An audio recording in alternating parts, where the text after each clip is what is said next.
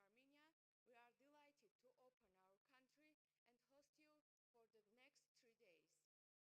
It is wonderful to see the vibrant community of young MPs of the IPU back together again, along with distinguished leaders and youth advocates from around the world. I would like to thank the Secretariats of the National Assembly and the IPU for helping organize this annual conference, which is so important for all of us. I also wish to thank my fellow members of the board of the IPU Forum of Young Parliamentarians for their contribution in the planning. As we know, the theme of this year's conference is avoiding lost generation, preserving education and employment in all circumstances. Sadly, this meeting comes at the time where the world is facing multiple crises, ranging from armed conflict and economic instability to the lingering effects of the COVID-19 pandemic and the escalating threat of climate change. Youth are very much affected by this, oftentimes disproportionately. So, this situation not only disrupts life but also undermines the very foundations of society by limiting access to education and decent work. This conference is aimed at helping us work together so that no young people fall through the cracks. Distinguished delegates, ladies and gentlemen, judging by the high attendance at this conference, I think we are all in agreement on the importance of this theme. It's my great honor to report that in addition to the distinguished colleague on the stage, who I will introduce in a moment, at this conference we welcome more than 150 young parliamentarians and delegates from more than 60 IPU member parliaments and representatives of international organizations. We also have joining us 4 speakers of parliament, including the youngest speaker of parliament in the world today, ministers from the government of Armenia, and dozens of representatives from youth organizations and civil society from Armenia and across the globe. Once again, we thank you all very much for being here with us for this important occasion. To begin the ceremony, I am honored to introduce our distinguished speakers. Mr. Nikol Pashinyan, Prime Minister of the Republic of Armenia. Mr. Alen Simonyan, President of the National Assembly of Armenia. Mrs. Tulia Exen, President of the Inter-Parliamentary Union. Martin Chungong, Secretary General of the Inter-Parliamentary Union, and Mr. Dan Carden, President of the Board of the Forum of Young Parliamentarians of the IPU. Mr. Carden is on his flight about arriving Yerevan, but he prepared a video address which we will share, and he will join us later today. This will be followed by a keynote address from Mr. Nur Musa. And without delay, I am pleased to invite Mr. Alen Simonyan, President of the National Assembly of Armenia, to deliver his opening remarks. Mr. President, the floor is yours.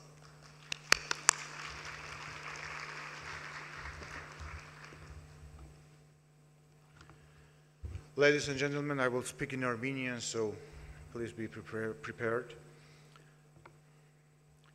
Հայաստանի Հանրապետության մեծարգո վարչապետ, Prime Minister of the Republic of Armenia, President of the IPU, esteemed Secretary General, Excellencies, colleagues, ladies and gentlemen.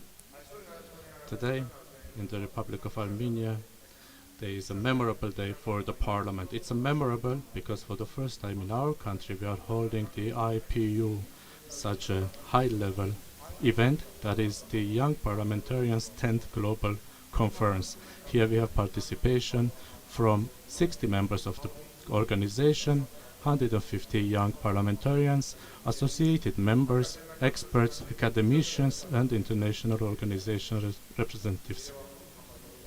In Yerevan, the idea of holding this conference came 3 years ago with the dialogue with Mr. Martin Chungong, Secretary General of the IPU. A year ago, he said, "I say yes to Youth in Parliament's initiative," to which we have joined members of the member countries. parliaments, including myself. I am proud to say that as of 2028, we had the Velvet Revolution, after which today in the Parliament of the Republic of Armenia we have youth majority.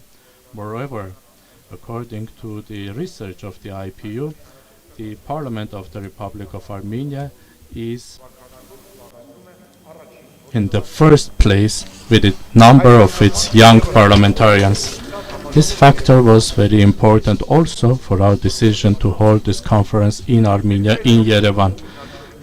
Today, the discussion of the conference will be about the education and employment of the youth. These are topics that will never lose their importance. Dear participants, you, the youth, shall be ready to take leadership and active participation in the development of your countries. Your knowledge and skills shall become your most powerful tools in order to overcome the difficulties and challenges. It is our duty to support you in all possible ways. You have a huge potential to change the world because you are more flexible and more courageous than the previous generations.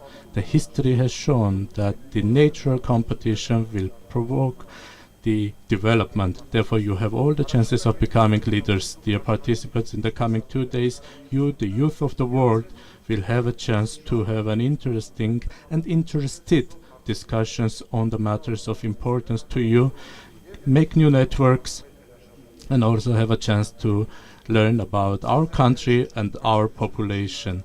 This will not be your last visit to the Republic of Armenia, and we will always expect to welcome you in the Republic of Armenia. I do wish you all peace, success, and all the best. Thank you very much for your attention. Thank you, Mr. President, for your warm welcome. Next, I have the pleasure to introducing Mrs. Tulia Exon, President of the IPU. Madam President, please take the floor.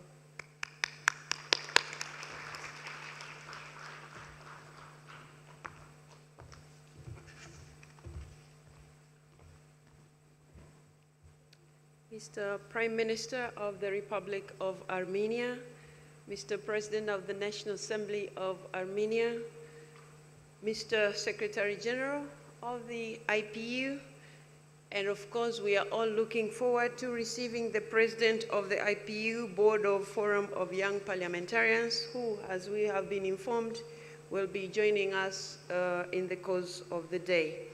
Dear colleagues, I am deeply honored to address you today at the Global Conference of Young Parliamentarians for the first time as IPU President. It is a pleasure to be welcomed so graciously in this beautiful city of Yerevan, where ancient history and modern aspirations intertwine. It is only fitting that we are marking the 10 years anniversary of this important conference in one of the world's oldest nations, which also boasts the world's highest proportion of young parliamentarians. Mr. Speaker, Mr. Prime Minister, congratulations. I wish to extend my sincere thanks to the National Assembly of Armenia for providing such an outstanding setting for this conference. Armenia is not only leading by example on youth empowerment, but also on its hospitality and its commitment to fostering dialogue among nations. Mr. Speaker, we thank you for your hospitality, and we have all been very well received and well taken care of. Thank you so much. Over the years, Global Conference of Young Parliamentarians has become a unique platform for young parliamentarians to make one particular message heard loud and clear: that there is no democracy without inclusion, and there is no inclusion without the participation of young men and women.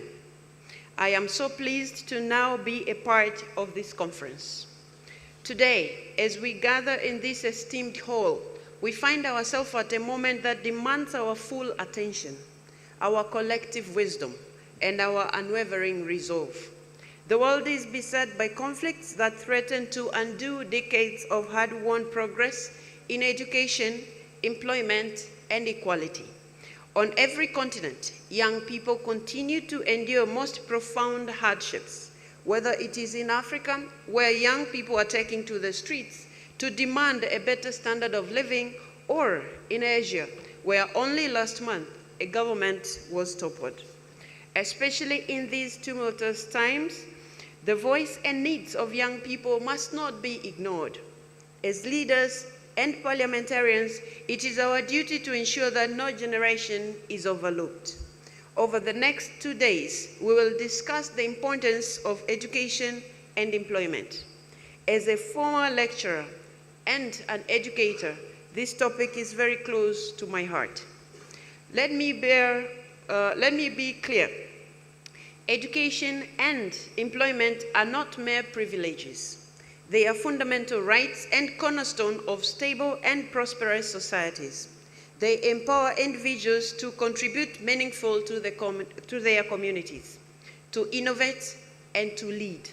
In times of crisis, they become even more critical, providing the resilience needed to prevent society from descending into chaos. Yet, today, education and employment are crumbling under the weight of conflicts, natural disasters, and economic upheavals.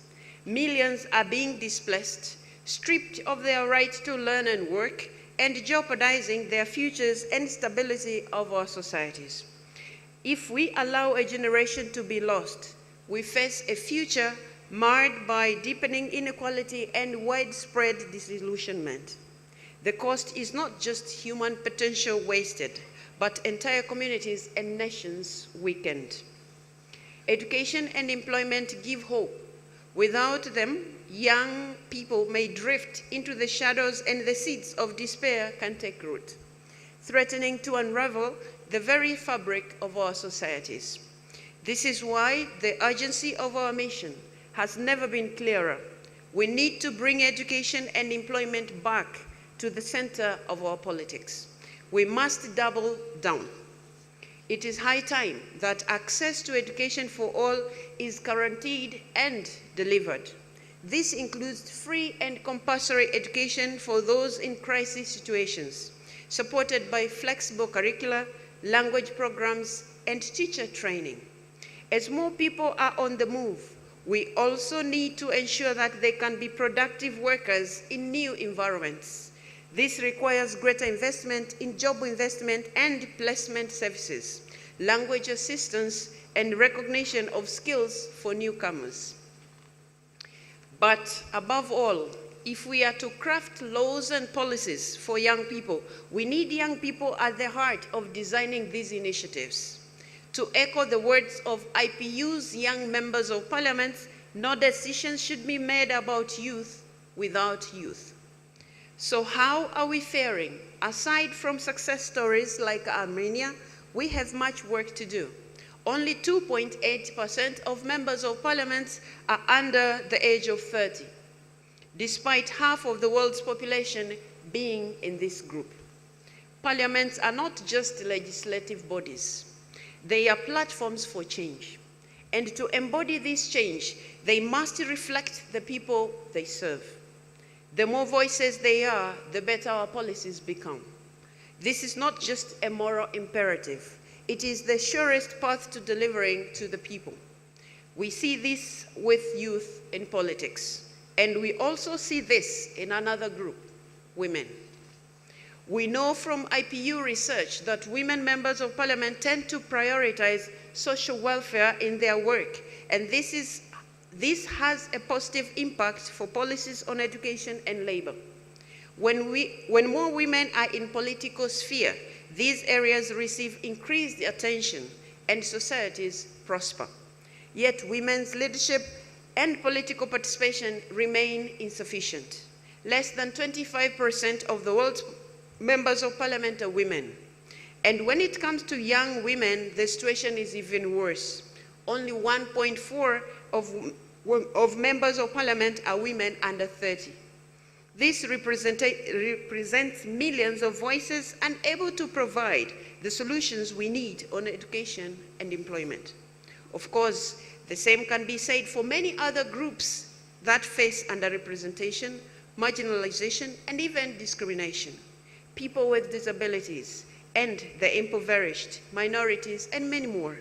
We must tear down the structural and legal barriers they face, not only to protect their rights, but also because we need each and every one of us to contribute to better political decision. As the famous saying goes, leave no one behind. Dear colleagues, to enhance education and employment with all these rich perspectives, we need to firstly adapt education and employment support services to meet the needs of all segments of society, genders, and abilities. Education is the seed from which our leaders grow. Secondly, design institutional reforms for our parliaments, so our parliaments are accessible to all. This can include quotas, fair campaigning, financing, and supporting new aspirants in political parties. Thirdly, reform discriminatory laws wherever they exist. It makes no sense that one can be old enough to vote or serve in the army, but not old enough to run for office. Harness diverse voices in between elections through citizen outreach and parliamentary channels like committees and caucuses. Only when inclusion becomes a reality can we have education and employment that meet the needs of all. Only then can we transform lost generations into generations of opportunity and rekindle the flame of hope. Ladies and gentlemen, speaking from one generation to the next, please know that we are committed to working with you towards this shared vision. In partnership, let's ensure no generation is lost, that education and employment are preserved, and that young people are empowered to lead. I thank you for listening.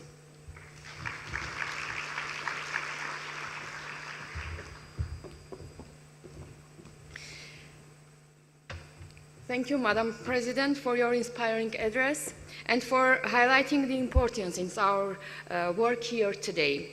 And now I would like to invite Mr. Nikol Pashinyan, Prime Minister of the Republic of Armenia. Mr. Prime Minister, we are honored to hear from you.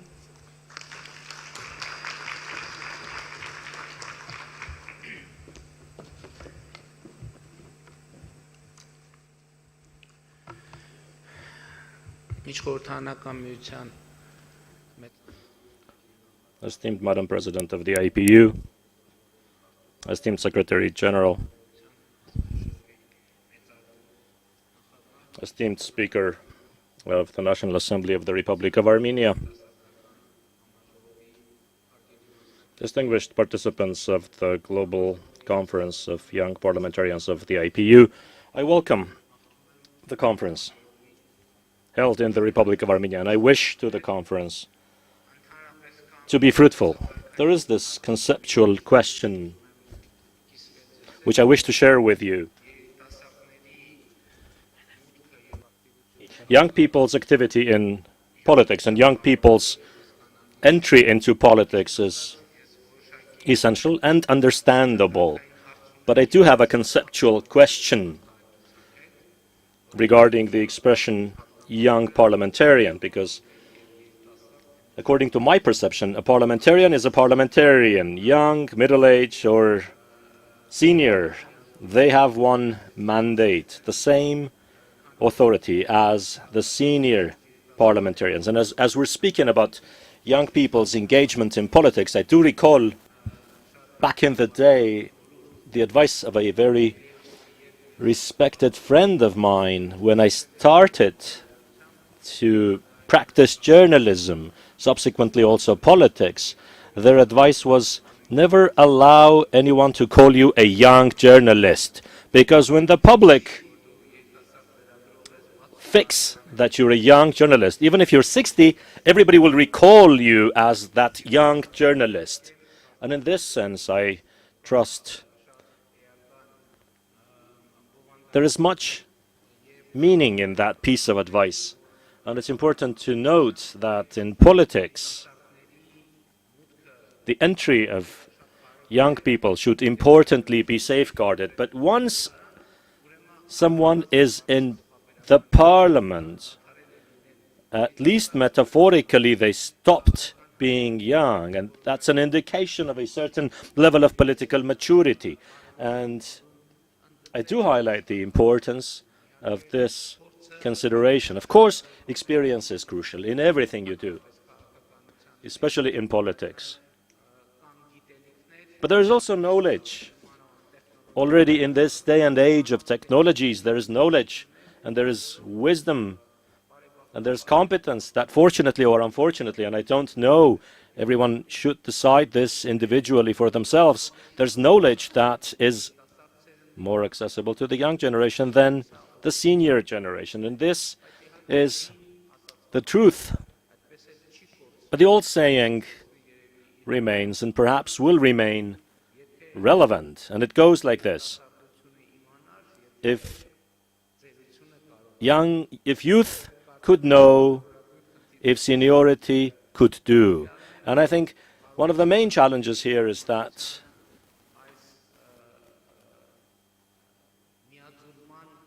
convergence of wisdom and capacity is one of the questions that the conference could address. Education is discussed. It's one of the key topics of the conference, and I could speak about our experience or our conclusions, our takeaways.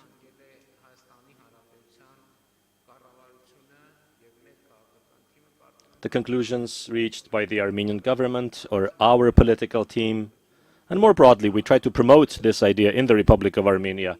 There is no problem, the solution to which skips education. There is no such problem. And vice versa, there is no problem the origin of which is not linked with the lack or gaps of education or the low quality of education. We're discussing poverty, which is a global challenge. It's a challenge in the Republic of Armenia as well. We have been criticized much for this, but it's my belief that one of the key determinants of poverty, the causes of poverty, is hidden in education, because the education systems that exist for objective and subjective reasons cause children, school children, and students to not gain sufficient skills to be competitive in life.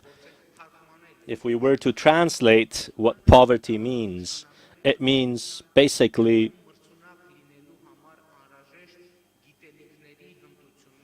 the lack of knowledge, skills, capabilities needed to be competitive in life, when this is unless this is related to issues of health and mobility. So for our government, education is a priority. So it is for addressing the problems of employment. We could say the same about employment. What is unemployment after all? Unemployment is to not have the required knowledge and skills and capabilities for being competitive in the labor market. But there is another problem, which is that knowledge and skills can become outdated. In recent centuries and throughout the history of humanity, there were professions that disappeared, vanished all together, and new professions have emerged. And one of the greatest challenges in the education sector, for the education sector, is to ensure people's transformation or adaptation in this global change, to this global change, including in the labor market. And in this sense, addressing these challenges is a top priority for our government. This is why in the Republic of Armenia we are now implementing 3 flagship programs, one of which is to build and rebuild or fundamentally repair 300 schools. The second is to build, rebuild, or fundamentally repair 500 preschools. And the third is the academic town, which is all about higher education, science, and research. Broadly, our perception is education is a lifelong process, and one must start to learn from preschool, from kindergarten, and must continue their education, including in labor, on the job. I usually share this thought publicly by saying that everyone, member of parliament, minister or prime minister, if their work is not accompanied with education and self-education, because education is broadly also about gaining information, processing information, and drawing conclusions from that information. It's that skill, and the process makes it obvious that education is a daily affair, a daily task for each one of us. Each one of us must every day dedicate some time for our own education, no matter whether one attends an educational institution. Ladies and gentlemen, I wish to once again welcome everyone here. I wish to welcome the IPU Global Conference of Young Parliamentarians in the Republic of Armenia and extend my hope that all of you will return after this conference reinvigorated with new energies to serve your nations, the stability of your countries, the development of your countries. And of course, this is a platform, a forum that testifies that not just in our countries, but globally, stability, global peace and global stability and global development are a part of our common agenda and our interest. It is our interest in this agenda that here in different fora brings us all together, mobilizes us, and I wish all of us success in fulfilling this crucial mission. Thank you.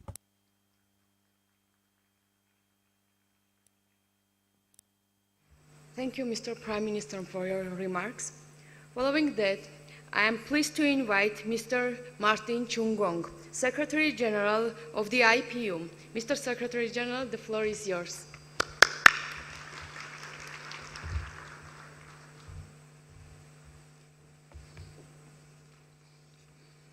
Thank you very much, Hasmik. Good to see you again. Your Excellency, the Prime Minister of the Republic of Armenia, Excellency, President of the National Assembly of Armenia, Excellency, President of the IPU, ladies and gentlemen, it gives me great pleasure to be with you here today. And I am particularly glad to be here because a 3-year dream has come true. A 3-year dream has materialized. I remember that discussion I had with my good friend Alan 3 years ago, as he mentioned, when we were looking to making the National Assembly of Armenia more active in the IPU.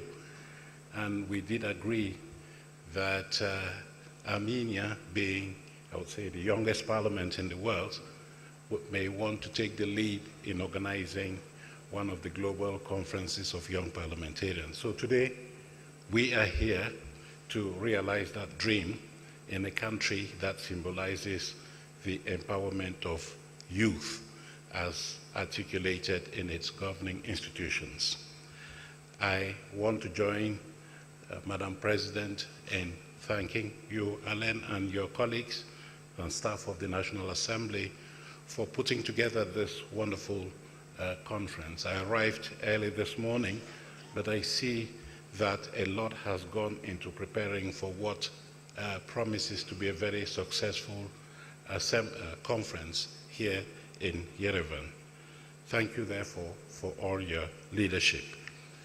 Ladies and gentlemen, I think that it is hard to imagine a more crucial moment for us to meet in this forum, to have so many young people when out there youth are facing a myriad of challenges, including climate change, pandemics, wars, and economic hardship. And as has been insinuated during the previous speeches, youth tend to be losing hope in the future. I am no longer a young person, at least I don't qualify to be a young member of parliament, but I am still young in my heart. I am a true believer in youth empowerment, and this has driven my mandate in the IPU because I know how important the formative years of youth are for the development of the individual. These years shape the path that young people will take, and that is why we have appropriately placed the theme of this conference on the education and employment. I wish to thank His Excellency the Prime Minister for giving us that wonderful expose on the benefits of education and empowerment. I take your point that we should not be referring to the people in here as young parliamentarians, because increasingly young is acquiring a negative connotation. It gives the impression that the parliamentarians gathered here are not mature enough, but that is not true. They are leaders in their own right, and we just need to be committed to empowering them to do what it is that they need to do to reflect the interests of society as a whole. So I think that we are very well founded, therefore, in focusing on education and employment, because these are not just privileges, they are rights. Education and employment are rights. They are lifelines. They are cornerstones upon which stable, prosperous, and inclusive societies are built. Yet, as we approach the 2030 deadline for the Sustainable Development Goals, we're well behind. The point has been made that only 1 in 6 countries are on track to meet the target for universal secondary education. 1 in 4 young people are not in education or training, with young women disproportionately affected. This lack of progress not only threatens the future of millions of people out there, but also undermines many other global efforts such as reducing poverty and ensuring peace. Surely we need to do better, and I'm convinced that we can. Here in Yerevan, we are coming together to contribute our own quota to reversing these worrisome trends. We also meet on the eve of the International Day of Democracy on 15th September. This milestone reminds us of how critical youth empowerment is for democracy to thrive. I join Madam President in applauding Armenia for having one of the world's youngest parliaments, the youngest parliament in the world, with over 50% of parliamentarians under 40 years of age, the highest percentage in the world. This is a strong testament to Armenia's commitment to a vibrant and inclusive democracy. Ladies and gentlemen, in 2024, the IPU has focused on peace and security, emphasizing the role of parliaments in enhancing both human security, which looks at individual safety and well-being, and common security, which looks at broader peace between peoples and nations. These are two approaches, human and common security, which are interconnected. When common security breaks down, human security often follows, especially when it comes to education and employment. Likewise, when human security is threatened, the potential for conflict increases. This is a vicious cycle The good news is that by providing education and employment to young people, we can turn this cycle into a virtuous one. For young people, school is about more than just the opportunity to learn, to read, to write, or to count.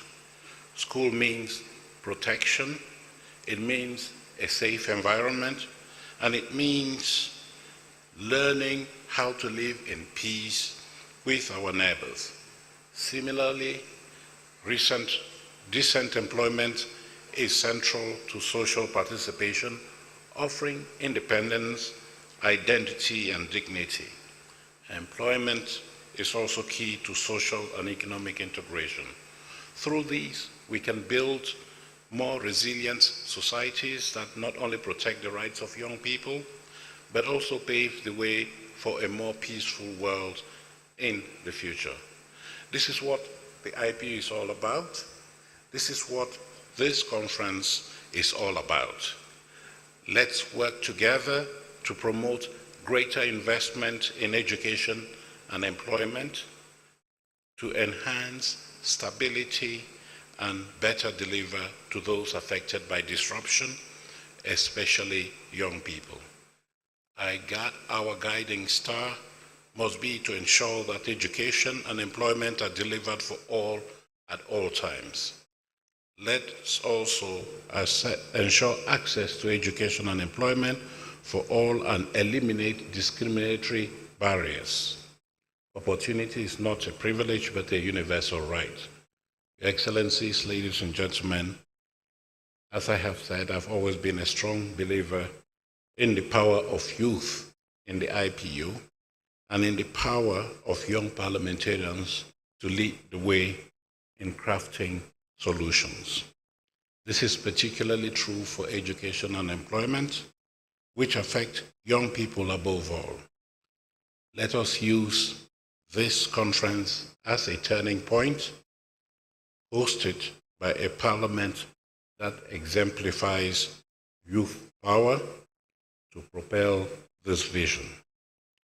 The IPU stands with you, ready to support your efforts. Thank you very much for your attention.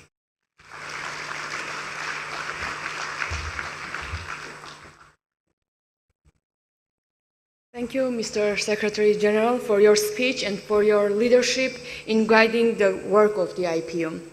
Lastly, we will hear from Mr. Dan Carden, President of the Board of the Forum of Young Parliamentarians of the IPU, who is addressing us through video message. Mr. Prime Minister of the Republic of Armenia, Mr. President of the National Assembly of Armenia, Madam President of the IPU, Mr. Secretary General of the IPU, Madam Chairperson, fellow parliamentarians, ladies and gentlemen. It is my pleasure to address you at this 10th IPU Global Conference of Young Parliamentarians. And as you watch this video, I am on a plane about to touch down in Yerevan, and I look forward to joining you soon.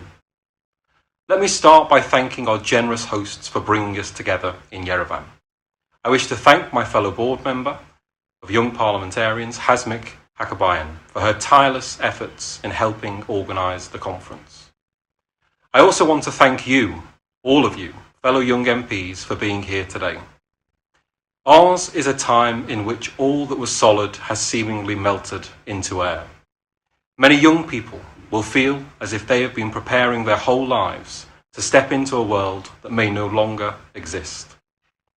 From the end of the Second World War, successive generations reassured themselves in the certainty that their children would inherit a safer, freer, and more prosperous world than the one they were handed by their parents. For many decades, this optimism was not unfounded, but it also lulled us into a false sense of security. It blinded us to the faults in our social and economic models and deceived us into thinking that progress was inevitable and predetermined. The last few years have reminded us that history has not ended and that it has a tendency to disabuse us of our hubris. We now face too many crises to list them all. We teeter on the edge of ecological collapse, and face conflicts that have unleashed untold suffering on millions. Others are more insidious and difficult to place. Less apparent political failures have chipped away at the social contract, eroding solidarity and leaving many of us isolated, lonely, and hopeless. But underneath these crushing realizations, we must find a more reassuring truth. If we have to confront the fact that history carries on, we should also see that change is always possible. Because if the past was not inevitable, then the future cannot be predetermined. Indeed, the long-hidden truth about the world is that it is something that we make, and could just as easily choose to make differently. And make it differently we must. When I became president of the Board of Young Parliamentarians, I emphasised two priorities.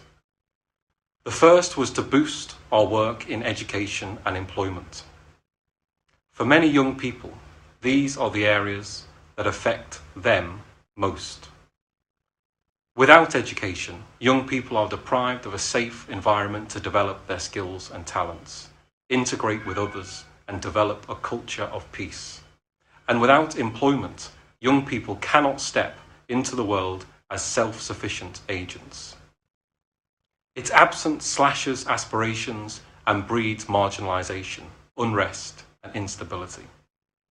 My second priority was to promote and protect the human rights of all. Young people are a diverse group with many intersectionalities. It is essential that they are included in our political process, in education and in the economy, without discrimination and without recrimination. When crisis erupts, meeting these priorities becomes even more difficult. That is why international cooperation is so important. We all have so much we can learn from one another. We did this when we explored solutions for youth empowerment at our conference held during the COVID-19 pandemic, and we agreed that in order to ensure the future of education, we need to invest in it, which is why we called for 6% of our budgets to be dedicated to schooling and training. Education must also be universal, available to all men and women, boys and girls, from all walks of life. In 2024, it is unacceptable for anyone, whether woman or people living in poverty, to be deprived of this right. We also want an education that is fit for the future. This means investing in digital infrastructure and training in the areas where skills will be needed not just today, but in the decades ahead. When it comes to economic empowerment, we've called for greater investment in spurring youth employment, and in particular, in strategic sectors of the economy that guarantee the jobs of the future, like the green economy. We have also long called for support for the innovation ecosystem. At our last conference in Vietnam, we agreed to scale up the financing for small businesses, entrepreneurial pursuits, and startups. Let us send a message to the world that here in Yerevan, we are setting a common agenda for a future in which every young person can dream freely, act boldly, and live without fear. Their future is in our hands, and we can shape it for the better. Thank you.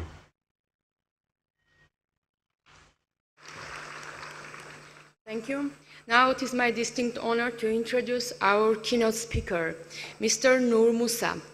Mr. Musa is an educator in Armenia at UWC Dilijan. He is also a refugee who had to flee his country.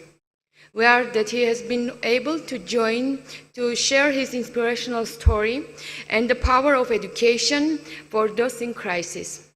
Please join me in welcoming Mr. Musa to the podium.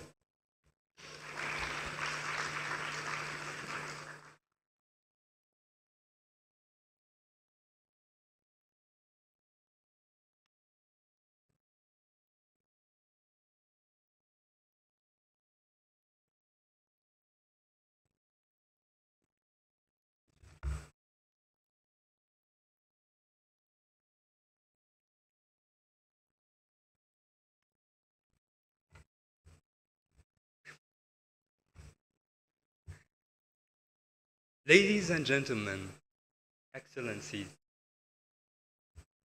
I would like to wish a good morning to all of you. I know that some of you came from faraway places, right? Some of you had to travel from your own countries to this one, so I would like to say welcome. As for me, my name is Noor Musa. I currently teach mathematics. I know it's not the easiest of subjects, but I teach mathematics at UWC, which stands for the United World Colleges. In a nutshell, it's a network of schools across the world. There are 18 of them, and there happen to be one in this country, in Armenia. It's in a town called Dilijan, so it's roughly an hour and a half away from here. So, let's get straight to the point, shall we? So, as I was reading through the concept notes for this conference, to be completely honest with you, I had two major feelings. The first one, since I am an educator myself, right? I really love children. They brighten my day every single day. They give me a purpose to live for. So when I read that there are so many children in this world who suffer from a lack of education, which I believe is correlated to the fact that down the road they struggle to enter the workforce, that whole idea didn't sit well with me. So that's one of the major feelings I had. And then the second feeling is that I felt that I had to be very humble, right? So I am very lucky to have had a very good education growing up. And I really should be more grateful for every single penny that was invested into my own education. So this feeling of humility, that's what I felt, right? But that being said, I also feel that to some degree I should be proud of some of the accomplishments I have done in life so far. For instance, as you might have heard already, I am a former refugee in Lebanon from Sudan, and I happen to be the first one in my family who have made it past high school. So I graduated with a bachelor degree in mathematics from Rochester University in New York, and this is really something that I believe I should be proud of. So as I was trying to script my own notes for this conference, I thought to myself that one thing that I would like to share with you, which I believe would also set the constructive tone for the rest of this conference, would be to share with you my own view of what education looks like. Right? So, growing up as a refugee boy in Lebanon, I felt that, well, I had a lot of emotional struggles because it was not very easy for me to be in this public school where I was the only black kid, right? So I felt that because of the color of my skin, I wouldn't be treated as well as my peers. I would be bullied oftentimes. So to me, really, given that context, there is really nothing much I could do besides trying to learn. So from a very young age, I got very interested in mathematics and in physics. So as I was growing up, right, I saw education as this beacon of hope, right, that would help me transcend beyond the bullies, beyond the bad words that people would tell to me. So I know that this may sound a bit childish, but I was a child back then. But obviously now I see education from a very different perspective, right? So I would argue that to me, education is really about empathy. So I currently teach mathematics at UWC Dilijan, but I also, in 2016, got a scholarship to come to this country to study there. And then, to be completely honest with you, we had a very good and excellent English teacher back then. So she is my inspiration today.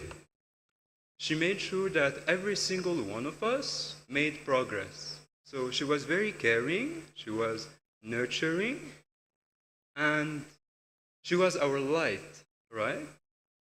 Which is really a great source of inspiration to me. So I really would like to be this light to my own children, to my own students that I teach at UWC Diligent, right? And I am very aware that math is not the easiest of subjects, right? So maybe some of you can relate with that. Math is, yeah, it's about procedures and algorithms, and it can be very stressful for some of my kids because they come from different backgrounds, right? So I am very aware that not all of them, some of them will struggle, right? So what I really try to do is to have empathy towards them. I try to help them set goals, help them set some expectations, and help them maybe set a learning goal, a learning plan, and help them step by step along the way in this learning journey. So, moreover, I really feel that empathy is also something that we can learn, right? So here I would like to quote Ruben Vartanyan, who is one of the founders of our school. He says, in quote, "Be ready to give more than what you have received." Right? Be ready to give more than what you have received. And this is, to me, very good education out there. Because as I graduated from that school, right? And even while I was in that school, this whole idea of giving has been all over my head. So I wouldn't say that I've reached a spot in life yet where I have given as much as I have received, but I can definitely tell you that I try to give when I can, right? So I fast forward a little just to give you an example. We are in 2021, in the middle of the pandemic, economic crisis, and I hear of a student in Lebanon who was struggling to get into school because he didn't really have the money to do so. Education can be expensive at times. So, and that thing, that idea that somebody from the country I grew up in couldn't make it to a school really bothered me. So I thought to myself, right, could this be an opportunity for me to extend the grace that I have received in life to this person? So here's what I tried to do. I tried to reach out to a very good friend of mine, and we sat and we spoke, and I was like, you and I believe in the same thing, right? We believe in the power of education. This young student comes from the same country that we both lived in. Is there really anything that we can do? We do not have the money ourselves to do this thing, but can we do something? And we agreed that one thing we could do, we could put it on social media, and then we can reach out to people that we know, our network. So we did that, and then we were able to raise some money for that person, right? It was about $1,000, which may not be too much, right? But I still feel that it's something, right? We try to do something. And that experience actually really reinforced in me the idea that there is strength in numbers. So this is not something that I would have been able to do it on my own right away. And I currently happen to believe that in general, humans are deficient by default and only sufficient by association. So as I conclude now, I would like us not to turn a blind eye on children, adolescents, and young adults who are suffering from a lack of education in this world. Why? Because they have potential, right? They are going to be the ones to drive progress. They are going to be the ones to innovate. They are going to be the ones to help us make this world a better place. So therefore, I would like us to, or I urge us to work on this together, right? In a spirit of togetherness, sisterhood, and brotherhood. Thank you very much, and I wish you a very good day.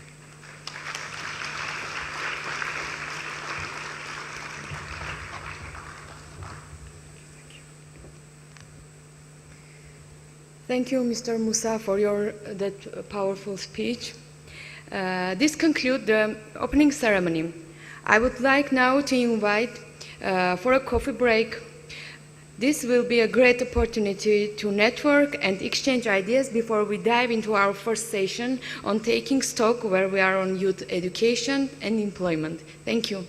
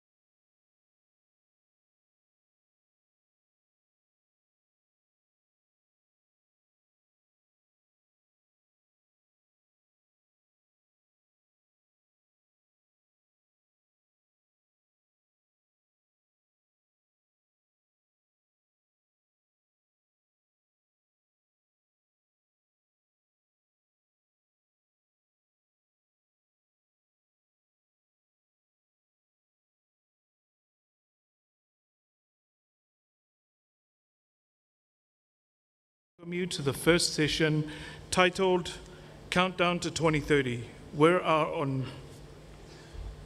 on youth education and unemployment. Where are we on youth education and employment? My name is Lord Fafanua. I'm the Speaker of the Legislative Assembly of Tonga. I first became Speaker at the age of 27. I'm now 39, so hopefully I'll be retiring in 1 year when I turn 40. But before we move on, I would like to thank the Honourable President of the National Assembly of Armenia, the IPU President, the Prime Minister, the Secretary General of the IPU, Martin Chongang, and the President of the Forum of Young Parliamentarians, Dan Carden, who visited us vicariously through the screen, for their opening remarks. A big thank you as well to the wonderful keynote address, for the inspiring words and for reminding us that education needs empathy. I would like to take a moment now to extend our heartfelt gratitude to the National Assembly of Armenia for their warm hospitality and for the excellent organization of this conference, especially the entertainment that we saw last night during that wonderful Cirque du Soleil-like performance. Dear colleagues, as we approach the 2030 agenda, it is important that we assess the progress made towards achieving quality education and decent work for all youth worldwide. As we heard in our opening speeches, the international community is well behind our objectives when it comes to meeting these sustainable development goals. This session will provide an opportunity for evaluate our achievements, identify gaps, and discuss where more concerted efforts and actions are needed. I have the distinct pleasure to introduce our panelists. Mr. Mikhail Pushkin, Director of Decent Work Technical Support Team and Country Office for Eastern Europe and Central Asia, International Labour Organization, or the ILO. Mr. Francis Azubuiki, Member of the Steering Committee, Global Students Forum. And we will hear a video message from Ms. Stefani Giannini, Assistant Director General for Education for UNESCO. However, to set the stage, we are honored to begin with the presentation of this session's keynote speaker, Dr. Philippe Pollier, United Nations Assistant Secretary General for Youth Affairs, as the first United Nations Assistant Secretary General for Youth in history. He has been at the forefront of global efforts to ensure the rights of everyone worldwide are secured. He will provide with an overview of the global progress made towards education and employment and the challenges that remain. Dr. Pollier, you have the floor. You may take it from your seat or the stand. Time is yours. Thank you very much, Fakafanua, and it is my pleasure to be here once again, joining IPU and joining the young parliamentarians of IPU. Thank you also, and it's a pleasure to join this table, Seina, for your support and all the support of IPU staff that allow us to have a very strong partnership between IPU and the United Nations. My name is Felipe Pollier, and as Fakafanua was saying, I'm the United Nations Assistant Secretary General for Youth Affairs, a recently position established by the United Nations General Assembly in 2022. I need to start expressing my strong gratitude to our host country and to the National Assembly of the Republic of Armenia for hosting us in this beautiful city of Yerevan and in this beautiful country. One of the most rewarding aspects of my role as working on the youth at the global level is about a privilege to interact with inspiring young leaders from every corner of this globe.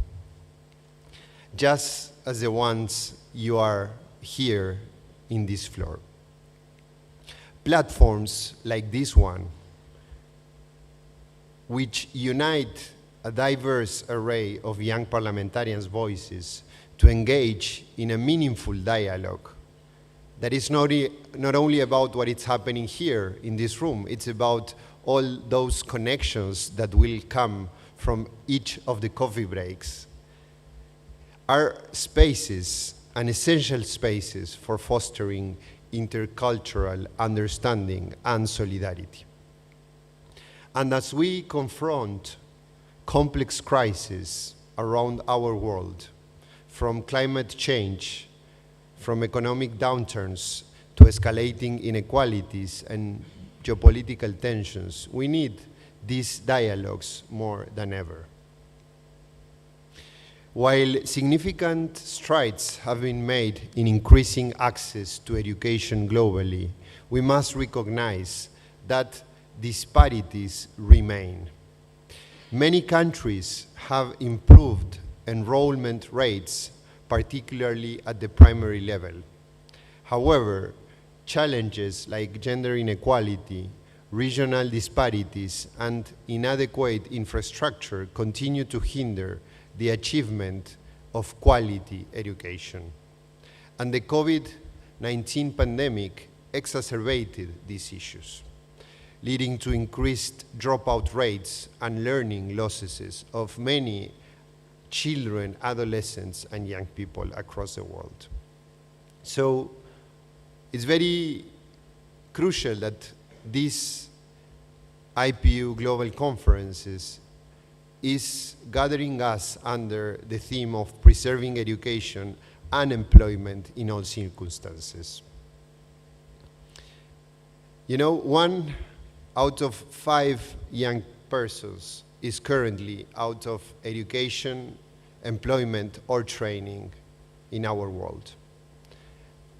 And these numbers are really cutted by gender inequality, because 2 of these 3 persons that are currently out of education, employment, or training are young women.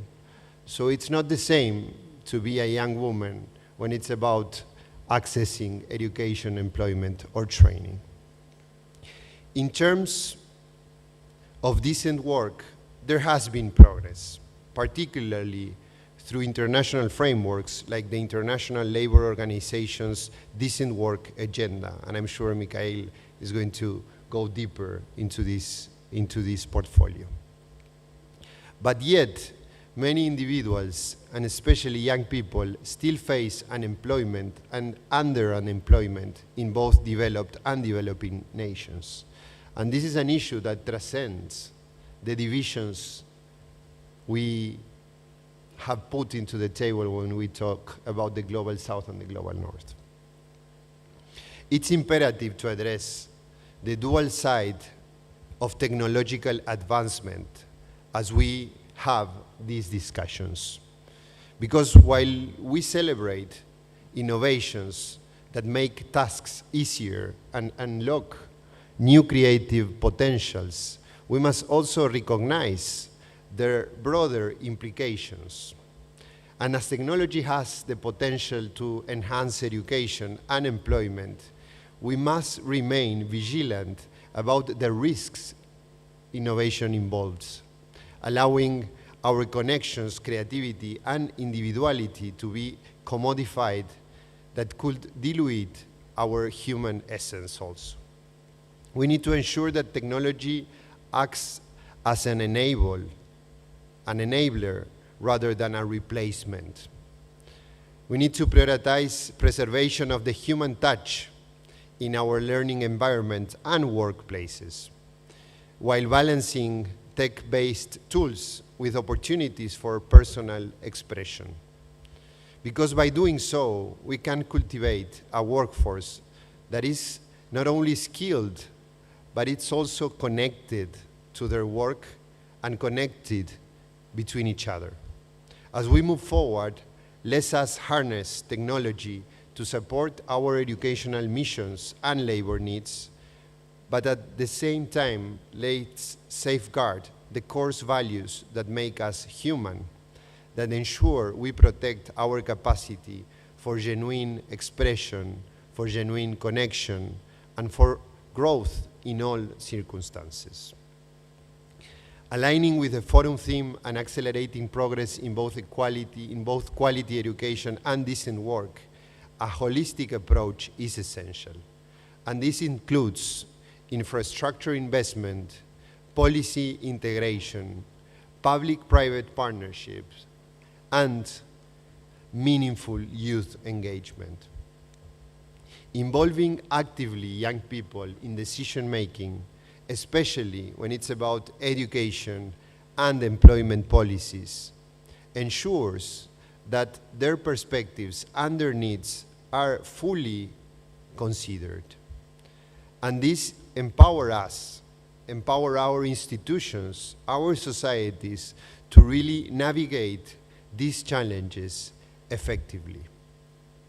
And while we have made progress, much work remains to guarantee that all individuals, regardless of their backgrounds, have access to quality education and decent work opportunities. Together we can strive to create a brighter and more equitable future for everyone that ensures that education and employment are preserved under all of the circumstances. So this is a very specific and a special audience because this room is full of decision makers. So I urge you to seize this moment, to engage in authentic dialogues, to foster partnerships, and most important, to commit to action. You are all members of parliaments. You have the capacity and the possibility to fortify and to expand policy measures so that all youth, especially those in marginalized and overlooked or vulnerable situations, are protected and are provided with the opportunity to become engaged citizens, where their contributions can lead to real and tangible change. And this requires holistic thinking. This requires your ability to unite across borders and sectors, and your commitment to building a more just, more peaceful, and sustainable world. I challenge you to not only listen, but to actively create spaces where young people can co-create a better world for all of us. Because investing in youth developing, providing platforms for youth leadership, and recognizing young people as equal partners is the only chance we have to really put the Sustainable Development Goals back on track. And I know that sometimes it's easy to criticize the 2030 agenda. But let's remind what is the 2030 agenda. Let's remind that the 2030 agenda is our pact as the United Nations, is a commitment of 193 countries about a common agenda that is about quality education, about ending poverty. It's about access to health for our citizens. That's the 2030 agenda, and that's our common agenda. Young people, as you represent, are not just leaders of tomorrow. You are change makers of today. Quality educations, skills, employment, and entrepreneurship, the involvement of young people in peace and security, in migration issues, in access to health, and specifically when it's about climate issues, are key priorities for these kind of spaces. I know that some of the points we are discussing are not easy to do, but I definitely believe that this audience is the one that is really capable of changing the course of history. We count on your support. The United Nations count on your support. The United Nations Youth Office is your ally when it's about advancing issues that affect and that need to put young people in the center. So I look forward to continue to collaborate as we have been doing with IPU and specifically with the Board of Young Parliamentarians in the past. And I'm sure there's many more things we can do ahead. So I look forward that we could all work together to put fast track to the 2030 Sustainable Development Agenda. And thank you once again for the opportunity to be with you today and to share some words. Thank you. Thank you so much, Dr. Pulia, for the enlightening keynote address, addressing the holistic thinking that we need to approach youth development. I'm very pleased to invite our first panelist, Mr. Mikhail Pushkin from the International Labour Organization, ILO, who will discuss the progress and ongoing challenges in creating decent work opportunities for youth globally. Mr. Pushkin, the floor is yours for 5 minutes. Thank you very much. Dear young parliamentarians, excellencies, ladies and gentlemen, it's a great pleasure to address the 10th IPU Global Conference of Young Parliamentarians in this wonderful and dedicated audience and in a beautiful and vibrant city of Yerevan. My heartfelt congratulations to Armenia for hosting such an important event. The adoption of the 2030 Agenda for Sustainable Development started an era of collaborative action, robust partnerships, and respect for the complexity of our global challenges. No single country, no any individual organization or group can do it alone. We must work together for a future we want, a future that works for all. As we begin this important global conference today, it's with the recognition that the voices and full engagement of young women and men are essential if we are to be successful in achieving the ambitious social, economic, and environmental goals enshrined in the 2030 Agenda and further delineated in the Secretary General's Our Common Agenda Plan. Your voices as young parliamentarians reflect the aspirations of young people everywhere. Aspirations that must be heard and acted upon if we are to shape inclusive and sustainable societies, address challenging injustices and inequalities, and open pathways to peace, progress, and prosperity for all. Today, I want to focus on the global challenges of youth employment, a #1 priority for young women and men all around the world and for policymakers alike. The global youth unemployment rate in 2023 reached a 15-year low. At 13%, this rate shows a recovery from the COVID-19 crisis and depicts the situation of nearly 65 million youth who are actively but unsuccessfully looking for a job. Despite the falling levels of youth unemployment, 2 challenges remain. First, the disparity between youth and adults has grown, as today the youth to adult unemployment ratio is close to 3.5. And second, recovery was not universal.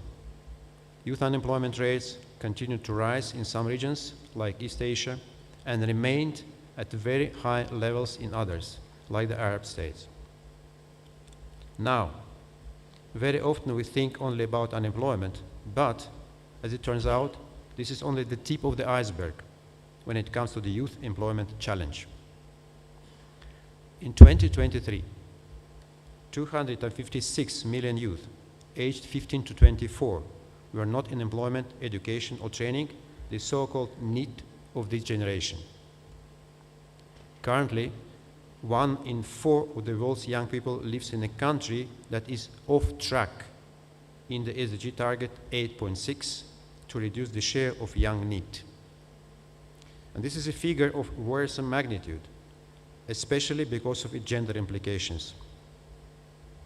2 out of every 3 NEETs are female, and Felipe already mentioned that, but it's worth repeating because this figure is really worrisome and striking. And for the young people who have a job, 77% are in informal economy, and 45% are considered to be in vulnerable jobs. A deeper look at young adult workers aged 25-29 shows important skills mismatches. 2 in 3 young adult workers in developing economies have qualifications that do not match their job opportunities. It is therefore no surprise that young people are experiencing rising anxiety levels, with 2 in 3 young persons worried about job loss, and only 1 in 2 feeling better off in their standard of living compared to their parents. In this context, you are in a unique position to bring about change through effective policies and regulations that, on one hand, strengthen the connection between the education system and the labor market, and on the other hand, foster an enabling environment for job creation. How? First, let us think about the destination. And this is the thriving labor market where we want young people to be. And this requires macroeconomic, fiscal, and sectoral policies that create jobs for youth, especially in emerging sectors such as digital and green economies. Our recent evidence shows that if the proper policies are implemented to help us reach zero carbon emissions, and if our global goal of universal broadband coverage is achieved, then the green and digital economies promise an estimated 14.8 million new job opportunities for youth. I invite you to explore what economic policies will foster job-rich growth for young people in your countries. Second, let's consider the path. This may vary across countries and the groups of young people we are serving, but all in all, it emphasizes the importance of skilling young people and developing the competencies that are in demand, promoting the school-to-work transition through apprenticeship schemes and employment services, designing hiring and wage subsidies, and supporting young entrepreneurs. And third, inclusiveness. We have a joint commitment towards equality, and this entails ensuring that young workers have access to social protection, safety at work, psychosocial support, and the opportunity to exercise their labor rights.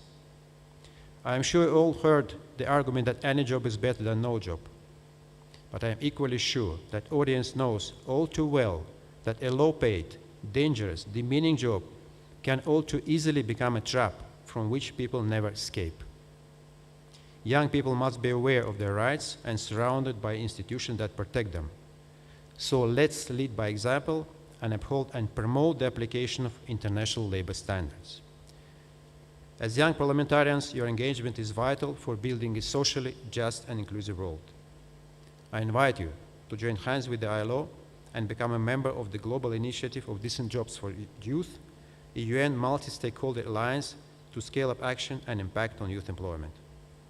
The ILO is committed to working with you in identifying, designing, and implementing the youth employment solutions that work for your constituencies. Together, we can create a future where every young person has access to decent work and the opportunity to thrive. Thank you very much for your attention. Thank you very much for those invaluable insights into concrete ways forward to ensure that our youth are employed. Now we turn our focus to education, an important pillar for achieving the 2030 agenda. I give the floor to Mr. Francis Azubwiki, and I ask that you please remain within the 5-minute allocation. The floor is yours. Thank you very much. Good morning, ladies and gentlemen, and it's a great pleasure to be here this morning in Armenia to speak a little about education, particularly as it affects students across the world. A big thanks to the IPU for extending this very warm invitation to us. Yes, so on the topic on where we are on education, I'm sure we will all agree that we are at the lowest ebb, if I'm to put it that way. There are so many challenges, confronting the education system across the world now, which is not something new to any one of us. We have, and the biggest one being the access to quality education. So many challenges, in that respect, in terms of geographical location, financial constraints, have contributed to, the challenges of accessing quality education. Most schools across the world are still yet to tap into the many opportunities that quality education, that the digital education or the digital world can afford us. There is also issue of funding in terms of getting, with the economic meltdown. We can all attest to the fact that so many students across the world are finding it very difficult to access education in terms of meeting with living, wages, and trying as much as possible to pay high tuition fees. So we also have issues of mental concerns. A lot of young people now are struggling with their mental health, and this is a very serious issue that young people are facing. We have, there are also issues of limited resources. Most schools have, poor infrastructures or outdated curriculums that can properly position them to receive the best of education across the world. Most schools, if you have been to Africa, most schools in Africa, most schools in Asia are not properly positioned to receive the kind of education that would actually okay, thank you. Oh, sure. Yeah, so most schools across the world are yet to get the infrastructure, the resources that can properly position young people for an effective education, a sustainable education that can properly place them on the same pedestal as any other person across the world. We have issues of outdated curricula and old methods of teaching. Most curricula that are being used in most schools across the world are still dated as far back as 10, 20 years ago. Issues of curriculum review are not something that we deliberate within the parliament, and this is something that we need to review, or that you need to review as parliamentarians. Our teachers are not properly groomed to meet up with the 21st century or 2030 teaching methods. So, and we all understand that you can actually give what you don't have. So as a teacher, if you don't have the right skill sets, the right digital skill sets, or the right information, it will be somehow difficult for you to provide such training or such education to the student. So what are the proposed solutions now for young parliamentarians? The number one solution that we all need is to provide enough funding. The UNESCO's benchmark for education across the world is 26%, but we all understand that most countries of the world do not follow that benchmark. Most countries are between 4 to 9%, and which is not enough to, make us or ensure that we meet up with the challenges, to ensure that education is sustainable and resilient. We have issues. Parliamentarians must also ensure that in their legislations they implement policies that are inclusive and equitable, particularly for those who are disabled and those who are living with those who identify themselves as members of the LGBTQ communities. So policies must also ensure that they are inclusive and they can cater for this set of people.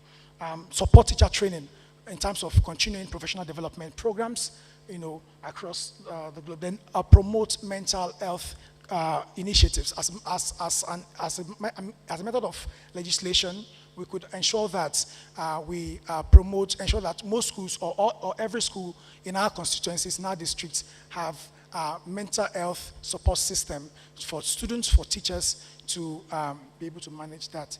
And finally, there's a popular adage in Africa that you cannot shave a man's head in his absence, which means that as a parliamentarian, you cannot make policies without engaging the relevant stakeholders, the students, the teachers, the parents, and every other stakeholders are concerned. So you need to consult, listen, give listening ear, and ensure that you engage and you're accessible also, you're approachable, and you provide opportunities for students' engagement. This is one way you can be able to ensure meaningful policies being made in the parliament, and also ensure that you are better informed on student concerns. Thank you very much. Thank you, Mr. Francis Azubwaki. You are also a member of the steering committee of the Global Students Forum. This is the umbrella organization of the world's major student unions, representing 300 students worldwide, which is why I was very hesitant to cut you off even though your time was over. Thank you very much. We will now continue the focus on education with a video message from Ms. Gyani Jenini from UNESCO on ensuring inclusive and equitable quality education for all young people.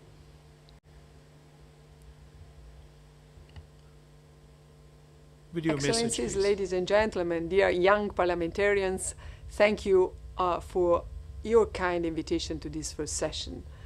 Well, the focus of this 10th IPU Global Conference, which is avoiding lost generations, is most timely.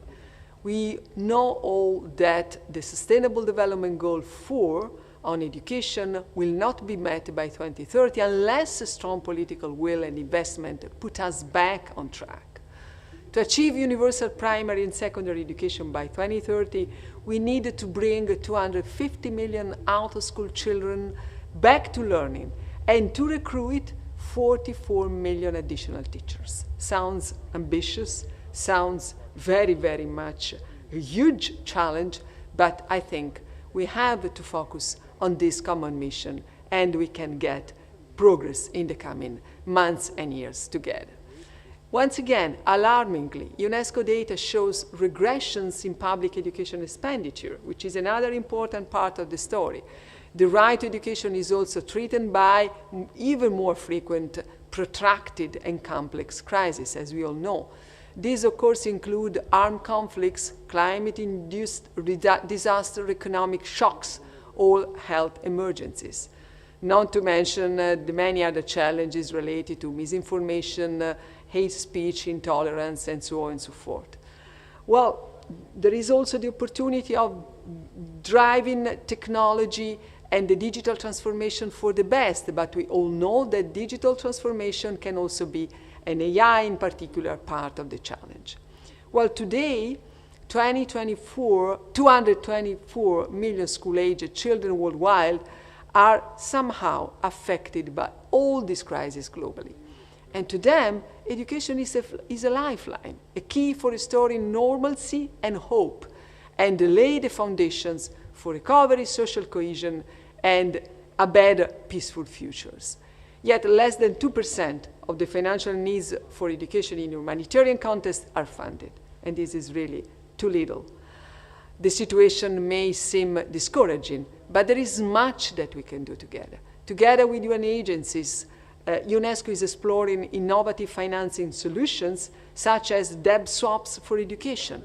They could help countries not only protect national budgets allocated already to education, but also increase them significantly to achieve what we want to achieve, quality education for all, because education is a human right, is a fundamental human right, and should be really for all. We will examine these opportunities and seek other solutions at the upcoming Global Education Meeting, which will be held in Brazil this year in October. And here you, as young parliamentarians, as young leaders, have a crucial role to play. We call on all of you to work with us, to help us, to make education a top priority in your countries, to ensure that your country follows through on the commitments made 2 years ago at the Transforming Education Summit, where leaders, heads of state, and governments came to New York and officially stated that their agenda, political agenda, will be based on a strong commitment to invest in education. And most importantly, to align national efforts with the priorities to be identified at the upcoming Global Education Meeting to advance SDG 4 and the all sustainable SDGs. Well, UNESCO counts, we all count on your leadership, on your engagement to help steer decision-making processes towards achieving these goals. You already have very good, very, let's say, powerful advocates to work with locally, the members of the UNESCO SDG 4 Youth and Student Network, but I'm pretty sure that in the coming months you will have very many other participants also from your constituency to join us. And I wish you every success to all of you.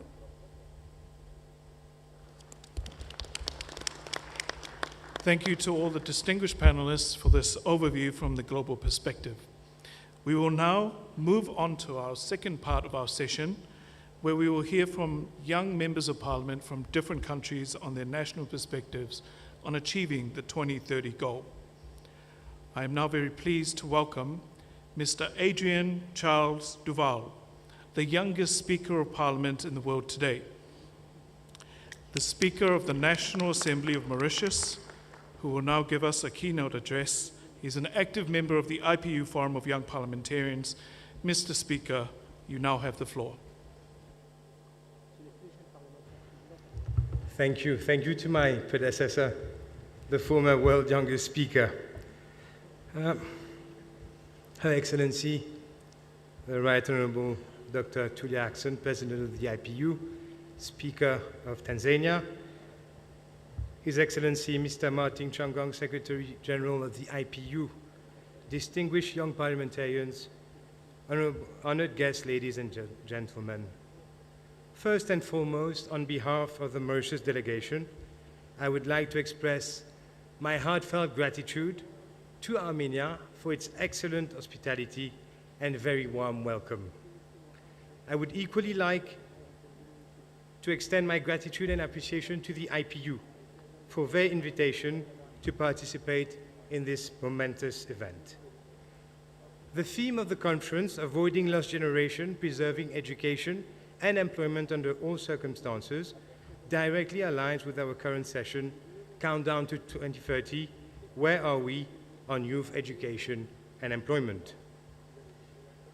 In fact, as the world's youngest speaker, a recognition bestowed upon me by the IPU, and also as the president of l'Association des Parlements des États membres de la Commission de l'Océan Indien, an association regrouping the small island developing states of the Indian Ocean, I have been invited here today to share my perspective on the value of youth political leadership to protect and promote education and employment for youth in times of crisis, and more particularly from the perspective of one of the many small island developing states dealing with climate emergencies, including climate change emergency. Youth, young members, as we stand here today, we find ourselves at a crucial juncture in human history. With just under 6 years left until 2030, the deadline for achieving the United Nations Sustainable Development Goals, we must ask ourselves, are we doing enough to empower our youth and provide them with the education that they need to tackle the challenges of tomorrow? To understand the importance of youth empowerment, we need only to look at the profound impact young people have had throughout history, from the civil rights movement of the 1960s to the recent global climate strikes. Youth have consistently been the driving force of social change. These past generations have shaped the world that we live in today, fighting for equality, human rights, and environmental protection. Their legacy reminds us that when we empower our youth, we unlock a powerful force for positive change. It is a testament to the fact that age is not a prerequisite for wisdom or impact. As we look towards 2030 and beyond, it is clear that we need a fresh perspective and innovative solutions in our political systems. Youth involvement in politics is not just beneficial, it is essential.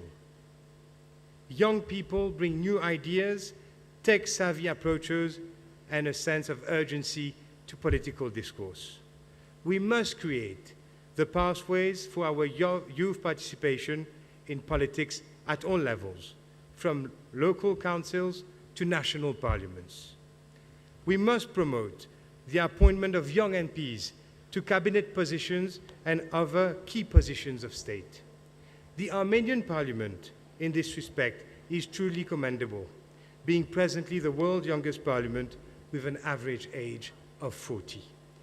We must also ensure that young voices are heard and respected in all aspects of policy-making processes by promoting the creation of impactful youth advisory boards at national levels to ensure proper consultation on key government policies that will impact them directly.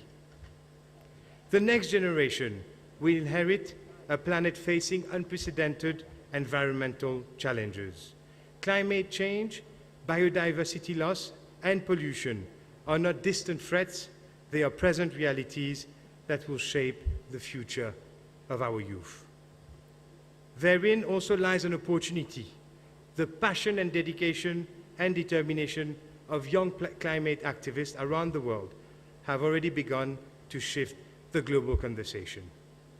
As we approach 2030, it will be innovative ideas and relentless advocacy that our youth can drive through for the transition to a sustainable, low-carbon economy. We must support this generation of environmental stewards by integrating climate education in our curricula and providing platform for youth environmental activities. 2030 is also the date presumed for the achievement of artificial general intelligence, which will take AI beyond the capability and complexity of human reasoning. As we race towards 2030, developments in the fields of artificial intelligence will bring constant transformating changes across our sectors, all sectors of society, from healthcare to education, from climate science to economic planning. But what does this mean for the younger generations? As most of the jobs of 2030 and beyond do not exist yet, our education systems must imperatively constantly evolve to adequately prepare our youth for the near future. It is essential that our system of education moves beyond the rote learning model, that is the process of learning through memorization of information based on repetition, and should instead focus on critical thinking, creativity, and adaptability. We must modernize our curricula and leverage technology to create more equitable and effective learning environments. We must also promote lifelong learning and foster a culture of innovation. Our aim must be to ensure that our young workforce is equipped with the necessary skills to thrive in the new economy. Let me also say a few words about Mauritius and other small island developing states in this context. Mauritius, like other SIDS, have no natural resources and face unique challenges. Despite being one of the least polluting countries globally, we top the charts as the most vulnerable countries impacted by climate change. This is a problem not of our making, but yet we bear most of its brunt. This climate injustice is unfortunately the reality that we live in today. Our beaches and oceans, which are the backbone of our tourism and fishing industries, are under incredible threat from climate change. The disappearance of our coral reef by 2050 with rising sea temperatures, and by extension, the disappearance of our sea life, not to mention the changing currents which is destroying our beaches, is the reality that we are faced with. These industries collectively account for a quarter of our economy, both in terms of revenue and employment. Climate change is unfortunately already impacting our daily lives, with more frequent, unpredictable climate events such as flash floods and severe tropical cyclones. In fact, in this year alone, our students in Mauritius have faced significant disruptions, having been forced to remain at home for an unprecedented number of days due to heavy rain warnings and risk of flash floods. Although Mauritius has made significant strides in education and youth development, it is unfortunately simply not enough today in the face of climate change. So what does it mean for us? It means that we must invest heavily in our education, in technology and innovation to ensure our survival beyond 2050. However, we lack the financial resources to do so comprehensively and immediately. Small island developing states like Mauritius should not be expected to drive green policies alone, but should be encouraged and supported in their effort to mitigate risk of climate change, which requires massive investments in building resilient and adapted infrastructures. We should also be encouraged and supported in our efforts to adapt to climate change by embracing technology to enhance our education systems and to diversify our industries to secure the future of younger generations. Our people are and will continue to be our greatest resource. We are an educated, bilingual people, but sadly, this is not sufficient any longer in the age of rapid technological advancement. Like Singapore, Mauritius has a modern and stable jurisdiction and has the potential to become a world-class leader in industries such as the financial service industry for the benefit of a global economy. But Mauritius and other SIDS, for them to be able to make their significant contributions to the world, must have their voices heard. To unlock our potential and secure our survival, we cannot do it on our own, and the solution lies in mutual cooperation and meaningful support to strengthen both our physical and digital infrastructures to enable us to mitigate and adapt to climate change, both in terms of protection of our population and protection of our economies. Yes, your assistance is required for the modernization of our schools, and it should be a top priority for those who contribute the most to the global warming issue. As young leaders present here today, you hold the key to our future, and no doubt, I am sure, you will do what it takes to help Mauritius and other countries in facing the future that we have to face together. I thank you all.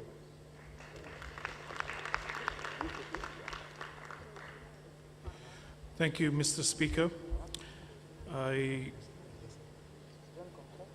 Before we proceed with the next panel discussion, I'm privileged to invite a distinguished representative of our host country. Please join me in welcoming Mr. Vahan Kostanyan, Deputy Minister of Foreign Affairs of the Republic of Armenia. Mr. Deputy Minister, please join us for your remarks on the stage. Thank you very much. Honorable Lord Fakafuna, distinguished parliamentarians, dear Assistant Secretary General, ladies and gentlemen, it's my country's pleasure to welcome you in Armenia for the 10th IPU Global Conference of Young Parliamentarians. We're truly honored and pleased to host such an impressive number of young parliamentarians from all over the world to discuss the current challenges and aspirations of youth for delivering effective solutions. It is also my personal honor to deliver a speech today, dear colleagues. It is symbolic that the 10th anniversary global conference is being held in Armenia, a country with a millennia-old history and culture and at the same time young parliamentarian democracy, striving to deliver progress and changes for its citizens, particularly youth, who are not only the future but also the present of Armenia. I would like to express my gratitude to my friend Dr. Felipe Pauler, United Nations Assistant Secretary General for Youth Affairs, for his attendance in this conference and insightful remarks, outlining efforts of his office to promote youth agenda across the UN system. The establishment of a new office within the United Nations reflects a global commitment to addressing youth issues in a more integrated and holistic manner. Armenia fully supports and gives utmost importance to the effective activities of this office. Every individual has a right to education. Furthermore, quality and inclusive education. And pragmatically, it is essential for developing human capital and ensuring equal opportunities for decent work. The very fact that quality education is one of the SDGs is very vocal. The SDG Summit last year offered a chance to assess the progress of implementation of 2030 Agenda for Sustainable Development. According to the special edition of Sustainable Development Goals report, without further action, around 48 million children and young people will remain out of school. And approximately 30 million students will lack essential numeracy and literacy skills. In this context, as we approach the Summit of the Future, meetings like this play a crucial role in advancing efforts to achieve quality education for all by 2030 and beyond. And here, dear colleagues, I do believe that both executive and legislative bodies have one goal to deliver the promise of SDG 4. Entitled with legislative power, you, dear parliamentarians, are uniquely positioned to drive transformative changes that will empower youth and facilitate their full, equal, and meaningful participation in all areas of public life. Recently, Armenia has implemented a range of systematic, legal, and practical reforms in education, aligning with SDG 4 and its targets. The adoption of the State Education Development Program of Republic of Armenia for 2014 in 2022 represents a significant milestone in our country's efforts to transform its education system. This program also extensively addresses vocational education and creation of lifelong learning opportunities to facilitate the transition from school to work and align skills with labor market needs, thereby helping to reduce youth empowerment. Dear colleagues, our collective efforts should be intensified to ensure that every young person has access to quality and affordable education and decent job opportunities. By prioritizing innovation, inclusivity, and collaboration, we can transform the current landscape and empower the next generation to thrive in a rapidly evolving world. This conference highlights the power of youth-led innovation and leadership, and also political leadership. By translating our discussions into actions, we can ensure that every young person is well equipped with knowledge and skills to shape a brighter and more equitable future. I would like to conclude my remarks wishing successful deliberations to this session and expressing hope that its outcomes will contribute to national and international efforts in empowering youth. This event taking place in Yerevan should be another proof that youngsters do and will deliver. I thank you.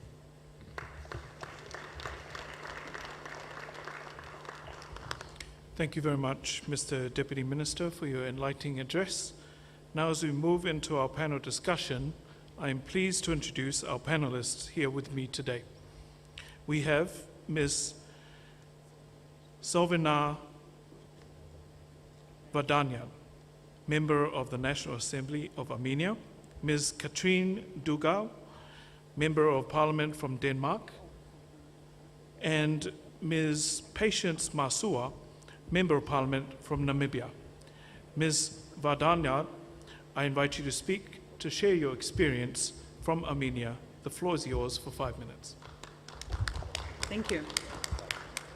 First of all, let me welcome all you in Armenia. Honorable Chairperson, dear colleagues, what are the interests of today's youth? This generation is marked by an incredible curiosity and and a passion for innovation. They are digital natives, growing up with technology that is deeply integrated into their daily lives. They are interested in fields like artificial intelligence, sustainability, and entrepreneurship. This broad spectrum of interests highlights the needs for an educational system that is flexible and adaptable. To address these interests, education must emphasize critical thinking and problem-solving skills rather than rote memorization. It should encourage creativity and real-world applications of knowledge. The process of human capital development in the Republic of Armenia is outlined through the complex measures implemented in the fields of education, science, culture, sport, and youth in 2021-2026 program of the Government of the Republic of Armenia.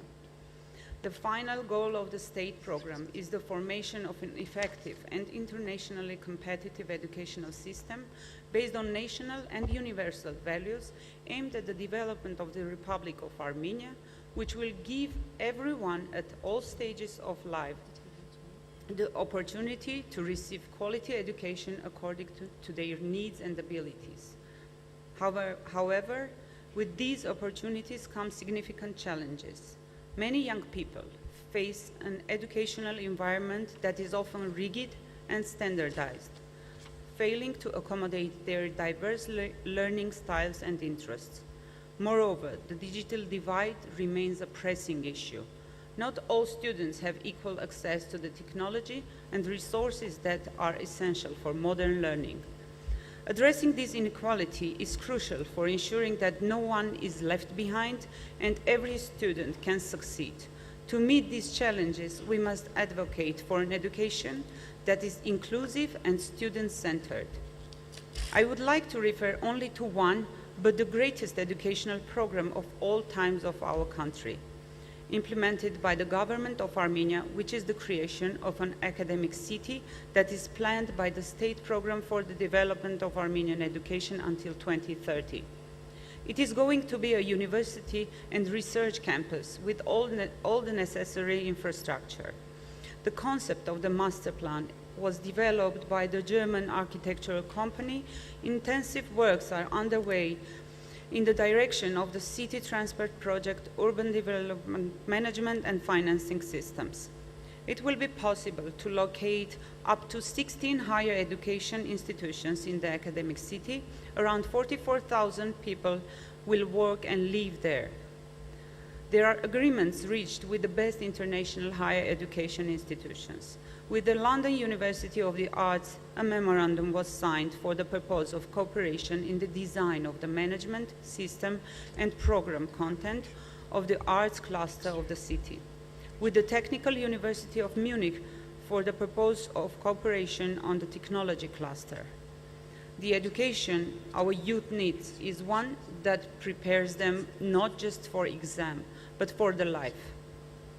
Dear colleagues, the government of Armenia is open to cooperate with our international partners who would like to become a part of this important educational program. Thank you and wish you all joyful time in Armenia. Thank you.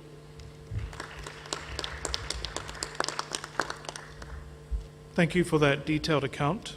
Next we have Ms. Dalgaard from Denmark. The floor is yours for 5 minutes.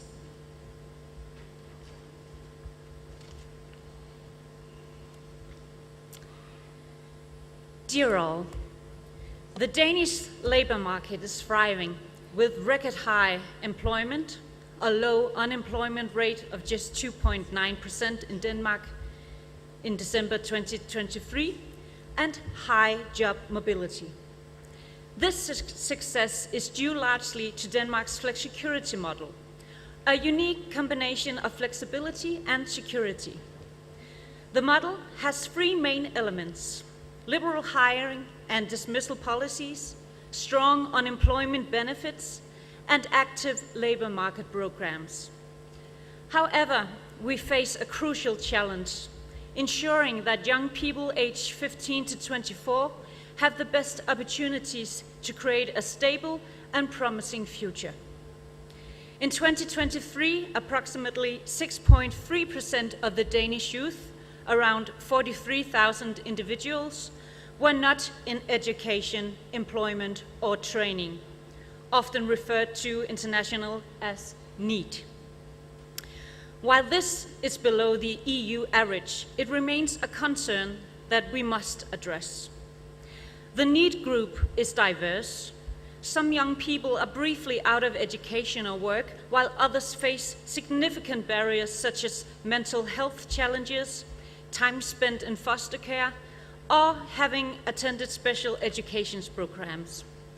Alarmingly, 60% of these youth has been without education or employment for at least a year, with nearly half in this situation for 3 years or more. So what are we doing? Several key initiatives support these young people. One vital tool is the preparatory basic education called FGU program, established in 2017, which helps students improve their personal and professional skills. Over 65% of those completing FGU between 2019 and 2022 transitioned into education or work. This program has recently been strengthened to increase its effectiveness. We also offer specially organized youth education called STU, which provides tailored education for young people with special needs, helping them gain practical skills and move toward the labor market. Past reforms have made an impact as well. The 2013 social assistance reform and the 2012 early retirement and flexible job reforms help young people access the education system and avoid permanently public assistance.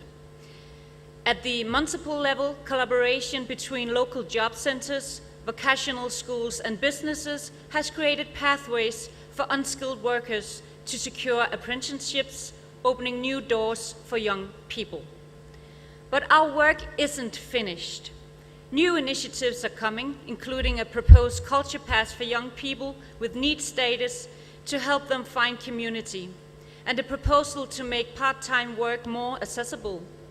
These steps aim to prepare young people for adult life.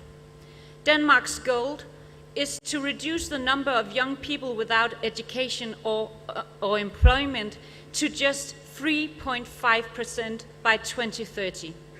It's ambitious, but with continued support for the most vulnerable youth, we can assure no one is left behind. Thank you.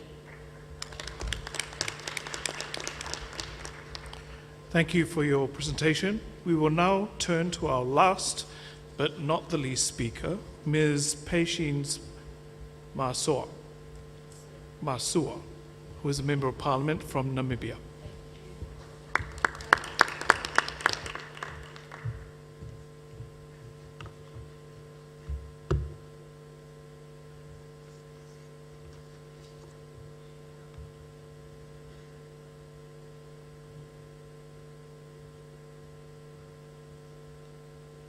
Thank you very much, Mr. Chairperson. Namibia has one of the youngest and fastest growing populations in Southern Africa. With a population of just over 3 million, 71% of that population is young people under the age of 35.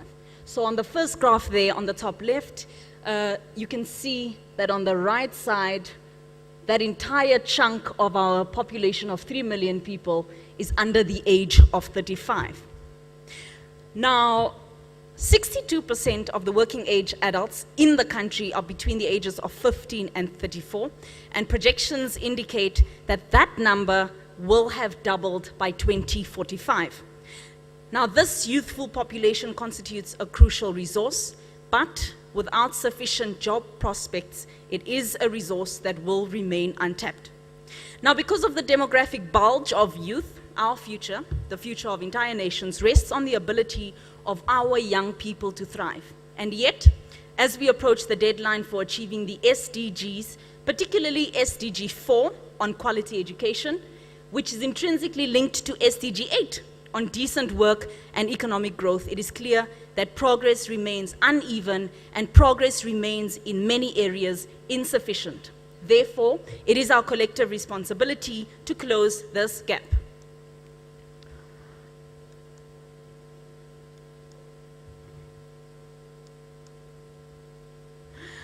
Now, in Namibia, we've made undeniable progress in expanding access to education for all.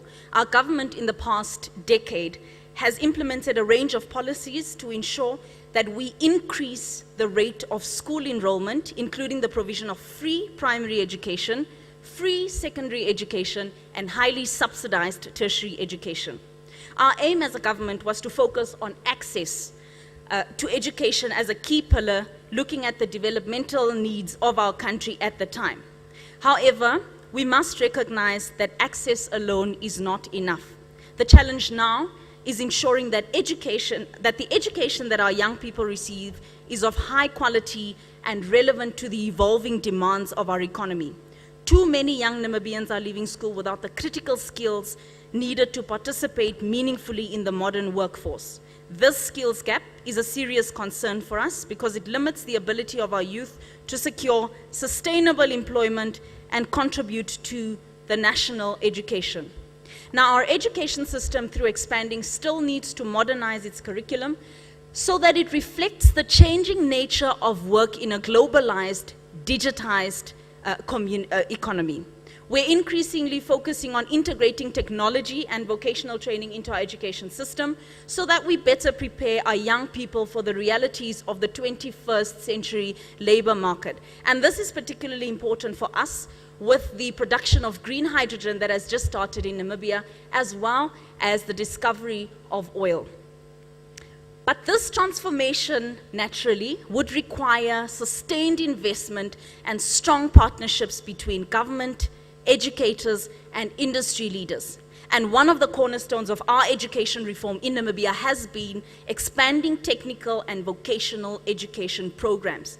These programs have proven to be invaluable in equipping our young people with practical skills that are directly relevant to the job market. And we're proud to say that Namibia has made incredible strides in ensuring that more young people are accessing these vocational programs. But we do acknowledge that we must continue to broaden access, particularly for girls, for young people, and specifically for people in rural areas. You may note that Namibia is the 34th largest country in the world, and it is the second least densely populated country in the world. So this gives us unique challenges in terms of our infrastructural needs to ensure that our people in the most rural and most marginalized communities are able to access the same quality of education and TVET programs that those in the cities do.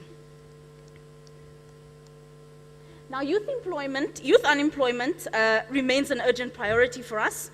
The statistics speak for themselves. The youth unemployment rate in Namibia is alarmingly high. We have 43.4% of Namibia's youth that are unemployed. And this is nearly 3 times as much as the global average. This is not only a problem for individual livelihoods, but it's also a national challenge that threatens our socio-economic stability. And one of the key issues that we have recognized in Namibia is the persistent mismatch between the skills that our young people acquire in schools vis-a-vis the demands of the labor market. Too many of our graduates find themselves with degrees and certificates that do not match the needs of industries that are growing and hiring. And this mismatch creates frustration amongst young people, and it undermines confidence in our education system. Now, to address this, we have begun fostering strong partnerships with the private sector to align our educational policies directly with the labor market needs. And through initiatives such as apprenticeships, internships, work-integrated learning programs, we're seeking strongly to bridge the gap between education and the labor demands.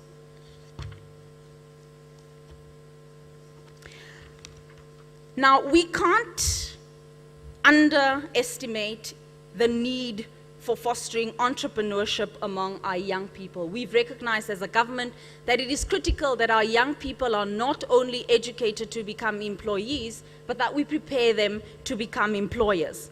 Our economic growth will depend in part on our ability to support young people who have the ambition to become job creators rather than job seekers. And to this end, we've launched various programs aimed at developing entrepreneurial skills, providing mentorship, and offering financial support to youth-led enterprises. However, access to capital remains one of the most significant barriers for young entrepreneurs, particularly those from marginalized communities. Now, what are the legislative and policy interventions? One, we have decided as a government that we need to create a barrier-free SME ecosystem because it's critical for our economic development. Over the last 5 years, through the development of the Development Bank of Namibia, which is state-owned, we have granted thousands of loans to SMEs, and we have designed products because young people don't have access to collateral. We have designed skills-based lending facilities. This means that your skill is your collateral when you want to create a job for yourself, for young lawyers, young professionals like pharmacists and doctors. And this skill-based lending facility is backed by government. We also have recognized that one of the shortfalls of the skill-based lending facility is that it only caters to professional skills. And we've decided now to expand the funding for businesses so that government also backs through collateral TVET skills. So if you're a young barber, a young hairdresser, government now will use that skill that you have as the collateral to fund your business. And we found that this was very more important. We also are actively engaging with stakeholders and experts to identify and address any other gaps in the financial support mechanisms. And through Parliament, we have now raised the value-added tax threshold from 500,000 Namibian dollars to 1 million Namibian dollars, which will benefit approximately 23,000 SMEs. Why was this important for us? We've realized Please that... conclude. One minute, yes. We've realized that businesses that make between 500,000 and 1 million Namibian dollars are largely SMEs that are owned by young people. And we found that it's very important that we need to remove the tax barrier, put back money directly into the pockets of these young people so that they're able to expand their businesses and create more jobs. In conclusion, Mr. Chair, I think I prepared for more minutes than 5. In conclusion, I think moving forward, like other nations, we cannot address these challenges in isolation. And while we are committed to national level reforms, we recognize that our efforts must be part of a broader, coordinated global response. And we look forward to continuously strengthening international partnerships with our friends here at this meeting to facilitate partnerships, share best practices, and provide technical support so that we're able to get our young people employed, get them educated, and get them to be creators of employment and not only job seekers. Thank you very much, Mr. Chair. Thank you very much, Patience Masua of Namibia, for your very powerful presentation and the slides that we found very enlightening. A big thank you to all our speakers for the insightful contributions. We've heard a broad range of perspectives today, from global trends to national realities, and from institutional efforts to grassroots initiatives. Dear colleagues and friends, I am pleased to now open the floor for your contributions, questions, or remarks. Before we begin, allow me to share 3 housekeeping rules. 1, please limit your interventions to 3 minutes. I may reduce the time limit depending on the number of requests that we've received. 2, young MPs are invited to take the floor first. Delegations may give a second intervention if time permits. After all delegations that have requested the floor have given their chance to speak, time permitting, we will allow interventions from observers and other organizations. And lastly, 3, please focus your interventions on the topic of this session. And now a shameless plug from IPU. Join the conversation by using the hashtag #YoungMPs on social media on X, Facebook, Instagram, or LinkedIn, and your message will be will appear on the IPU social media at the entrance where the screen is near the door. A great tool for engaging with youth and promoting young participation in politics. Please use the hashtag YoungMPs on your social media, X, Facebook, Instagram, or LinkedIn. Thank you so much. We now have requests from the floor, the following 8 countries that will begin, and we will continue receiving requests from the floor: Cyprus, Djibouti, United Arab Emirates, Russia, Algeria, Democratic Republic of the Congo, India, and then China. We will probably have time for an extra 10, and we will receive them pro rata, so first come, first serve. At this juncture, I would like to give the floor to Cyprus. Thank you very much. Dear colleagues, as we look towards 2030, we find ourselves at a pivotal moment, one that demands urgent and collective action to secure the future of younger generations. The countdown to 2030 is not just a timeline, it's the mandate to ensure that every young person has access to quality education and decent employment opportunities. In Cyprus, we have long recognized that education is the foundation of progress. Our country has invested rigorously in education, achieving high literacy rates and a robust education system that serves as a model within our region. However, the challenges of the 21st century require us to constantly adapt and innovate. The digital divide is a global issue, and while Cyprus has made significant steps in bridging the gap, we know that the pace of technological change is continuous. The pandemic highlighted the importance of digital literacy and access to online education. As we approach 2030, it is crucial that we ensure that every young person, from the urban centers of Europe to the rural communities of the Caucasus, has the digital skills and access they need to succeed. Education must also be more than just a pathway to employment. It should be a tool for empowerment. In Cyprus, we are rethinking our curricula to emphasize critical thinking, creativity, and adaptability. Employment, however, remains a significant challenge, both in Cyprus and globally. Despite our education achievements, young unemployment and underemployment persist. To address this, we must foster environments that encourage entrepreneurship and innovation.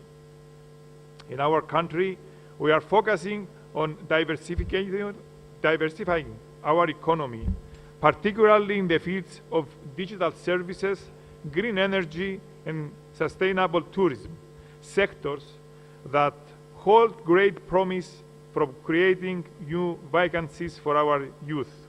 But again, this is not a task we can achieve alone. It requires regional and international cooperation and learning from each other's success and challenges. Dear colleagues, our challenges are interrelated. The issues we face in Cyprus are mirrored in many countries across the world. The SDGs compile our shared blueprint, but achieving them requires localized solutions supported by global solidarity. We must extend our efforts and foster partnerships across borders to ensure that all young people can anticipate a global environment where education is accessible, employment is equitable, and opportunities are plentiful. I ask you to conclude the proceeding of this conference with a renewed commitment to our youth, a commitment to collaborate, innovate, and above all, to take action. Thank you for your attention. Thank you, Cyprus. I now give the floor to the representative from Djibouti. Merci. Bismillahirrahmanirrahim. Assalatu wassalam ala Rasulullah sallallahu alayhi wa sallam.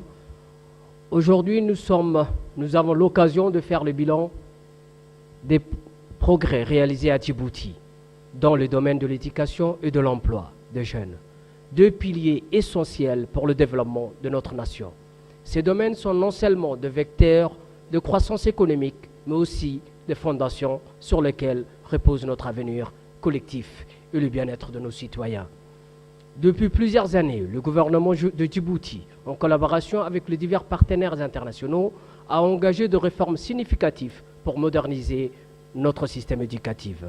Nous avons fait des investissements importants dans les infrastructures scolaires, en construisant de nouvelles écoles, en améliorant les anciennes écoles et en veillant à ce que chaque élève, chaque enfant ait accès à l'éducation pour tous, quel que soit son milieu socio-économique. Le taux de scolarisation a considérablement augmenté, illustrant notre engagement à garantir à chaque jeune l'accès à l'éducation. Parallèlement, notre système éducatif s'est orienté vers une formation plus adaptée aux besoins du marché du travail. La mise en place des programmes de formation professionnelle et technique nous permet de doter nos jeunes de compétences requises pour répondre aux défis de l'économie moderne.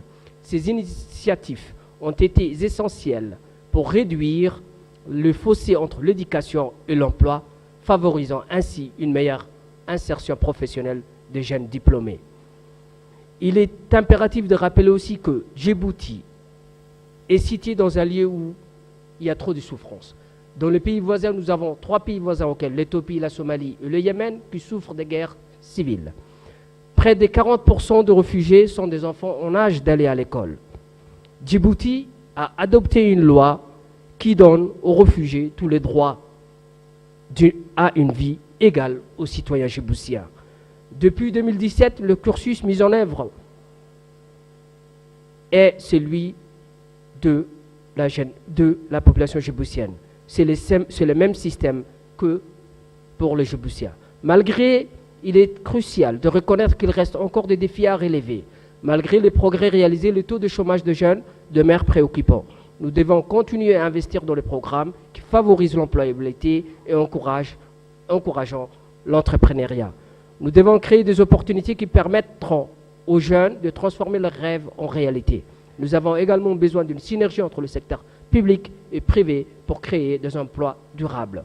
Encourager les entreprises à embaucher de jeunes et à investir dans leur formation doit devenir une priorité. Les initiatives innovantes telles que les incubateurs en entreprise et les programmes de mentorat joueront un rôle clé dans ces processus.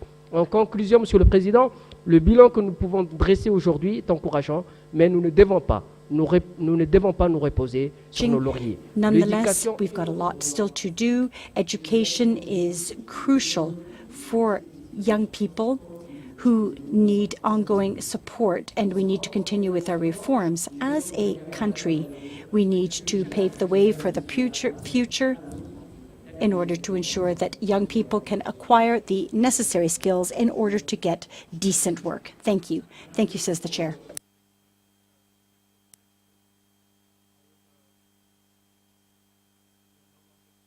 Any more submissions and requests for the floor? We have now our 20 interventions, and I will read them to you. After United Arab Emirates, Russia, Algeria, Democratic Republic of Congo, India, China, Hungary, Chad, Bahrain, Cambodia, Cote d'Ivoire, Vietnam, Nigeria, Burundi, Uganda, Tanzania, Thailand, and finally Zimbabwe. I apologize if you still need to request the floor. However, this is the first session, and you will be given plenty of opportunity at other sessions throughout this conference. So I now give the floor to United Arab Emirates. Your 3 minutes begins now. السيدات والسادة، مع اقترابنا من عام 2030 يكثف المجتمع الدولي جهوده لتحقيق أهداف التنمية المستدامة لضمان التعليم الجيد والتوظيف للشباب، إلا أنه لا نزال نواجه العديد من التحديات، خاصة في تحقيق الهدف الرابع التعليم الجيد، والهدف الثامن العمل اللائق والنمو الاقتصادي. من أهداف التنمية المستدامة السيدات والسادة علينا نحن كبرلمانيين شباب تفعيل مشاركة الشباب في برلماناتنا الوطنية والمشاركة في صياغة الأجندات الدولية وحث الحكومات في خططهم السنوية بتضمين الشباب في السياسات والاستراتيجيات التي من شأنها تمكين الشباب في المجتمع باعتباره الطاقة التي تحرك حكومة المستقبل وأهمية تخصيص الميزانيات الوطنية والموارد المالية الكافية لتطوير قدرات الشباب. My apologies, United Arab Emirates. There is a technical difficulty with the translation. I will return your full time once we've resolved this. I will now ask Russia to take the floor. Unless Russia is speaking in Russian, then we still have the same issue. Спасибо, господин председательствующий. Приветствую всех участников нашей конференции. So thank you very much, Mr. President. I would like to say that the youth is a very active part of our population, which is not only in the economic traditions, but is supposed to change them. And the youth is able to take risks and to renovate and take different innovations into the future. And this is why the entrepreneurship becomes the growth.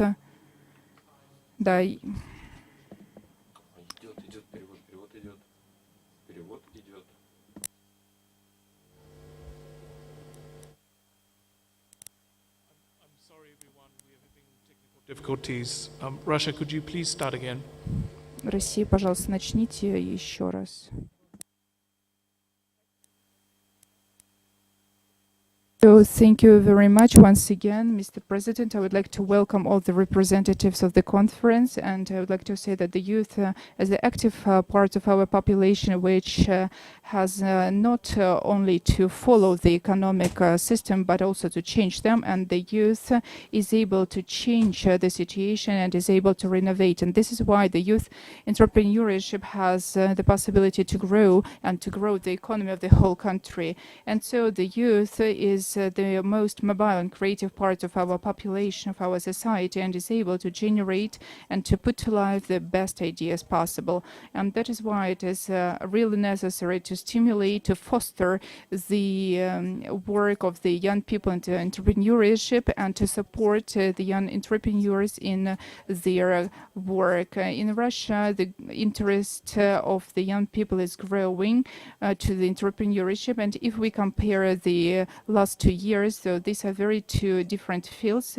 If in 2022 the IT sphere and agriculture were the most popular ones, in 2023 the leaders of the entrepreneurship for the youth became leasing and rent and advertising. This is what shows us that the youth is able to change its skills and to change its qualifications. As it was said by the Prime Minister of Armenia, it is very important to combine the experience and the possibility to follow the older people with the creativeness of the youth. And this is why it is so important today in Russia. And since 2017, we have been implementing the project of the Chamber of Commerce, the Hope of Business of Russia. And this is the project which exists and has been established specifically for the young people and the representatives of family companies, and is aimed at stimulating the participation of the young people in their family business and the acquiring by them of different entrepreneurship skills. And one of the most important projects there is the development of family entrepreneurship as a whole. The activity of such family companies is especially important for the development of economic and social sphere, for resolving demographic and staff problems of the state level, because such family companies create a very good foundation and financial foundation for themselves, and their kids are active participants of their business, which is very controversial for economy and democracy. Moreover, it's very important that the kids get back to their homeland, to their home regions, and they keep working on the creation of new jobs and new economy. Moreover, the family business is aimed at future in the interest of future generations, so the personal brands are not afraid to take risks and to risk their reputation, and they create a really good product for domestic market and for exports. So this is why I think it is very important to support family business. And that's all from my side. Thanks to everybody for your attention.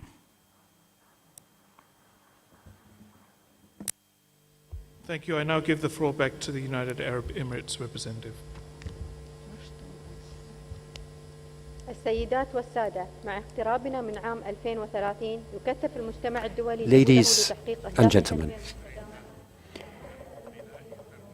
in the road to 2030, the international community is making increasing efforts to try to rise to the challenges of the 2030 agenda, including education and employment.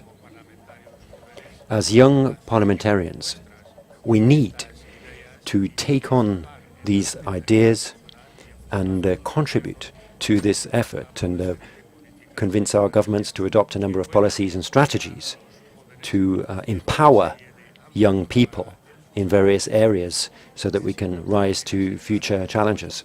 We need the necessary budget and financial resources in order to help capacity building and develop action plans for decisions to be taken so that young people can train and can participate in decision-making in relation to the key challenges of their countries.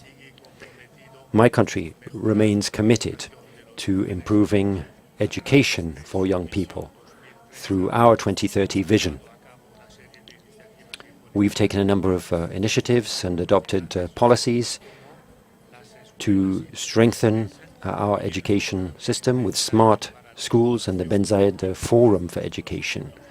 And this is helping to develop vocational training as well. We need to have the best possible environment to allow our young people to train with the necessary skills for the labor market.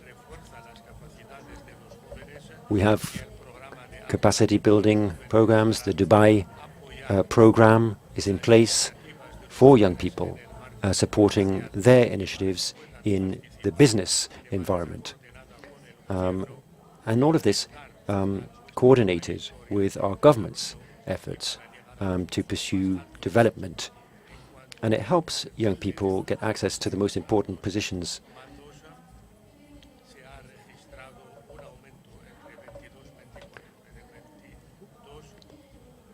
We've seen an increase to 30%,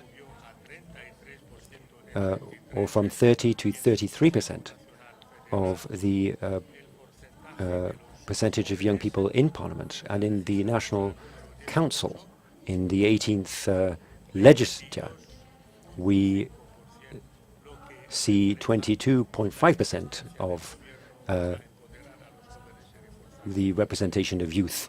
And so as we see, young people are now taking a more active role in decision-making. Thank you very much indeed. And I appreciate you keeping under the time. I now give the floor to Algeria. You have 3 minutes. Honorable Chair, esteemed colleagues, first and foremost, I thank the IPU and the Armenian Parliament for hosting this 10th Global Conference. It is a privilege to represent Algeria at this critical conference as we assess the progress made toward ensuring quality education and decent employment for young people worldwide. Today, young people faces unprecedented challenges, exacerbated by global crises such as pandemics, economic downturns, and ongoing conflicts. The tragedy unfolding in Gaza stands as one of the most profound injustices in our time. The suffering endured by young people there and in Western Sahara and any other conflict zones demands our urgent attention. While we may sit in comfort, we must never forget our duty to advocate for justice and compassion for all. In Algeria, we are tackling this challenge head-on.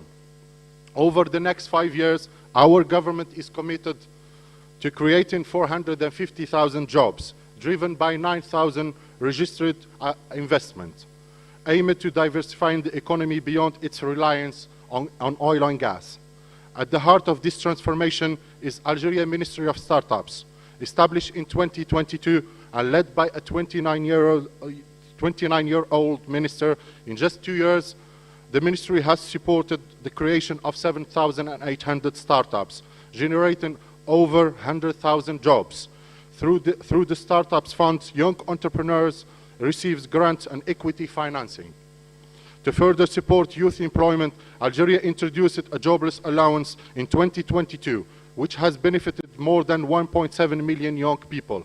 Additionally, our network of 1,300 vocational training centers has equipped over 500,000 students with skills aligned to market demands, preparing them for sustainable careers. Despite this effort, youth unemployment remains a pressing challenge at 29.7%, with a notable gender gap. 40% of young women remain unemployed, comparing to 25% of young men. To address this, Algeria has reformed its election law to ensuring 50% gender parity, and that 50% of elected representatives are under 40. As we approach 2030, Algeria remains steadfast in its commitment to SDG 4, quality education, and SDG 8, decent work and economic growth. Whether in rural Algeria or in the warm street of Gaza, young people deserve the chance to thrive. Together, we must ensure no youth is left behind and that every young person has the opportunity to build a better future. Thank you. Thank you very much. Now for the representative from Democratic Republic of Congo, you have 3 minutes.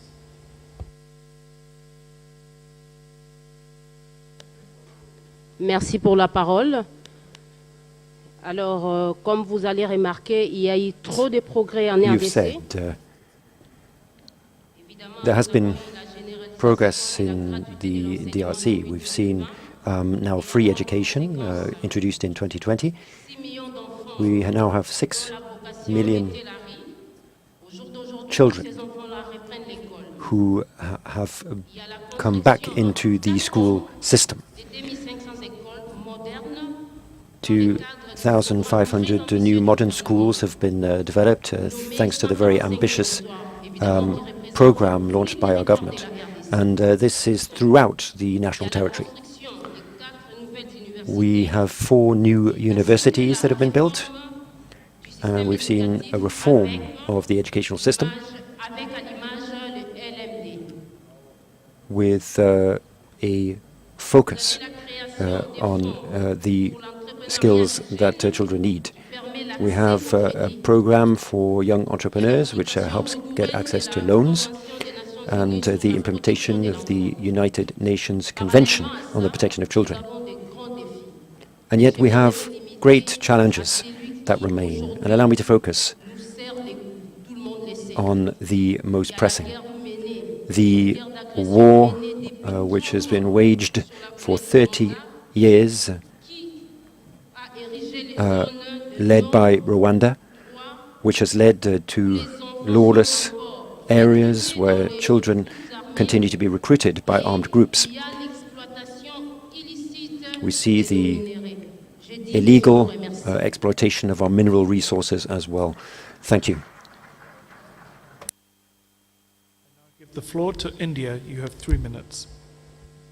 Honorable Chairperson and distinguished delegates, at the outset, I extend warm greetings to you, all on behalf of Parliament of India and our delegations.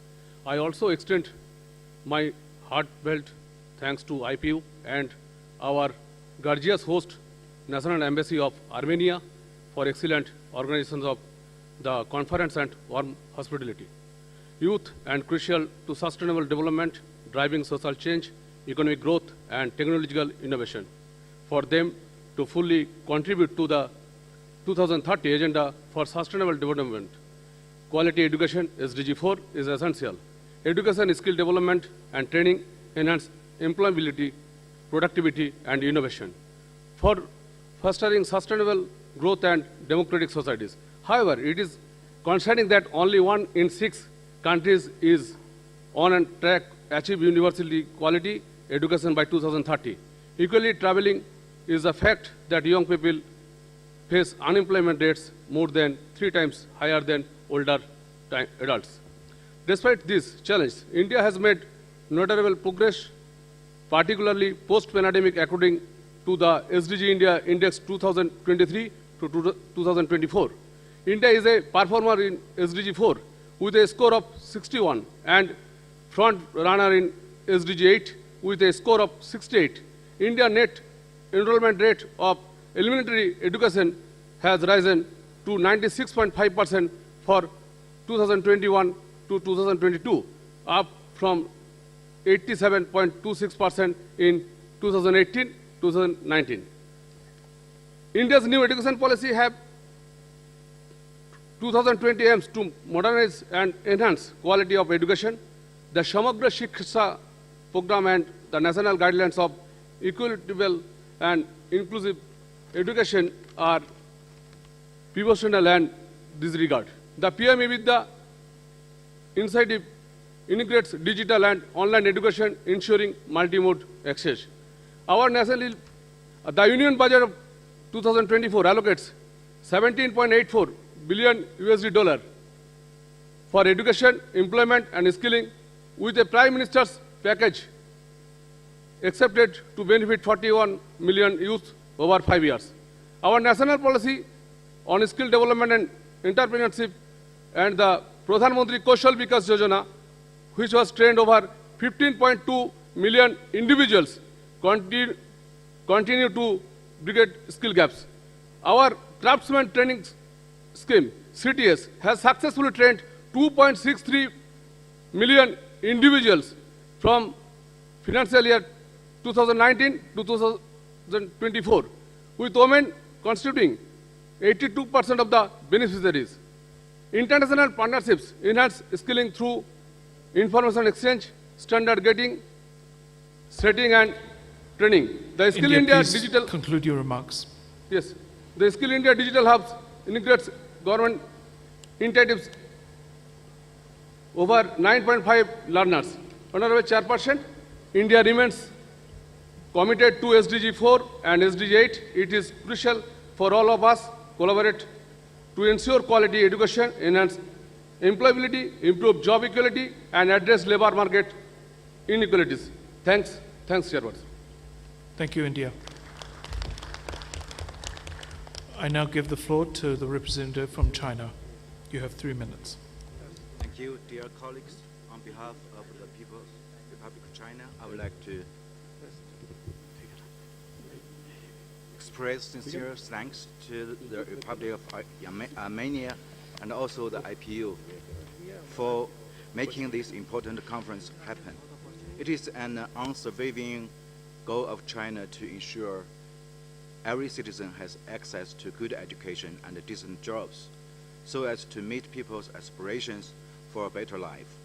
With decades of efforts in youth education and employment, remarkable achievements have been made.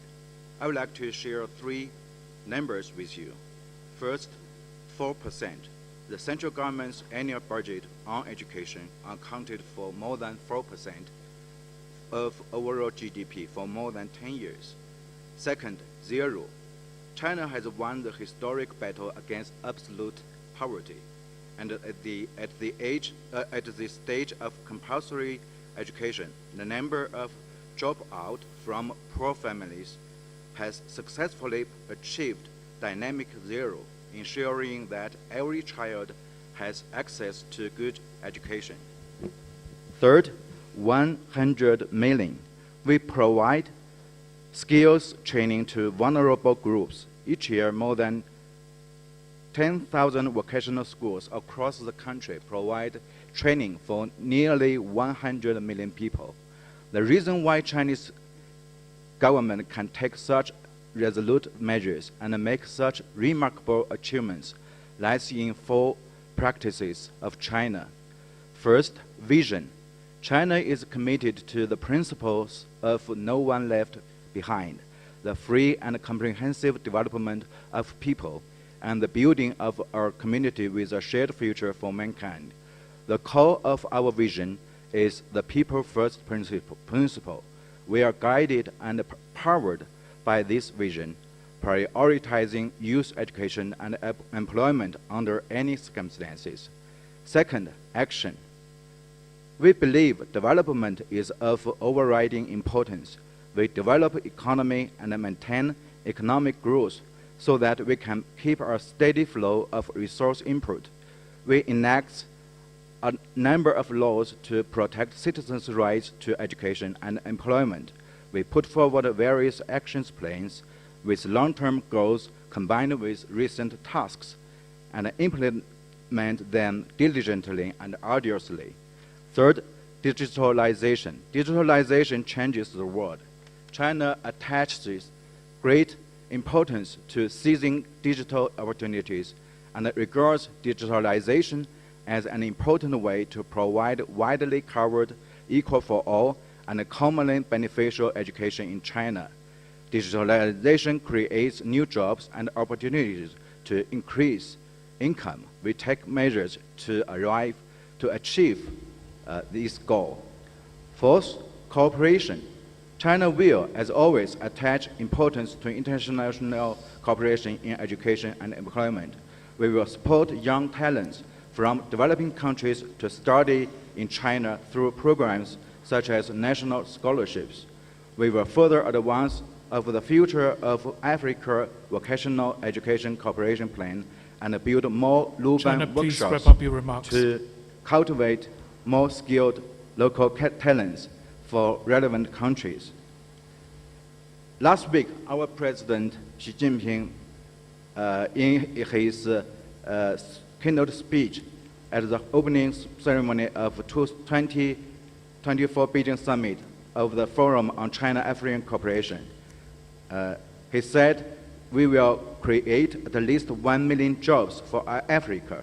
I believe that these 1 million jobs will deliver benefit for a large number of young people. As the largest developing country in the world, China will continue our efforts to work together with our partners to address the more severe global challenges, including youth, education, and employment. I thank you for listening. Thank you. Thank you, China. I now give the floor to Hungary. You have 3 minutes. Thank you very much, Chair. Thank you for the Armenian friends for hosting us, and thank you for IPU organizing this panel. Thank you for raising these important issues. I think without government initiatives, decisions, government policies, and intervention, it is impossible to handle this case and this topic.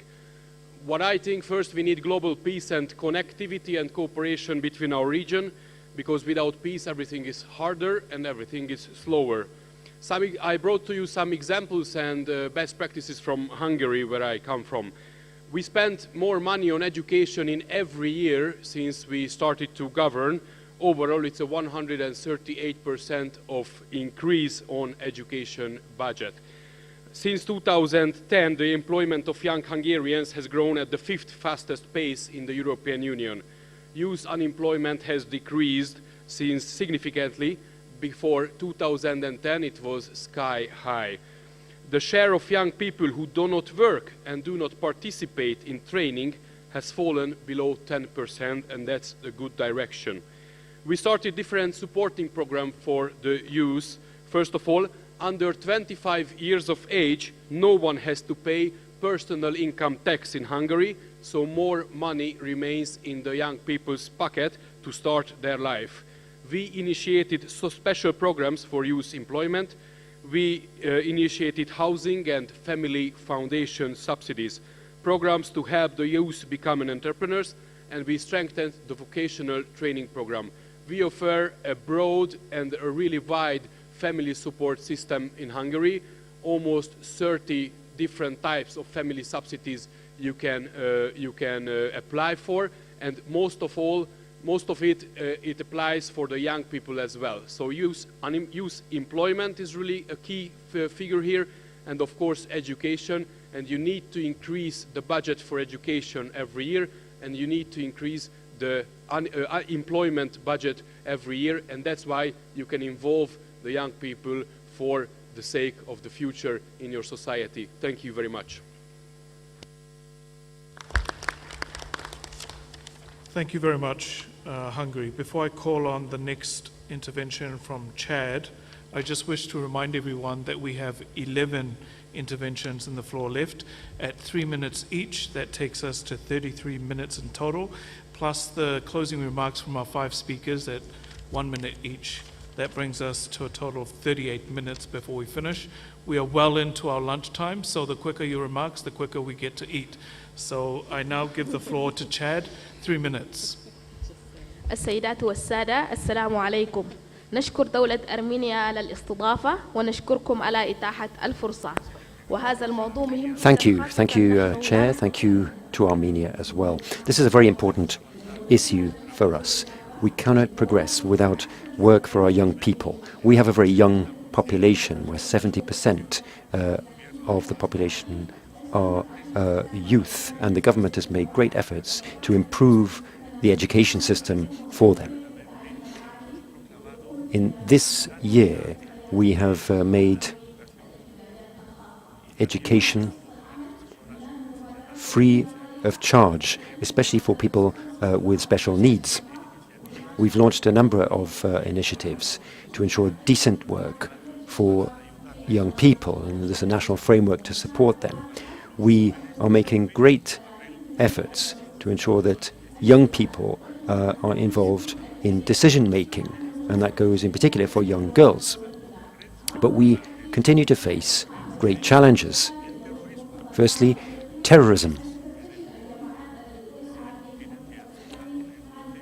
We are in an area of Africa where we see terrorist groups that continue to hinder our economic and social progress. We also have refugees. We have more than 2 million refugees from Sudan and Central Africa, which is an additional burden on the state for the economy and for social development. We also face climate-related challenges. 2/3 of our country have been affected by flooding this year. So we need to make joint efforts to make progress effectively towards achieving our goals. We need to learn from Danish and other examples. And I had a question for Felipe. What efforts are you making to help our countries help to deal with the refugee challenge? Thank you.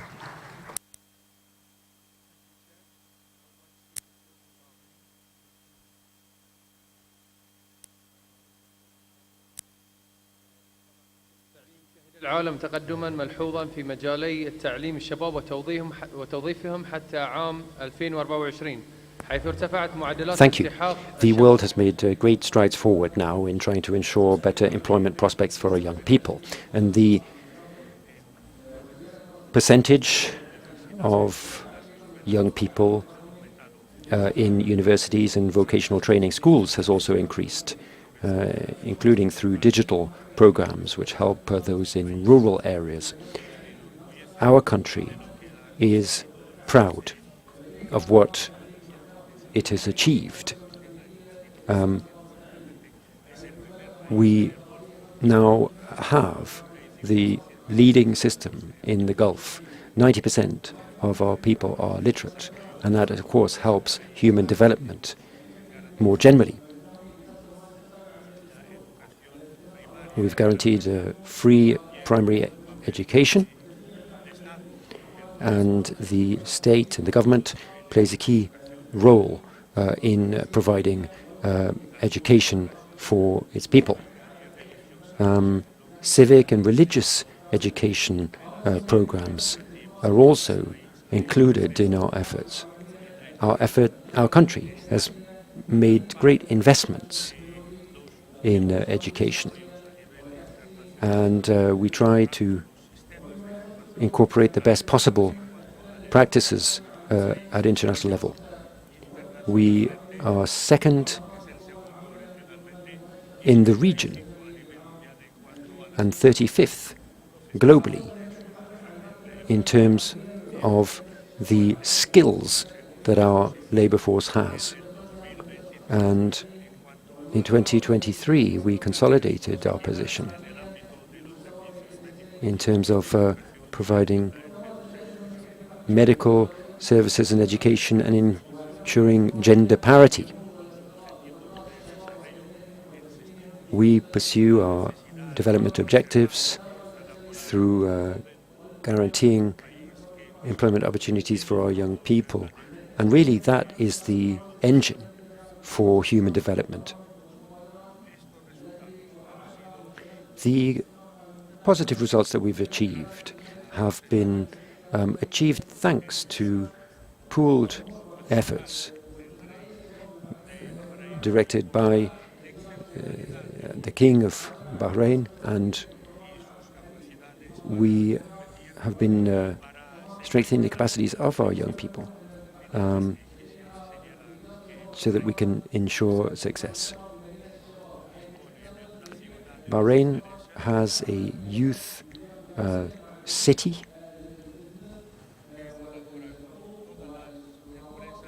which collaborates with companies in various areas to help promote youth employment prospects for young people and help them get access to more and more opportunities. Thank you. Thank you, Representative from Bahrain.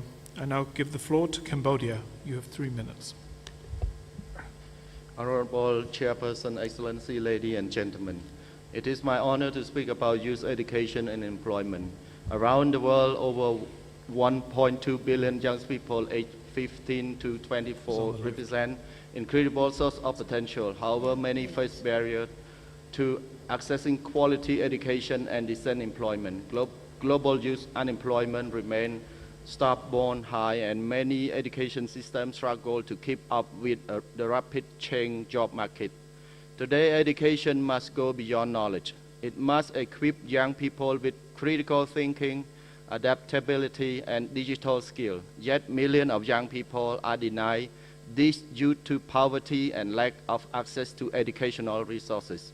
In Cambodia, nearly 2/3 of our population is under 30, representing both a wonderful opportunity and challenges. Education access has improved, but quality remains inconsistent, particularly in rural areas, and many young people face high dropout rate. Recently, in 2023, Cambodian government launched 4 key measures aimed at enhancing the quality of education from early childhood to secondary education. This measure includes strengthening school governance, revising and reorganizing the curriculum to emphasize knowledge, morality, and student behavior, priority student health through nutritional support program, and fostering parental and community involvement in education. On the employment front, Cambodian economy has grown, yet much of our workforce remain in low-skilled sectors like agriculture and garment production. Many young people work in informal jobs, which are often insecure and poorly paid. To address this, Cambodian government continue expanding access to quality education, vocational training, and develop pathway to decent employment in emerging sectors like technology, tourism, and finance. Additionally, we must encourage youth entrepreneurship, empowering young people to become not just employees, but also job creators. Globally and in Cambodia, youth are the future of our society.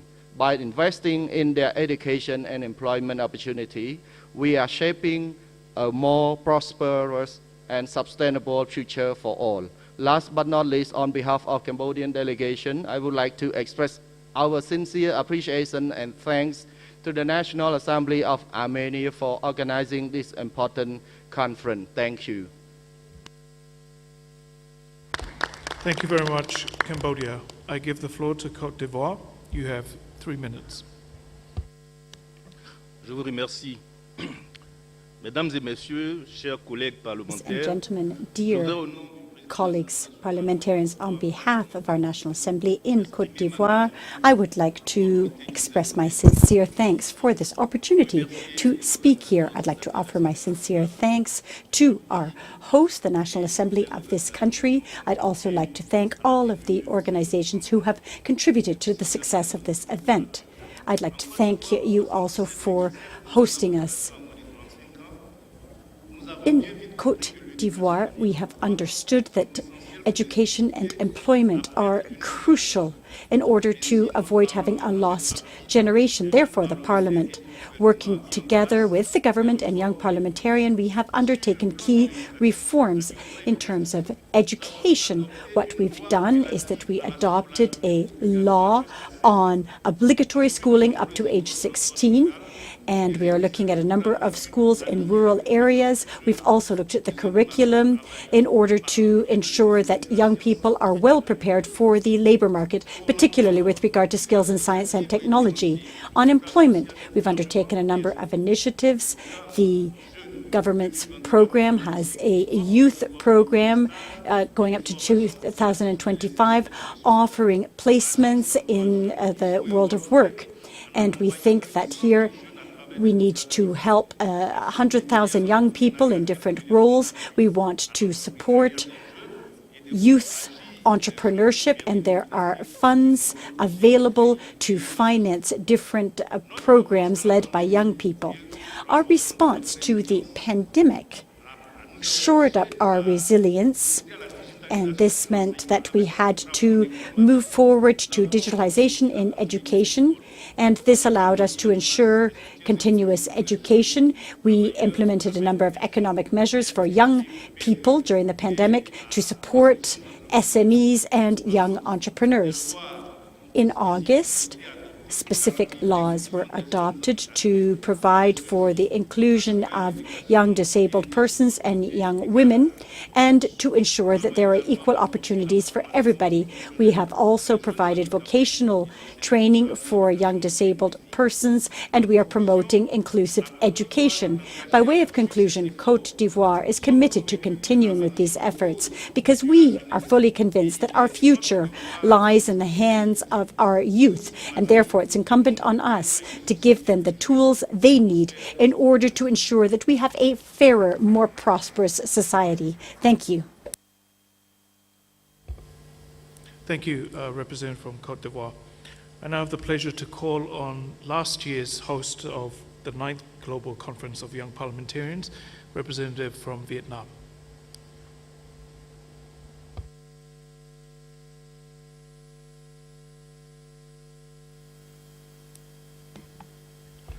Thank you, Chairman.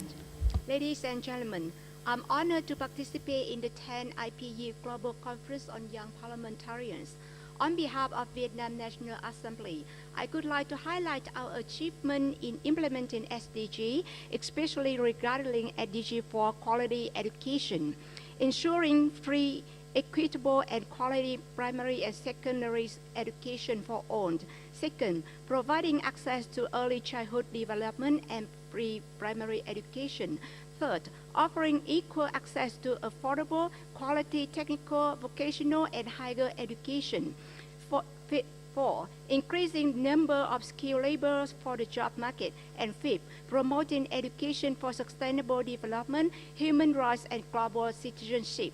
During the decade from 2011 to 2020, the investment in education in Vietnam increased steadily, reaching more than 18% of the state budget, equivalent to 4.9% of GDP. The size of the labor force increased rapidly, with more than 70% of Vietnamese women of working age participating in the workforce.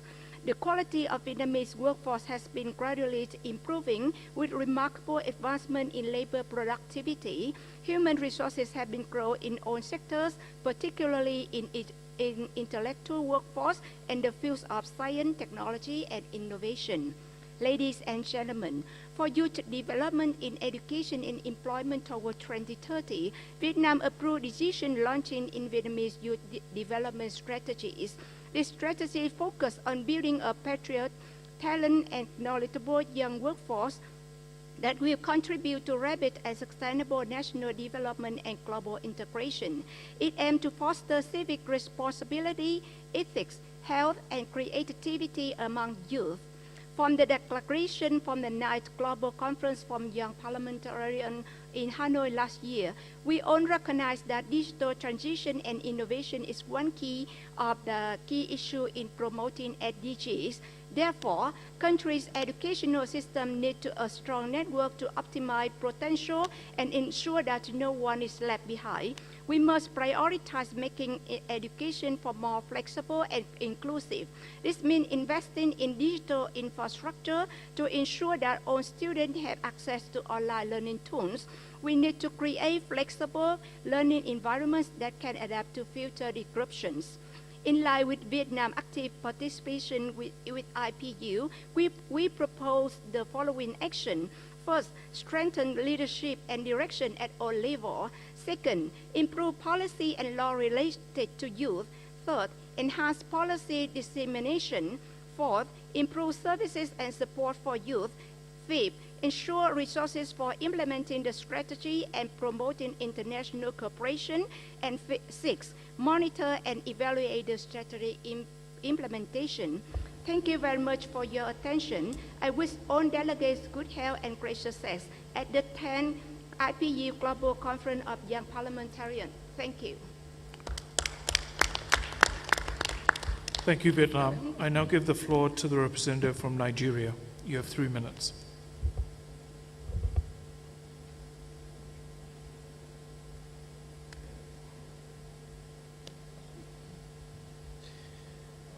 Greetings from Nigeria on behalf of the National Assembly, Federal Republic of Nigeria. Thank you, the organizer, the chairman of this wonderful session, and ladies and gentlemen. Nigeria is a country where the National Assembly have made so many tremendous efforts in improving the education system of the country as well as the employment.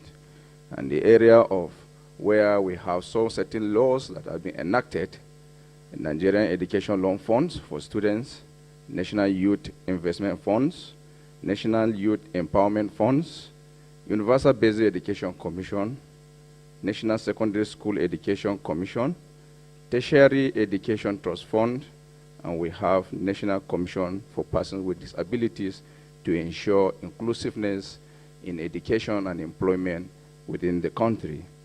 Sincerely, despite all this, to improve the Nigerian education system and to create job employment for the youth.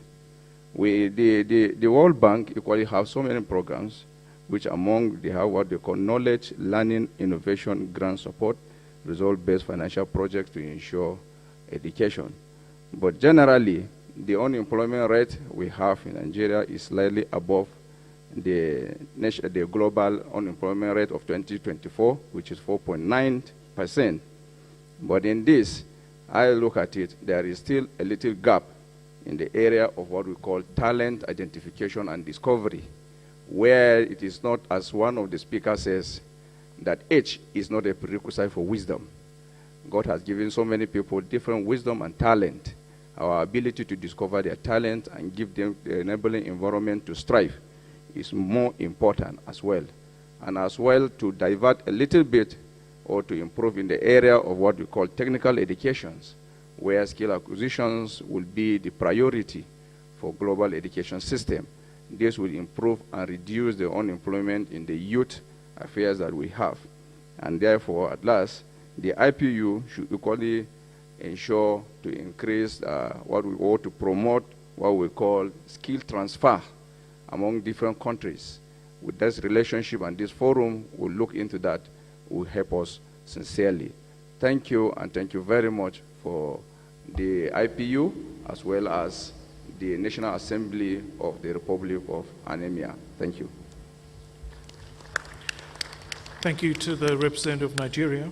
I give the floor to our next speaker from Burundi.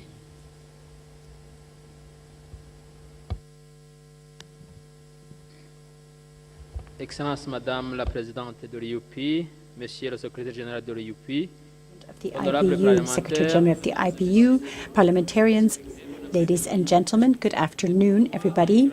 It is a great honor for me to speak to you about the situation in my country and talk about the progress we have achieved in terms of education and employment for young people, because we are pursuing the SDGs looking ahead to 2030.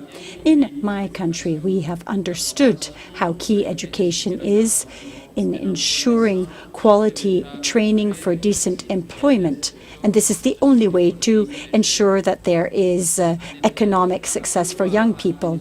Indeed, the right to education must be guaranteed. Otherwise, young people are not able to achieve the necessary skills in order to be empowered. And they grow up with a feeling of being useless in society because they don't have any access to employment. In order to address this situation, the government in Burundi has undertaken a number of initiatives with the objective of giving all young people maximum opportunities to benefit from quality education and thus decent employment. In terms of education and training for young people since 2005, we've gone through a number of political and economic crises, and the government, following democratic elections, has implemented programs for universal education. And through these policies, any children of school age living in Burundi, without exception, attend school. Primary schooling is crucial and has been made obligatory. In addition, there have been a number of accompanying measures that we have passed, ensuring that we've got proper training for teachers. We have also provided for school cafeterias in order to ensure that children who also come from impoverished areas are able to pursue their schooling free from hunger. The government has also implemented programs to ensure that there is vocational and technical training in the interest of addressing and bridging the gap between education and employment, which exists in the majority of educational systems around the world. We have also begun to offer entrepreneurial courses in the interest of boosting entrepreneurship and to encourage young people to create their own employment from a young age. With regard to access to decent employment and rates of unemployment, the government of Burundi has implemented programs for young people in order to ensure that young people are participating more in government programs. The government has initiated a program for young people, and the objective of this particular program, here I'd like to refer to all of our policies for creating jobs, avoiding unemployment, fighting poverty, and boosting insertion into the labor market to boost economic growth in the country. And we want to encourage access of young people to the labor market. And to this end, we have set up an investment bank for young people to finance the programs of young entrepreneurs, as well as finances for youth employment. We have also set up a fund in order to ensure that they have the support they need.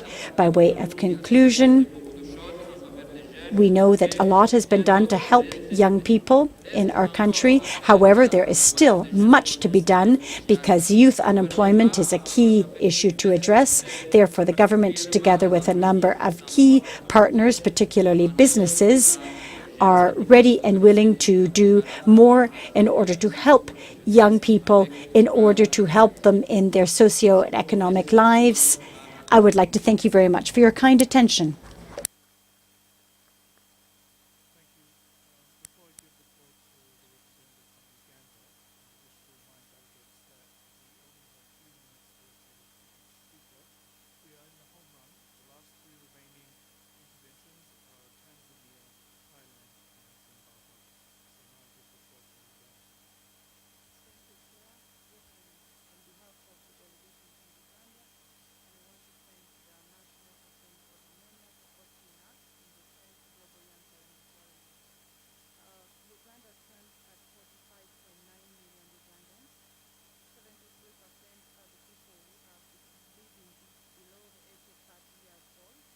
The government of the Republic of Uganda has tried so much in its own initiative to give free education to primary education and also secondary education.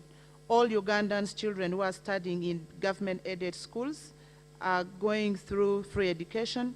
We are also getting government scholarship, which is helping to support those that goes to public universities under government scholarship.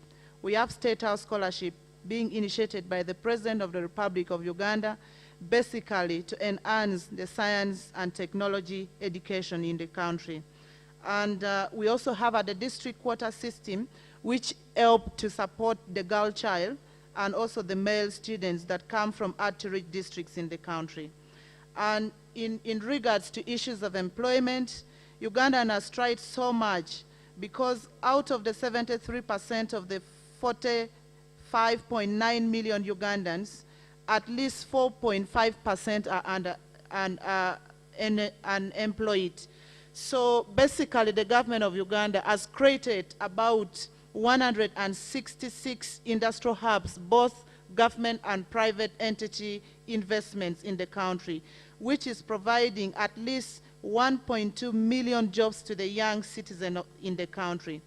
And we've also gone as far as creating about 19 industrial hubs, which has been the good initiative of the government through His Excellency, the President of the Republic, and it is giving at least 12,000 Ugandans who are young populations who are entering into the money economy through skillings, making shoes, tailoring, weaving, and so many others, to mention but a few.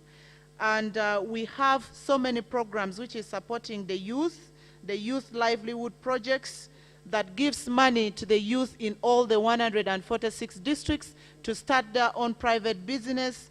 And then the money that is given, it is a grant capital that has been given to the youth in the many years that has been ago and even now. We have the youth venture capital funds that also look at enhancing and empowering the youth to do work for themselves in their different respective districts. And then we are also having the parish development model, which is a newly embraced program that has been initiated by the government that is giving money to increase household incomes for the youth so that they don't loiter on the streets. The youth are busy getting business on their own through this government fund. We also have a Myoga project that the government basically is looking at enhancing, especially those youth who are doing business on their own, those ones who are riding border motorcyclists, those ones who are doing produce, and so many other things. Thank you, Apart Uganda. from Please that, wrap up your remarks. Thank you. I just wish to acknowledge Uganda's colleague, not the one that was just speaking, but the former president of the Board of Forum of Young Parliamentarians, Ms. Maureen Usuru, who is currently with the delegation. I now call on the floor the representative from Tanzania. Thank you so much, Mr. Chairperson, my colleague and friend, the Speaker of National Assembly of Tonga, Lord Fakafanua, for giving me the floor. Following the presentation that have been made by most of the panelists and different delegates from different national assemblies, I'm convinced to believe that the problem that we as national parliaments of different countries will need to have the solution together so that we can navigate from these problems. Almost, I can say that almost the problems are equal. Albert Einstein, one of the scholars, once said, education is not the learning of fact, but training the mind to think. But also, Herbert Spencer, one of the great scholars, once said, the great aim of education is not knowledge, but rather action. Furthermore, Paul Pereira, one of the scholars, also said, education does not change the world. Education changes people, and people are the one who changes the world. The last scholar, Jean Piaget, once said, The goal of education is to create individuals who are capable of doing new things and not simply of repeating what others have done in different generations. So education is all about innovators, innovators, innovators. Honorable Chairperson, as we have been seeing the presentation that I've made by a lot of delegates, we see that we have a critical and common problems of skill mismatch between what has been taught in class and what the labor market wants. And this problem, if not addressed, it will be very difficult to navigate the entire youth in our planet to see that them excel in different areas of progress. Having said that, I can just give a few examples of what Tanzania, the government of United Republic of Tanzania, have been doing to help the young people from the problem of employment. For example, in Tanzania, we inaugurated the policy program called BBT, which means Building Better Tomorrow for Young People. The aim of this program is, because it's still in the place in Tanzania, the aim of the program is to transform agricultural sector by empowering youth and modernizing farming practices. The initiative provided young people with access for training, resources mobilization, financing and engaging agriculture and agribusiness. It encouraged the adoption of modern technology, such as precision farming and mechanization to boost productivity and profitability. By addressing challenges like access to capital and skills, BBT seeks to create sustainable employment in rural areas. And from this point, I can give you an example. Horticulture export in Tanzania have surged nearly twice times since this policy have been adopted in Tanzania, hitting to 377 millions only for horticulture. And the areas where this policy is being implemented in Tanzania include Mbeya region, Morogoro, Arusha, and Dodoma. Thank you so much, Mr. Chairperson. Thank you so much. My friend, unfortunately, the privilege to our IPU President, Tulia Aksen, doesn't extend to you from Tanzania. Only the IPU President can take endless time. However, I thank you for your intervention. Very, very thoughtful. Our next speaker, second to last intervention, is from the representative of Thailand. Mr. Chair, my fellow young MP colleagues, is it essential that young people can make meaningful contributions toward the achievement of SDG through their ideal solution and innovation? Narrowed down to SDG 4 on quality education, Thailand promotes a concept of anytime and anywhere education, sponsoring free learning platform to create opportunity for all and reduce educational disparity, with emphasis on elevation the education system to meet international standards. Alignment with SDG, Thailand is committing enhanced vocational skill and enhancing competitiveness that reflect industry need in areas such as language, digital technologies, automotive and smart city development, as well as promoting life skill education and multi-step life assessment in the school curriculum, along with the development of soft skill through work experience or project-based activities started from elementary level.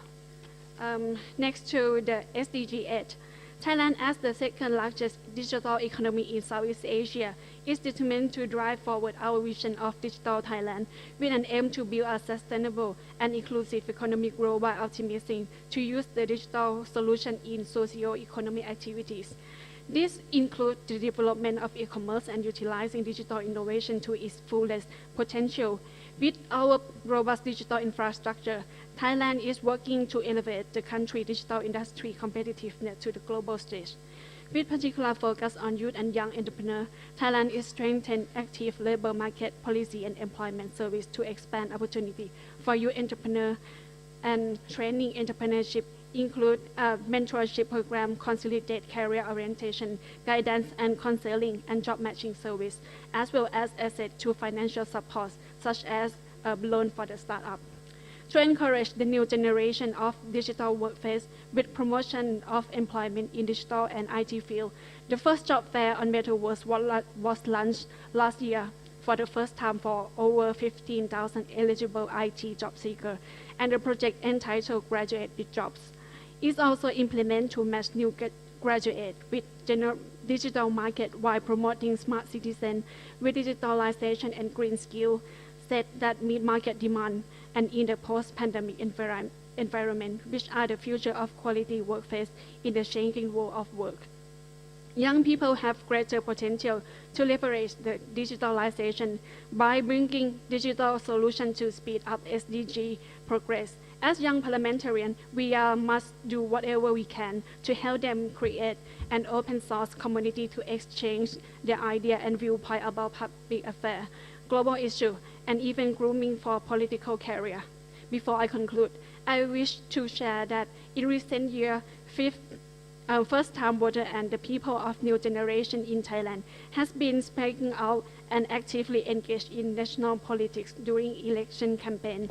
This is a crucial factor that explains why and how we reached a record high number of young MPs in the lower house in the last general elections, where 42% of 500 members are under the age of 45, setting Thailand high above the global percentage of 31.6%. Thank you for attention.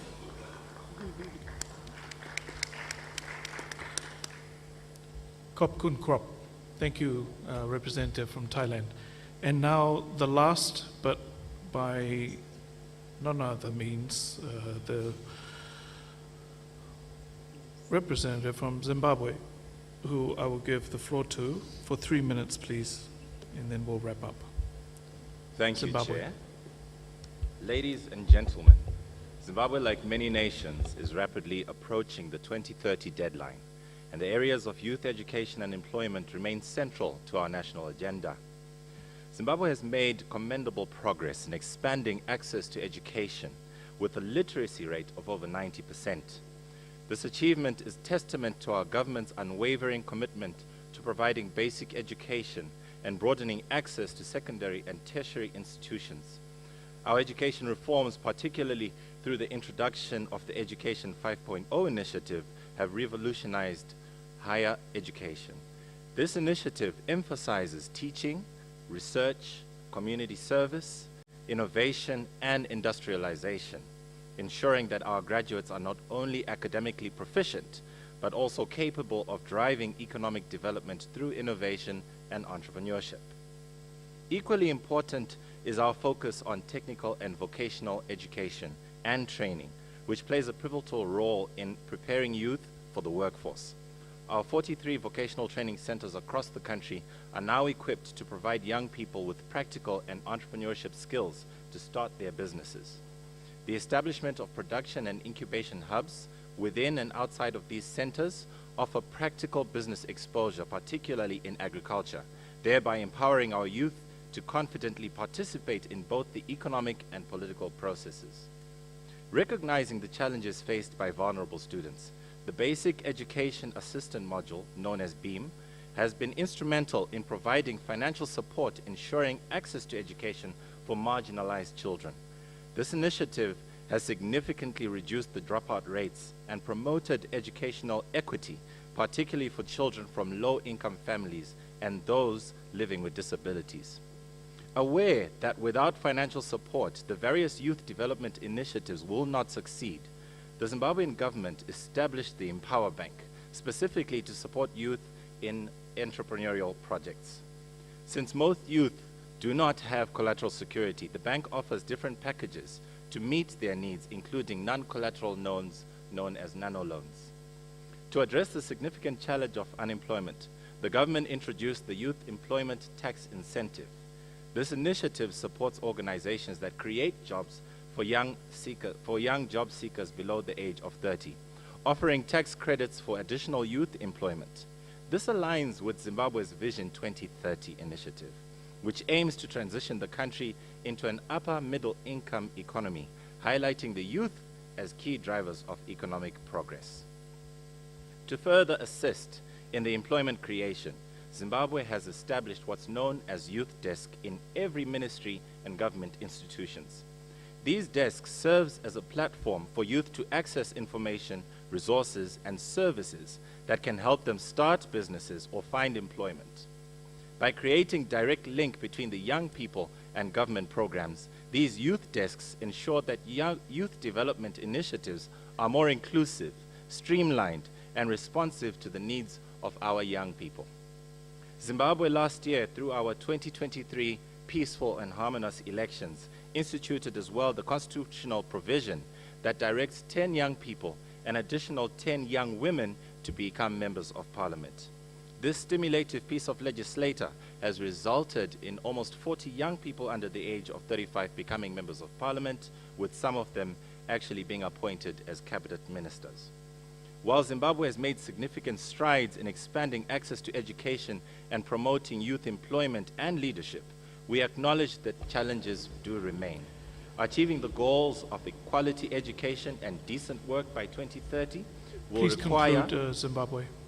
require concerted efforts from all stakeholders, including government, private sector, civil society, and the international community at large. This then speaks to our President's mantra that Zimbabwe remains a friend to all and an enemy to none. By addressing the current gaps and leveraging the opportunities before us, Zimbabwe can better position its youth to contribute meaningfully to the country's sustainable economic growth and development. And as I conclude, we want to thank the hosts, that is the Armenian government, and the members of the IPU for welcoming and hosting us at this year's conference. I thank you. I would now like to give the floor back to our panelists for their very brief concluding remarks. 1 minute each, please. And beginning with Dr. Philippe Pollier.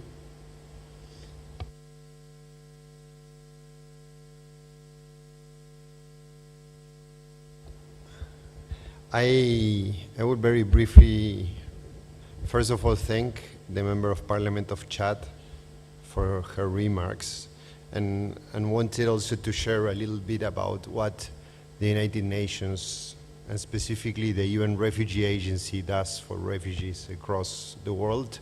But I know that in the next panel there will be a focus about it with a colleague from the UNHCR agency here himself.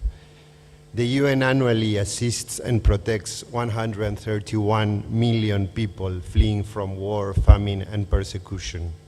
And the UN provides annually food and assistance to more than 150 million people in over 120 countries and territories.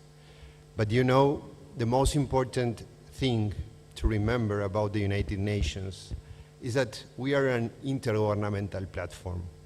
So the power and the decision-making authority rest with its 193 member countries represented by their governments. So dear young parliamentarians, you have the power to transform the United Nations. Thank you. Thank you. And our next speaker, Mr. Mikhail Pushkin. You have 1 minute. Thank you. First of all, I would like to thank for a great organization of the event, and thank Armenia, of course, for that, and the IPU for inviting the ILO to share its global perspective on youth employment and challenges faced by youth. You are the audience to address the challenges and find solutions which fit your country's unique context. You have a very good beacon, international labor standards, fundamental principles and rights at work. I've learned a lot from your insightful contributions, and I will bring this knowledge back to my organization, the ILO. And the ILO stands ready to support you and your countries in advancing decent work and social justice, so no one is left behind. Thank you very much. Thank you, and I now give 1 minute to Mr. Francis Azubuike. Thank you very much. Thank you very much, Chair. I'd like to speak directly to our young lawmakers, that you represent the most of us, and the biggest legacy you can leave behind, either before you exit the parliament or the youth age brackets, whichever that comes first, will be to legislate for enhanced digital reforms in our education system. I advocate for increased funding, advocate for inclusion of students from marginalized communities, and the continuing development and training of our teachers.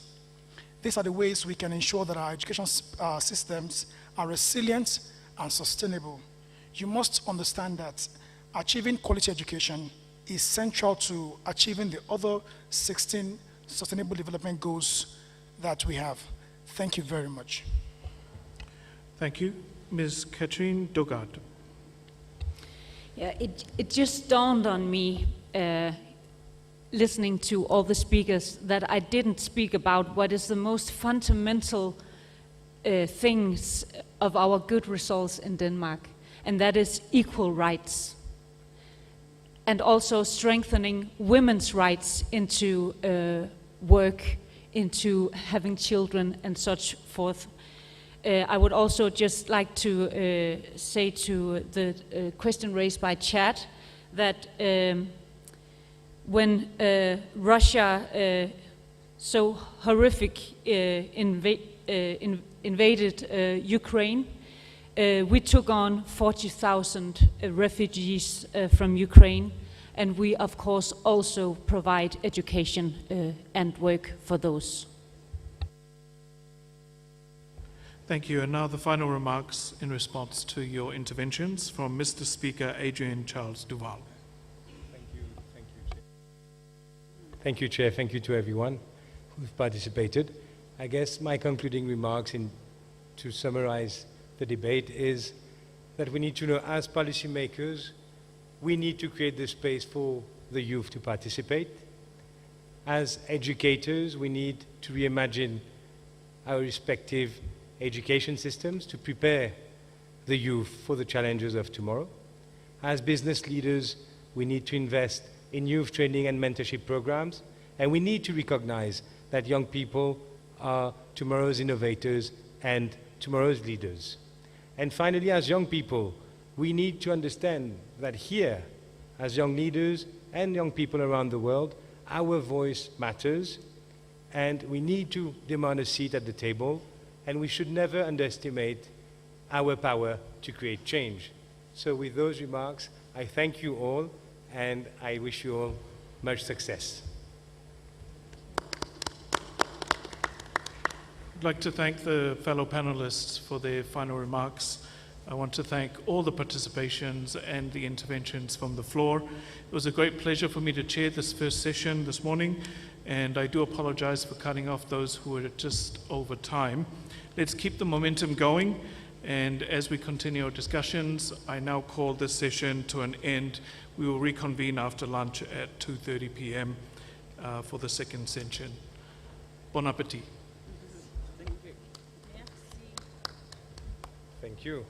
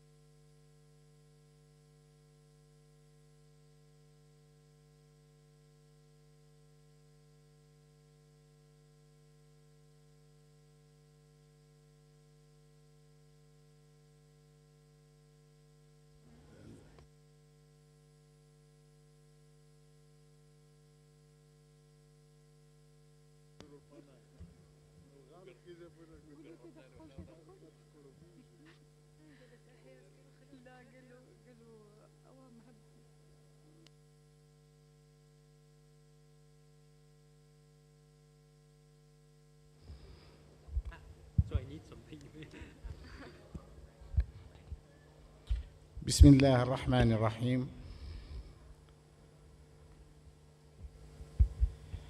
يا أنشأ أنت رجاؤنا وبك الصباح قد اقترب، خذ للحياة سلاحها وخذ الخطوبة ولا تهب. أرحب بكم مجددا وأتمنى أن يكون الغداء. We need the tools to move forward in life. I certainly hope that you've all had a good lunch. I am Ahmed Bouchoued. I am the President of the Transport and Telecommunications Commission in the Algerian Parliament, and I am a member of the Young Parliamentarians Board of the Forum, and I'm also in charge of Peace and Security Committee in the IPU. I'm Mohamed Anwar Bouchid. I'd like to extend a warm welcome to our chair, who is the chair of the Board of the Forum of Young Parliamentarians. A warm welcome to all of you. I would like to say what a pleasure it is for me to be here with you today, and I would like to offer my sincere thanks to the Armenian Parliament for hosting this important conference. We're very fortunate to be at such a welcoming and vibrant environment. Therefore, with no further ado, we would like to begin our session.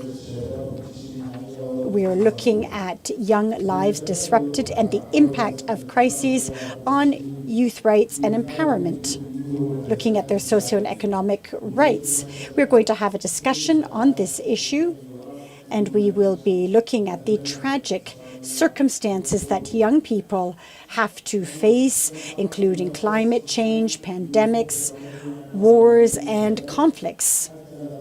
We're going to talk about the jobs that we can offer our young people, we as parliamentarians, that is, so that we might pave the way for young generations moving forward, so that we do not leave them up to their own devices. We want to help them to have a better future.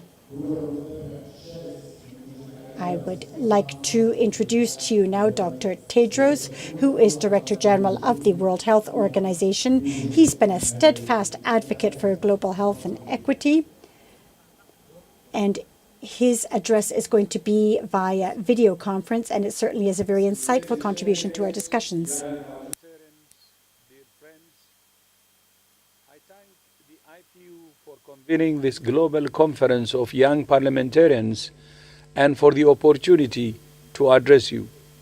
The COVID-19 pandemic underscored the vulnerabilities in our education systems and labor markets. Millions of young people around the world are at risk of becoming a lost generation, facing interrupted education, unemployment, and mental health disorders.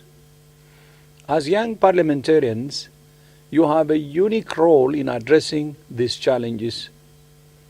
Your voice is powerful in advocating for policies that protect education and create jobs for young people. WHO is committed to supporting countries to build resilient health systems that can withstand crisis and protect health and well-being. That includes through the WHO Pandemic Agreement, which our member states are negotiating as you meet, to support countries to promote, provide, and protect the health of their people. WHO is this year holding the first WHO investment round to mobilize the sustainable funding we need for our work around the world. We seek your support as young leaders for both of these priorities. WHO is proud of our partnership with IPU, and we're pleased that a member of the WHO Youth Council is joining you this week. We would welcome the opportunity to work with all of you to build a healthier, safer, fairer world for all young people. I thank you.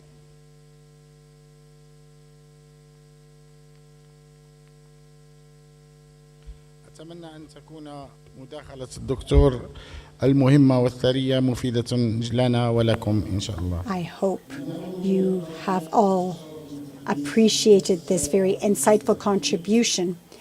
We are inspired and challenged by these words. And now I would like to turn to our panel, who I'm going to give the floor to. We have Mr. Ignacio Ibarra, who's the Regional Advisor for the World Health Organization. We will then have Ms. Kiri Atri. Apologies, says the chair. We've got Ms. Kiri Atri, but before her we'll have Ms. Christina Almazidou, who is the WHO Youth Council representative.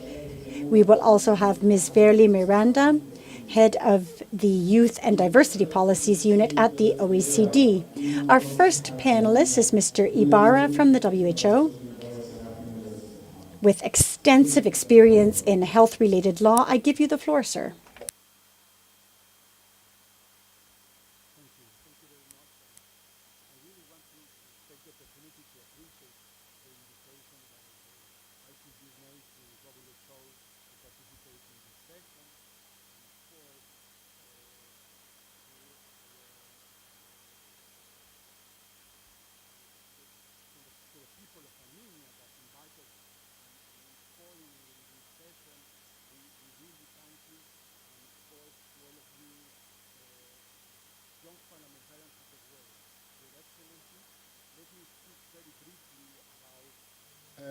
A problem that we all faced recently. Most of you, most of the people in the world are bored now of speaking about health. But we have to recognize that it has been the worst disruption that we have faced. And why? What is happening? Remember that we are discussing about the rights of the people. You are parliamentarians and you defend the right of the people. And of course, we have several kinds of rights. First of all, and the most precious good that people have is the right to life, right? If we live, then we can exercise the other rights. As a following this chain, we may find the right to health as a very important right. And with it, because with it, you can continue living, and then you can go to the school, and then you can get a work and keep the work that you have. So if you are ill, you are not going to get that. So please remember that this is very important, and you have to consider that, of course, young parliamentarians have a lot of work to do.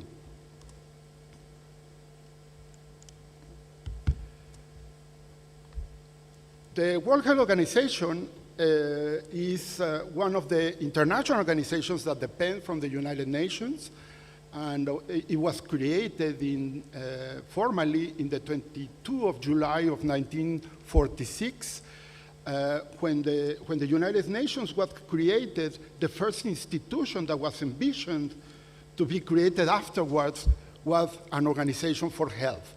So the constitution of the World Health Organization came into force on the 7th day of April of 1948 and has now 194 member states. And of course, as Dr. Tedros mentioned, more than 10 years ago, we have a collaboration with the IPU, and our last memorandum of understanding was signed last year. Please consider that if the right to health is a must to get the other rights, please consider that, of course, the right to education and having a job is also important to gather health, because these are the social determinants of health. You need health to receive education and also to receive or to have and sustain a job. But you also need to be educated to be aware of your health and the improvement on the way you may achieve what is granted to you. So the objective of the World Health Organization are, of course, it's a long description in the Constitution, but we could organize it in three main objectives. First of all, promote universal health coverage. But please consider that most of the time, people think that health is only related with hospitals, health facilities, doctors, medicines. Please consider that health is much more than that. And for example, now people are obese, they got diabetes when they grow up, and then maybe they could get kidney failure or die. This is terrible, but what do you need for that? Do you need more extensive health care in hospitals, of high acute attention in hospitals? Maybe not. Maybe we should promote health, considering that if we don't eat healthy, then we are going to get obese, and then we are going to get diabetes. So please consider that the work of parliamentarians should go further and not just consider healthcare facilities or health insurance. You need to create a framework, for example, to align with the best practices on how to deal with risks that we face every day. Today we have heard about climate change and mental health illnesses, etc. So the pandemic showed us that the things are not going well, and we want to express you a perspective of WHO in relation on how parliamentarians could enhance your role as people that represent people. The second objective is to protect people from health emergencies. And this is one of the most important parts that we are now facing, because the pandemic is not ended. We still have deaths today because of COVID. And finally, the most important one maybe is to provide people with better health and well-being. And that is the part that we feel that it's more important. Okay. So what happened during the pandemic? This is for you. You are going to receive this presentation, and please, you can read there what the human rights advisors in the world, this is from Human Rights Watch, refer to what happened during the pandemic. We have to be clear. Most of the countries didn't know what to do to face this challenge. Some countries had regulations or legislation that could be applied, but they did not apply it because maybe they didn't know about it. Others created specific legal frameworks to deal with the pandemic. Some countries even created special legislation to face with the pandemic that after the pandemic was released, then that legislation ended its enforceability, right? So it's important for us to mention that the pandemic showed us that countries, the governments, are not well prepared. So our message to you is that preparedness is the most important part of the work of the parliamentarians.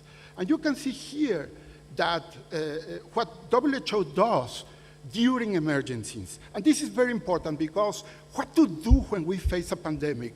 Well, the countries of the world created the World Health Organization, so the best tool to organize or to act collaboratively is through the organization that you created.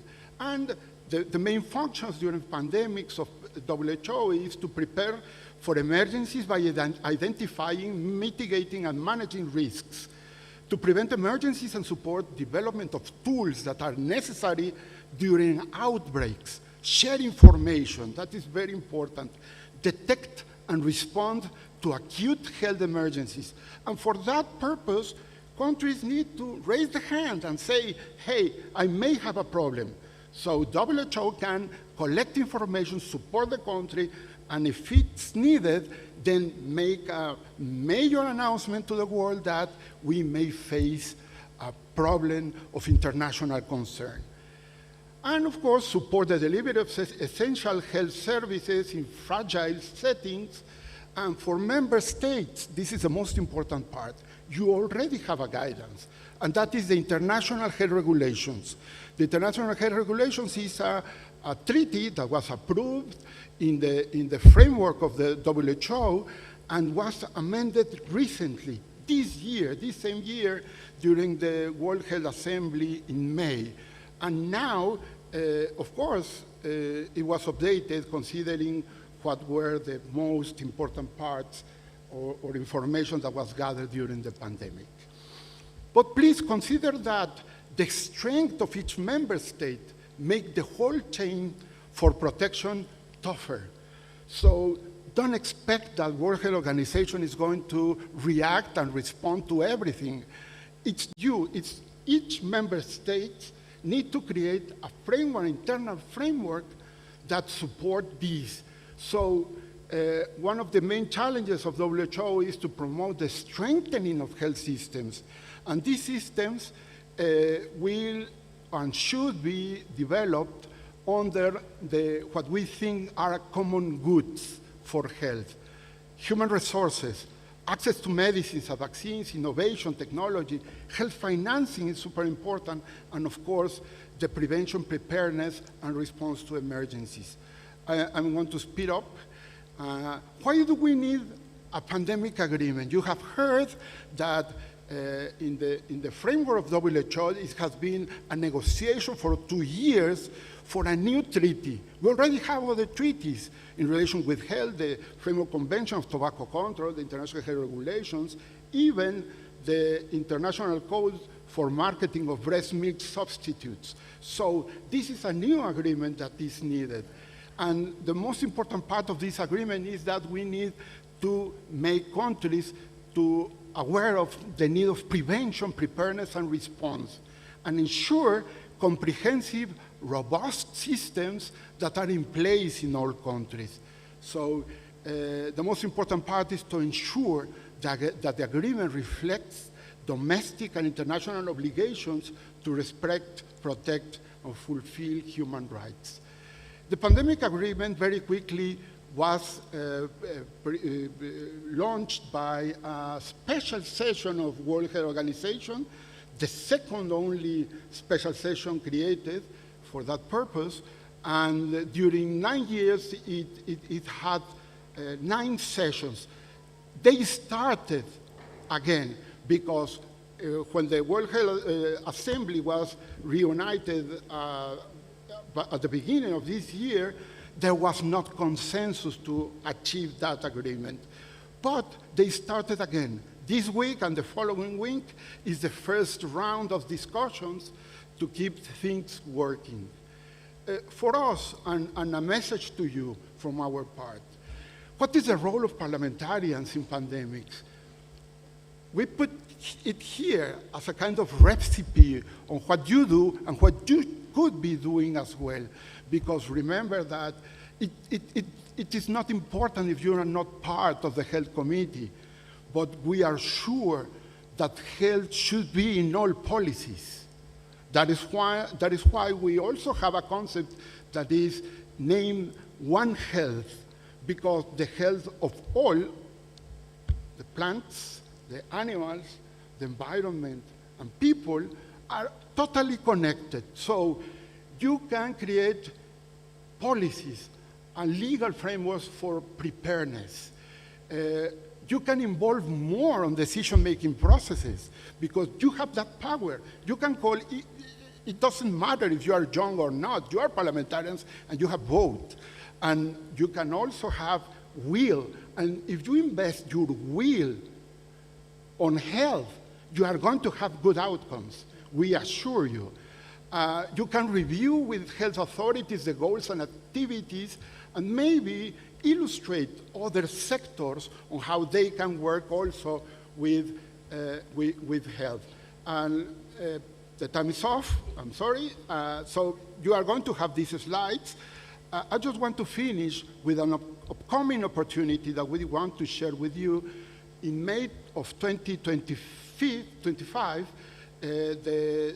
there's going to be the first global forum of parliamentarians at the World Health Assembly. So we want to invite you. This is organized by the IPU jointly with World Health Organization. So please come to us. If you need information in relation with health, we are going to be here today and tomorrow, but your offices in the country of the WHO can support everything that you need.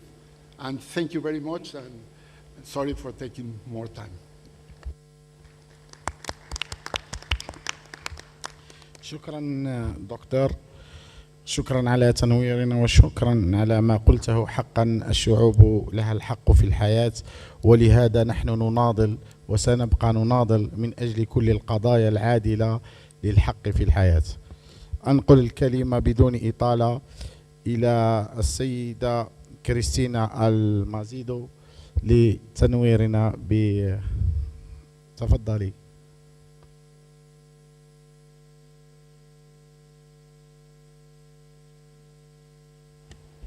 Thank you very much, Chair.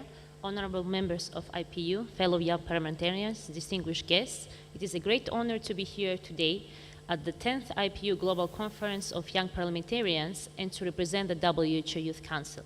Together with my colleagues from the WHO headquarters and the PAHO region, I'm thrilled to participate in this important gathering which aligns with our shared commitment to improving global health. The WHO Youth Council was established in 2022 to foster meaningful youth engagement across global health policy discussions. It brings together youth representatives from both health and non-health sectors, ensuring that diverse perspectives shape global health strategies. Our mission is to leverage the insights, and expertise of young people from around the world to provide advisory capacity to WHO senior leadership. The WHO Youth Council operates through 5 working groups, and our key initiative is the Pandemic Accord, empathizing the need of collaborative global approach to pandemic preparedness. As WHO, we look at the IPU with admiration, as you have been a pioneer in creating youth movement with the IPU Forum of Young Parliamentarians, and WHO is keen on establishing a systemic way of working together to ensure that youth voices are heard in global health and policy discussions. The collaboration between the WHO Youth Council and IPU is already taking shape. We presented a letter at the 148th Assembly, which took place in March, urging parliamentarians to take action on UHC. The WHO Youth Council was also present during the IPU meeting on the occasion of the World Water Forum, and we are honored to be here today contributing to this important dialogue. The IPU, being a pioneer in creating a youth movement, is the best placed efforts by collaborating with WHO Youth Council. It could be interesting to hear how young parliamentarians can contribute to global health initiatives, particularly in pandemic preparedness, which is a pressing global issue. Doesn't move. Okay. As a WHO Youth Council, we have actively fostered collaboration between youth organizations to strengthen pandemic preparedness. We have contributed as co-chairs and panelists at various international forums, including the UNGA high-level meeting on pandemic preparedness and the WHA pre-meetings. One of our major initiatives is the proposal of the Pandemic Remembrance Day, a day that allows us to reflect on the lessons learned and lives affected by the pandemics. We continue to work strategically on combating misinformation with youth as key stakeholders in these efforts. Young parliamentarians like yourselves have a crucial role in supporting WHO's pandemic preparedness initiatives. We would be interested in hearing your thoughts on how you can contribute in shaping global policies in this regard.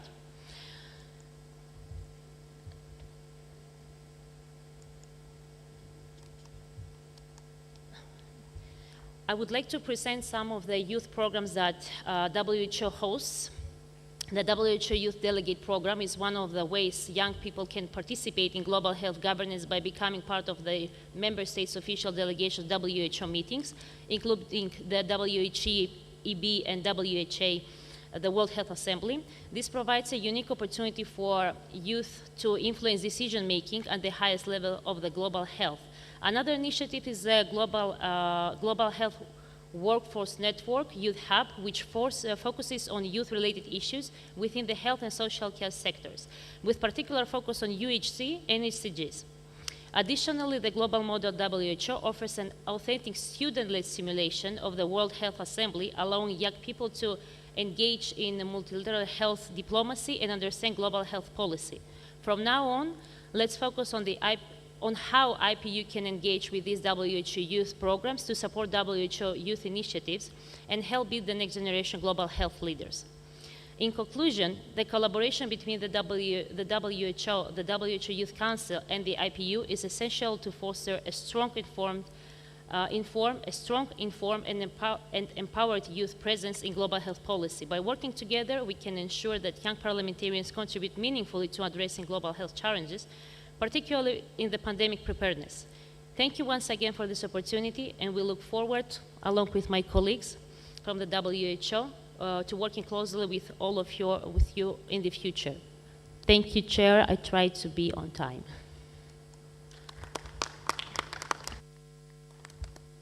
شكرا لك السيدة كريستينا. وبدون إطالة نعطي الكلمة للسيد آرثري، مسؤول العلاقات الخارجية المفوضية السامية للأمم المتحدة للاجئين. السيد آرثري لك الكلمة. شكرا. Mr. Atri of the UNHCR has the floor. Honorable Chairperson, honorable members of the Parliament, fellow panel members, distinguished delegates, ladies and gentlemen, greetings from UNHCR, and more specifically, greetings on behalf of UNHCR Armenia. And it is our pleasure, and in particular my pleasure and privilege, to address the distinguished gathering on the impact of the crisis on the youth's socio-economic rights and empowerment. I might also reflect a bit on the scale and the scope of the problem and the human sufferings that the problem creates for the youth, as well as the impact it has on the peace and security. And that's one of the reasons, or one of the many reasons, why this becomes a problem of international concern. I must also acknowledge my brief encounters with some member of the Parliament during the lunch. And I was very happy to note that many of you come from the countries which are hosting refugees. Many of you come from the countries which are supporting the countries hosting refugees. And that gives me a confidence that we have a very good common denominators to start from. Forgive me for my voice, or if I take a pause to sneeze a little.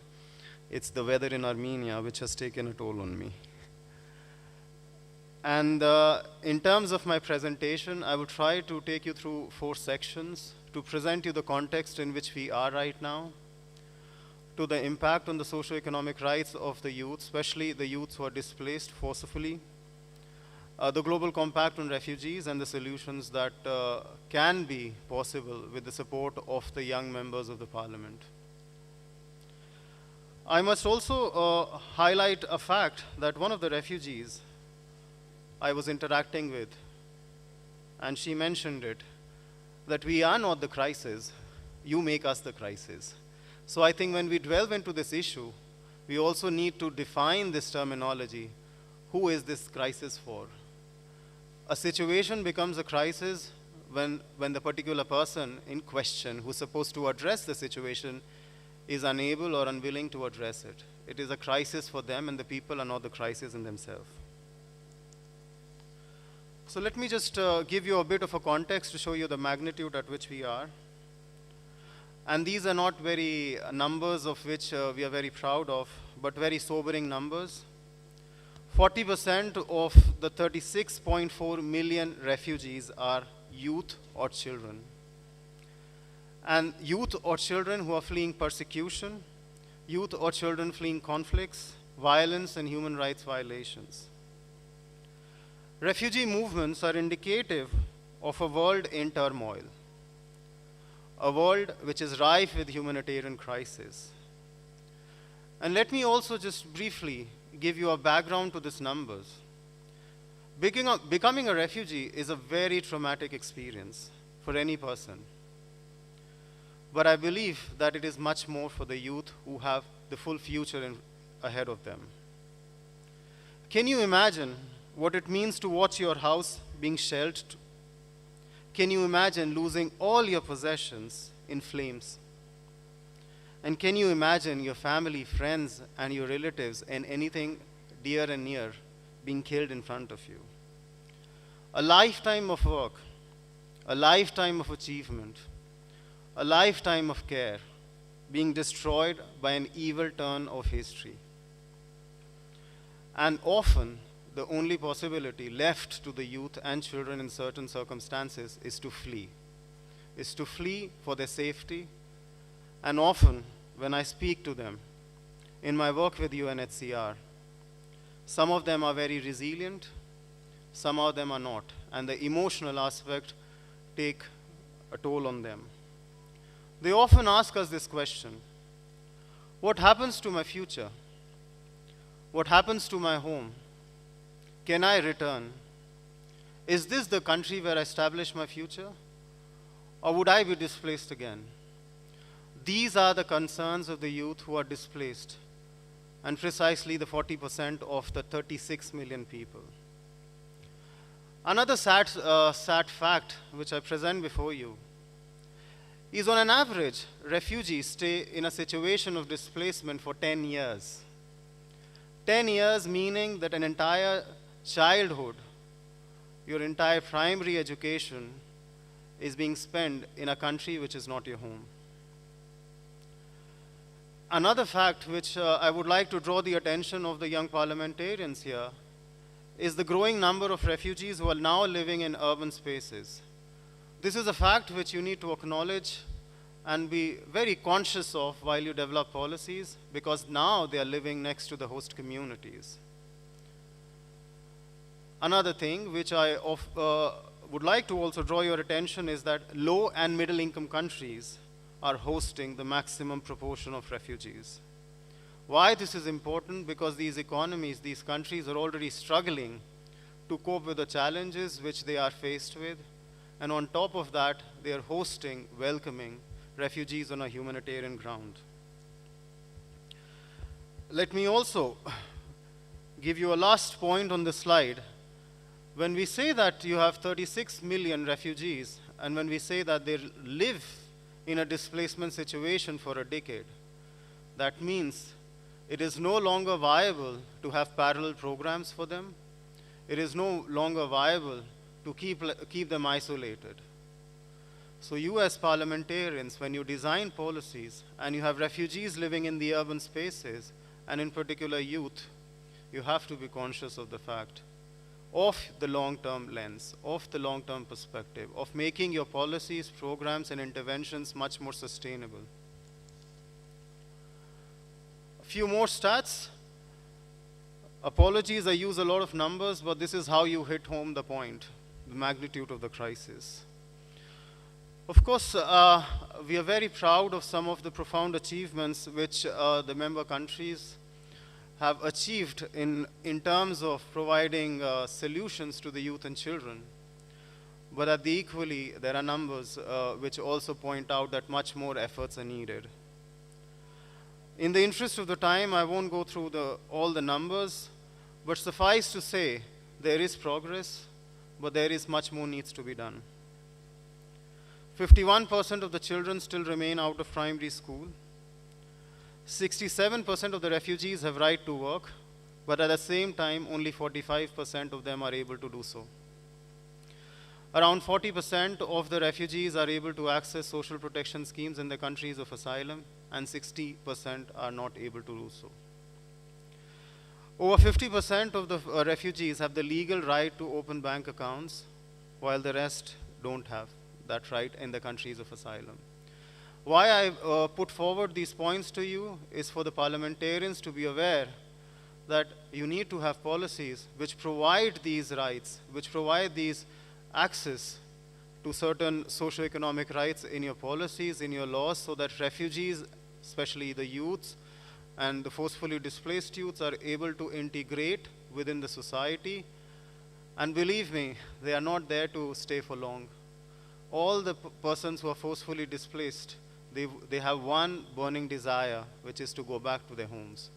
But as long as they are there in your country, they don't want to be a lost generation. Going quickly through 2 pointers on education, the specific interventions in terms of the socio-economic rights that we are looking at. I might just, 1 minute please, okay, perfect. Just quick points on the education. There's a shift in the way the parliamentarians and countries are looking at education. That is that moving away from parallel system to a system where you integrate refugees in your primary school, secondary school, and tertiary schools. Another point to take back home is the access data is widely available, but parliamentarians need to do much more in terms of quality and in terms of safety data when it comes to education. Again, not much time in my hand. I could speak much longer, but skimming through the slides.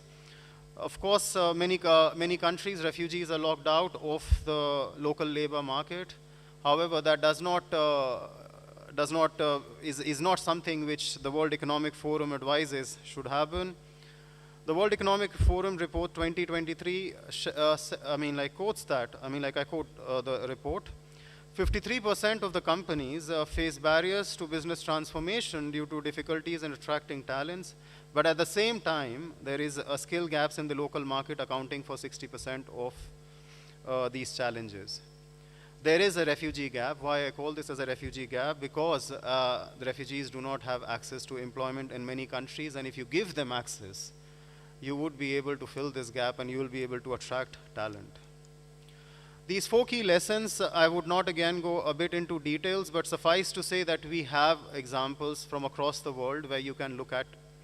Examples like Armenia, the country which is hosting the 10th IPU.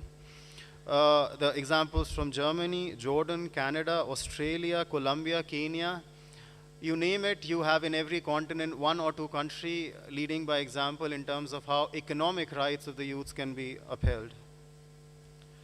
And I must just also leave you with a thought of a very specific terminology is putting skills first.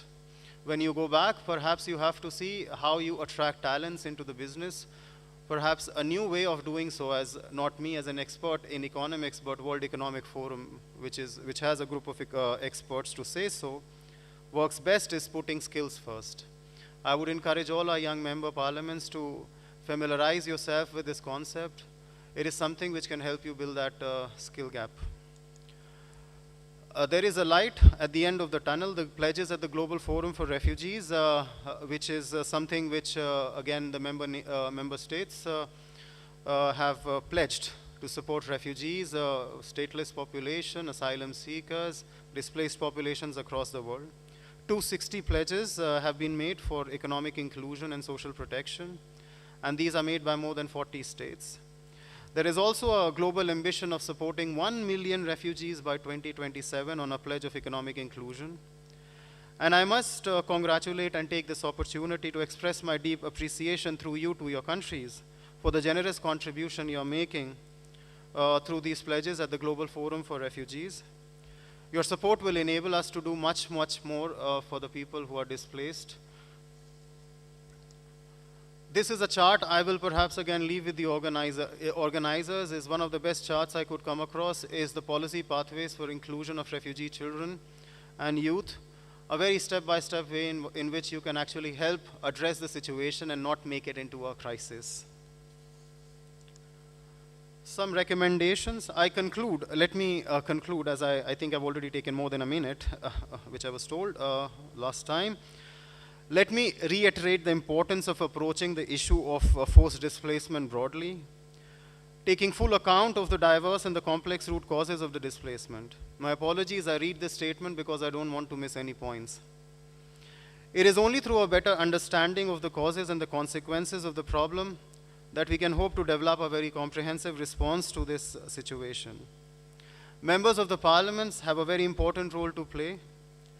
You are the constituency representatives, you are the quasi-ombudsmen, you are orators, you are lawmakers, policy makers, watchkeepers over the government.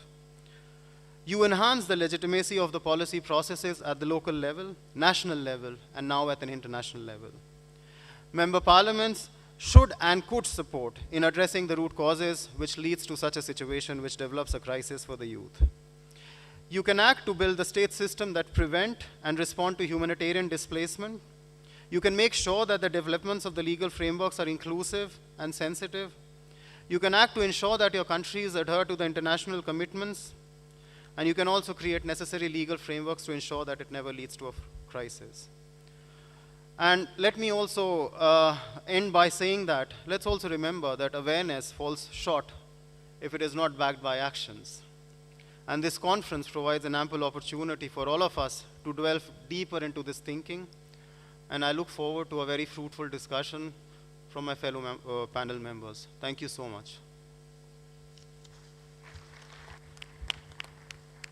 شكرا سيد آذري. حقا نتأسف لكل المجازر التي في العالم التي آلت إلى حدود وجود مهاجرين ولاجئين في كل مناطق العالم. الآن أحيل الكلمة إلى السيدة ميراندا وأتمنى أن تحترم الوقت قليلا حتى نستطيع إتمام هذه I'd like to give the floor to Ms. Miranda, and please would you try to stick to your time limit. You have the floor.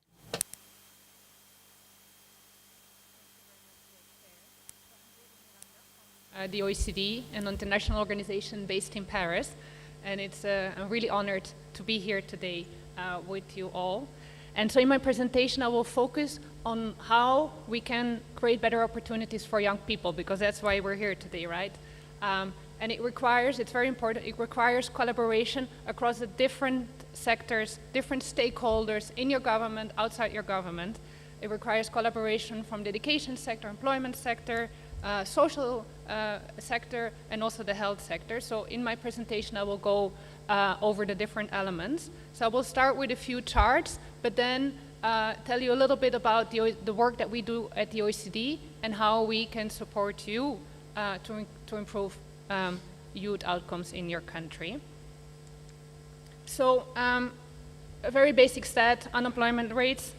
If you look at unemployment rate in OECD countries, it's about 8.7% for young people, compared to, if we look at the entire population, it's 4.8%, so almost the double for young people. Now it's normal, even in normal times, unemployment rates for young people will always be higher because young people, they have less work experience and less, a more limited network, but it's also an outcome that will very much deteriorate during economic crisis. Young people are always the first ones to lose their job, and they will have much more difficulties to finding a new job. So this is an outcome that we always see very much deteriorate during economic crisis, during the pandemic, for example, but also during the global financial crisis in the 2010s. Now, what we have to do as government is to ensure that young people have the right skills that labor market is demanding. We can also ensure that the labor market is flexible enough for young people to enter the labor market and find good jobs. Another element that governments can do is invest in employment services to help young people who need some support to find jobs to get into the labor market. Now, as I said, there's always some gap, but there's a lot that we as government, you as parliamentarians, can do to help bring this unemployment rate for young people down. Now, what we really want to focus on is a group of people, of young people that we call needs. So it's young people who are not in education, not in employment or training. These are young people who are either looking for a job who are outside the labor market, so they're inactive and not working for a variety of reasons. And it's that group that is potentially the ones that become socially excluded, the ones we want to help in your policies. Now, a first task for governments, also for you parliamentarians, is to understand what are the reasons why these young people are inactive or unemployed. And so at the OECD, we have been supporting countries in this area with analysis, with policy recommendations on how, on what are the barriers for these young people and what governments can do about. We really want to avoid that young people fall through the cracks, to avoid that we lose them while they leave education, that we lose them while they try to get into employment, etc. And I've listed here a couple of OECD reports. We would be happy to support your country in case you would be interested to look at the barriers for young people in this area. Now, what we see is one of the most important factors is education. Low education is often the most important reasons why young people do not succeed in life. And so that's, as was mentioned by previous speakers and also in the morning, it's really one of the key areas where we want your attention to avoid that young people leave education early, and if they leave the education early, that we can get to them quickly, help them reintegrate into education or into a job. And so we have at the OECD developed an OECD youth recommendation. It's a document. I brought a number of copies of this recommendation with me. They're outside at the table. So you can take a copy. There's both in English, both in French, but there's also a link on this slide where you can find the electronic version of this document. Now, what is this document? It's a legal instrument with a series of recommendations of what governments can do to create better opportunities for young people, of what could be give you ideas of how your country can improve a situation of young people. And of course, if you implement all of them, all problems will be solved. We will be happy to support you with that. Of course, I'm joking, but it's no joke. It's a document that has been elaborated with all governments of our OECD countries. It's built on the latest information on what works and how we can make it work. It has been developed together with young people. So we have consulted young people extensively because that's really key. We want to bring the message that we should empower young people. It's the title of this session also. We can empower young people so that they can take their opportunities themselves. They can create themselves the better opportunities that they need. And so, again, countries or parliamentarians who would be interested to speaking to me about this recommendation, happy to have a chat afterwards. Now, it is a legal document, so it's lots of recommendations, policy text.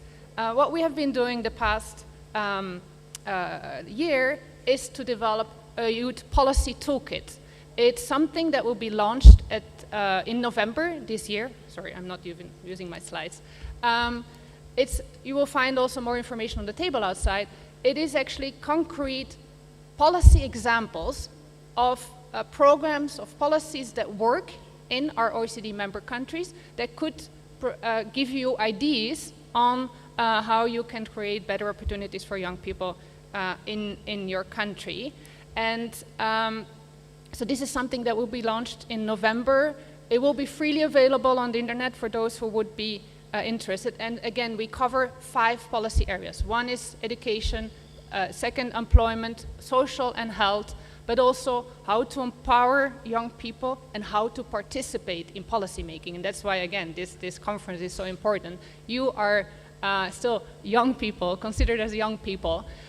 You are the ones who can really make the change. So with that, I think I stick to my 5 minutes. Happy to have a chat with you after this session. I put my contact details on this slide. Thank you very much. شكرا لك السيدة ميراندا. الآن سنأخذ إلى 5 متدخلين.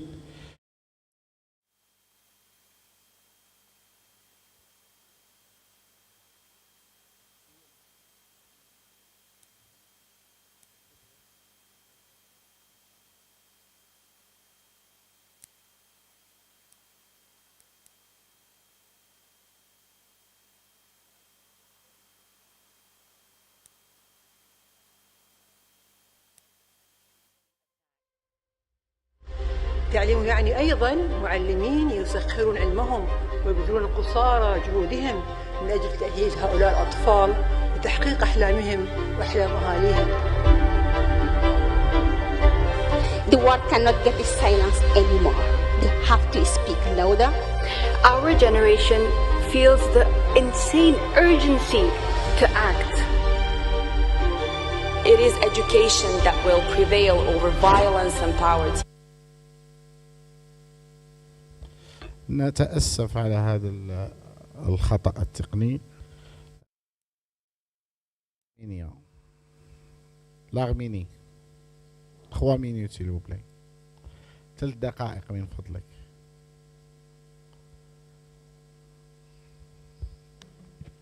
Thank you. Շնորհակալություն։ Հարգելի խորհրդարանականներ, ուզում եմ որպես երիտասարդ խորհրդարանական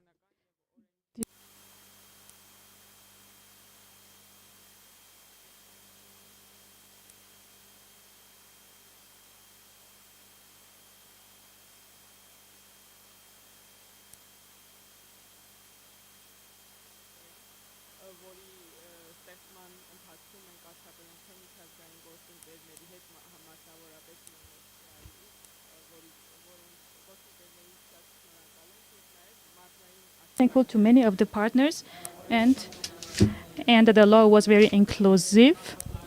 In 10 regions, we had discussions with the youth while developing the laws, and also after developing and elaborating the laws. And also we had separate groups, focus groups, and we had our discussions. And as far as this is the first law that Armenia is going to have, the main function will be the definition of the concepts, the main concepts of the sector of the field will be defined, and the priorities of the youth policy. Up to now, the youth policy in Armenia extended to the people from 16 to 24 years, and it was 80% of the population. And by law, we are going to change the threshold of youth to increase and also to decrease in order to include more people. That is, it will start from 13 up to the age of 35, and it will cover this part of the population. And I would like also to tell you about the youth centers, the creation of youth centers in Armenia. At this moment in Armenia, we have 3 youth centers, and 4 additional ones are in the process, and we are constructing them in marginal cities, in communities, and up to 2026 the Republic of Armenia is going to have 25 youth centers. And as far as the main topics for healthcare are the rights of healthcare, on health, and also the rights of refugees. I wanted to tell also there are some other processes ongoing in the Republic of Armenia. In Armenia, so we are going to adopt comprehensive insurance on healthcare, and it will have a positive impact on the citizens and also on the health of the young people. And I would also like to draw your attention to one more circumstance here. While presenting the statistics, our colleague said that 51% of the school children leave behind or stay out of the secondary education, and it was from 2022. But I would like to mention that last year, approximately during those days, or maybe after some days, Armenia received 120,000 refugees who were forcibly displaced from Artsakh, and 30,000 of them were school children. And at this moment, with great joy, I would want to mention that the educational system of the Republic of Armenia could serve all the needs of the school children who were integrated into the Armenian educational system, and they were able to recover their right to education. Thank you this much.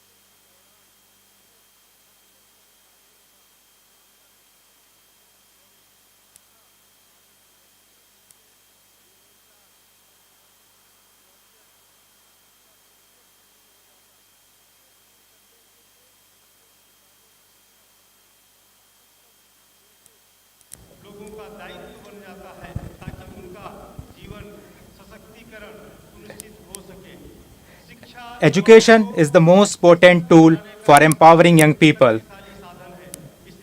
Therefore, right to education has been made a fundamental right in India.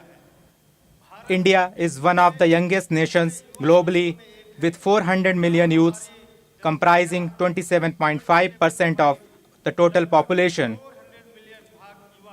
Our young people are not only the future, but also the present, and their energy, compassion, and innovation have been vital, especially during crisis. During the COVID-19 pandemic, Indian youth organizations made significant contributions. They volunteered to distribute essential supplies, organized online medical services, and used technology to spread awareness and combat misinformation about the virus. India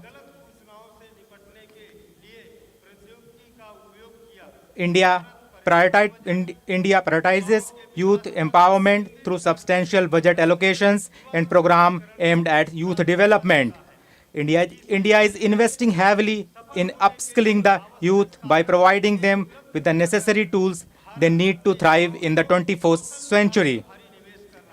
Recently, we have launched the Mera Yuva Bharat, a digital platform that is the inclusion of physical plus digital that offers a diverse array of opportunities, event, and volunteering activities to the youth to work with police, urban local bodies, and different ministries and departments. The overarching objective is to provide equitable access to opportunities for youth to actualize their aspirations and build a developed India, Viksit Bharat by 2047. Within just 4 months of the launch of the portal, we have 14.5 million youth registration. That speaks volume of commitment of the Indian youth toward building a resilient and sustainable India for the future. I would like to conclude by the quote of the great Indian philosopher Vivekananda, that is, arise, awake, and stop not till the goal is reached.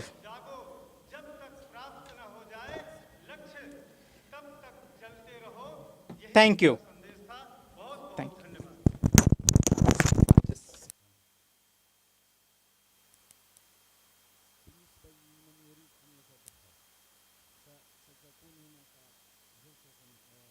بهذه الجلسة وسنكمل كامل المتدخلين. شكرا.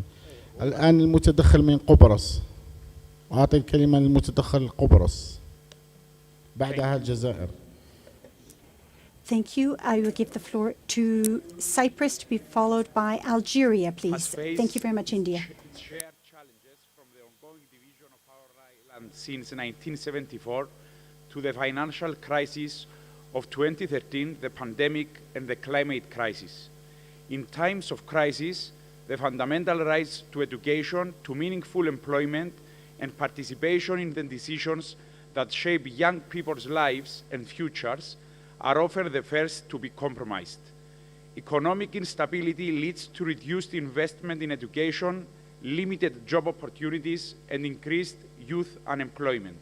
In Cyprus, we have witnessed an entire generation forced to leave the country in search of opportunities abroad, draining our society of bright minds and potential leaders. Youth empowerment, a concept intrinsically linked to their ability to exercise such rights, is severely undermined during crisis. The pandemic, for instance, has disrupted education systems everywhere. Similarly, the climate crisis presents an existential threat to the future of our youth. In Cyprus, rising temperatures, water scarcity, and environmental degradation threaten not only our economy, but our very way of life. As young members of parliament, we are uniquely positioned to champion the socio-economic rights and empowerment of our youth. We have a duty to ensure that their voices are not just heard, but are the forefront of our legislative, budgetary, and oversight efforts. We must advocate for laws that prioritize youth education and employment, even in the face of crisis. This could mean pushing for legislation that guarantees access to digital learning tools for all students, or laws that encourage the development of green jobs for young people as part of our climate action plans. We should also consider incentives to businesses for hiring and training young people to ensure that they are not left behind in an increasingly competitive job market. In terms of budgetary measures, it is imperative that we fight for youth-focused allocations in national budgets. This may include increased funding for education, particularly in digital infrastructure and vocational training. We must also ensure that our climate action budgets include provisions for youth-led initiatives and green entrepreneurship, allowing young people to be both the beneficiaries and the protagonists of our transition to a sustainable economy. In our oversight role, we must hold our governments accountable for the pledges made to young people.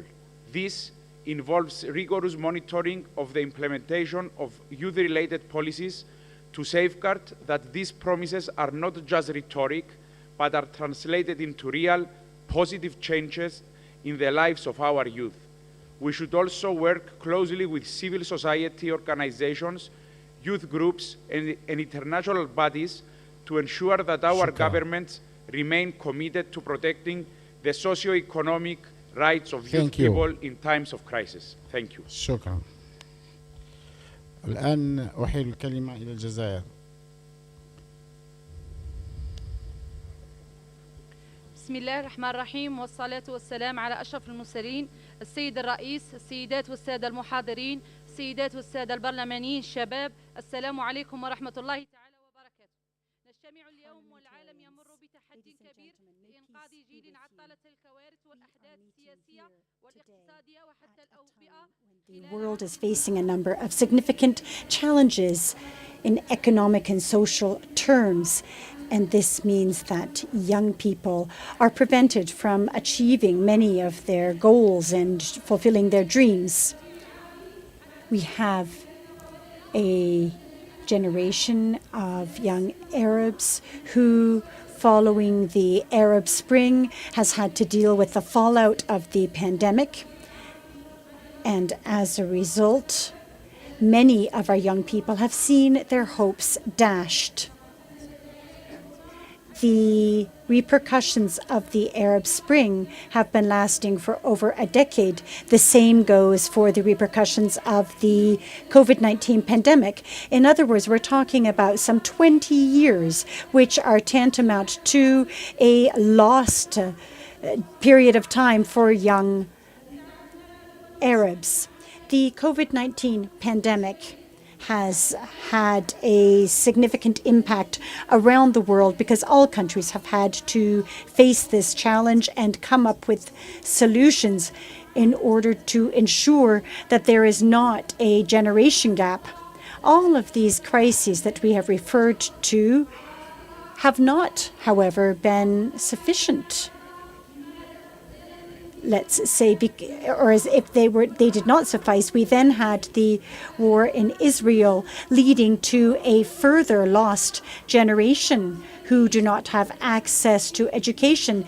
They have no fault in the situation. On the contrary, they have been working very hard in order to fulfill their dreams, which have been lost with this war. As a result, these young people are not going to be able to play the role they deserve in the future of society. Unfortunately, there are many refugees, for example, from Syria, Iraq, and Oman, who are deprived of the opportunity to education and other rights. A lack of opportunities and despair is the breeding ground for terrorism, which is going to increase among young generations. As a result, we need to be able to offer them opportunities which are similar to the opportunities presented to those who live in more stable geographical areas.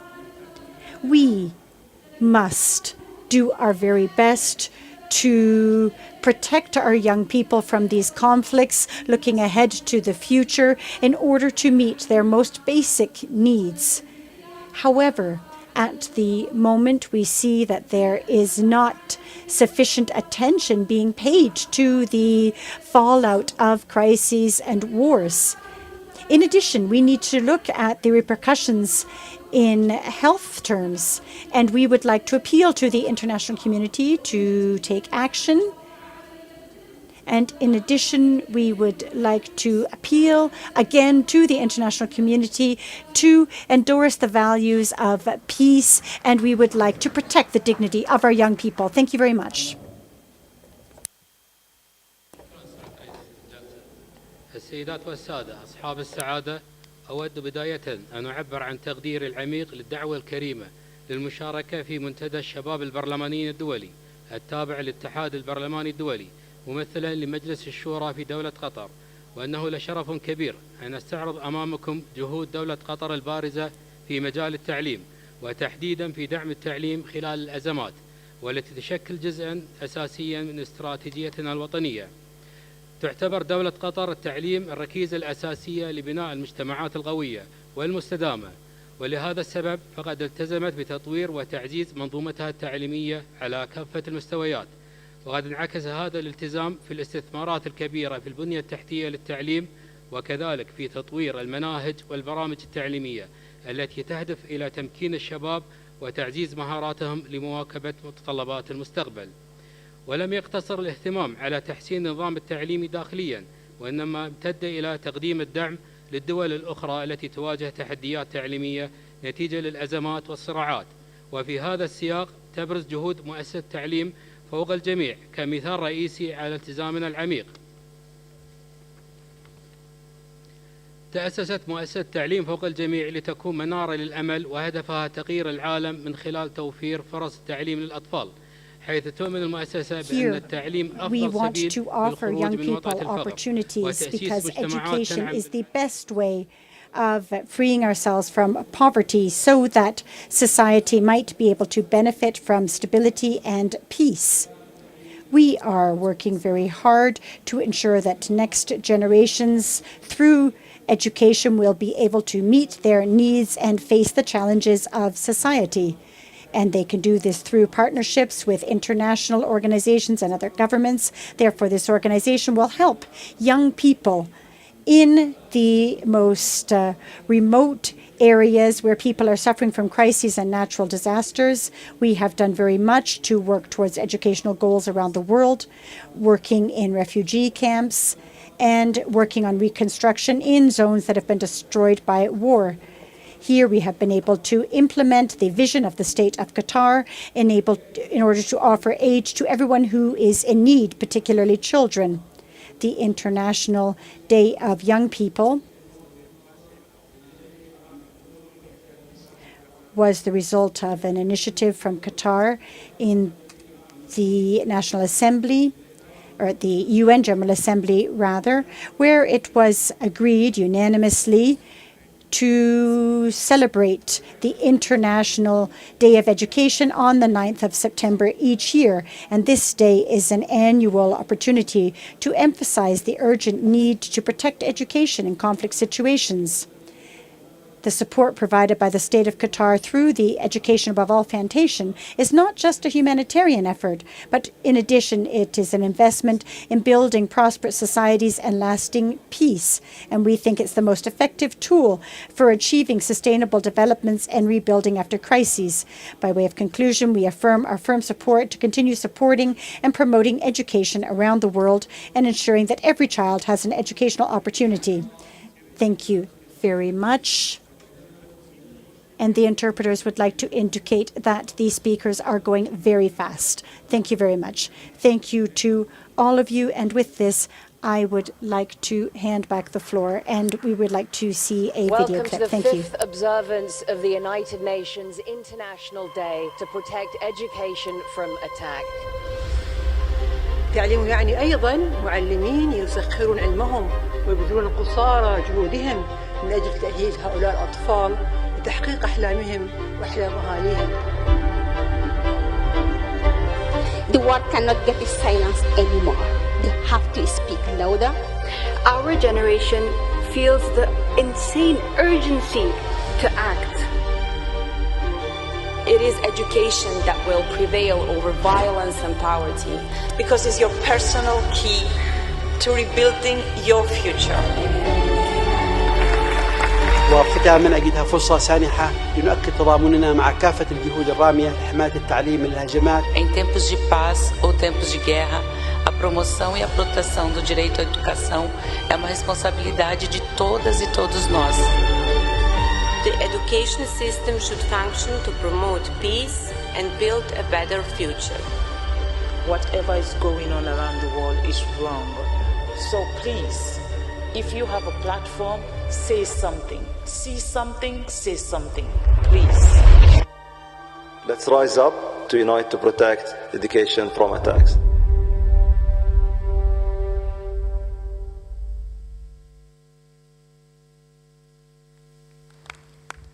شكرا.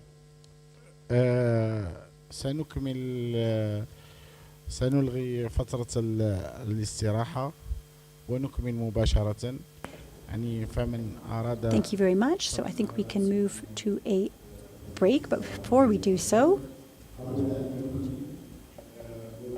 I would like to say that anyone who wants to take a break, please do so. Otherwise, I think we'll skip the break. So I am going to thank the panelists.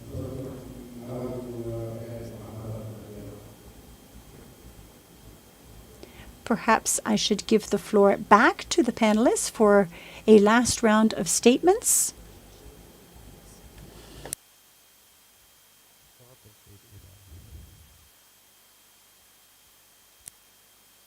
Thank you. Just a final comment for you.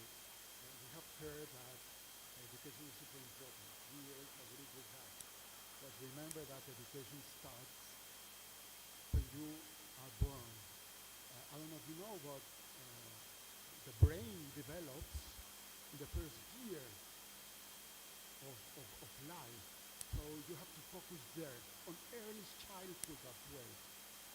Don't wait until there's opportunity to go to school, because when you go to school and you don't have enough food for the brain, then you are going to be relegated.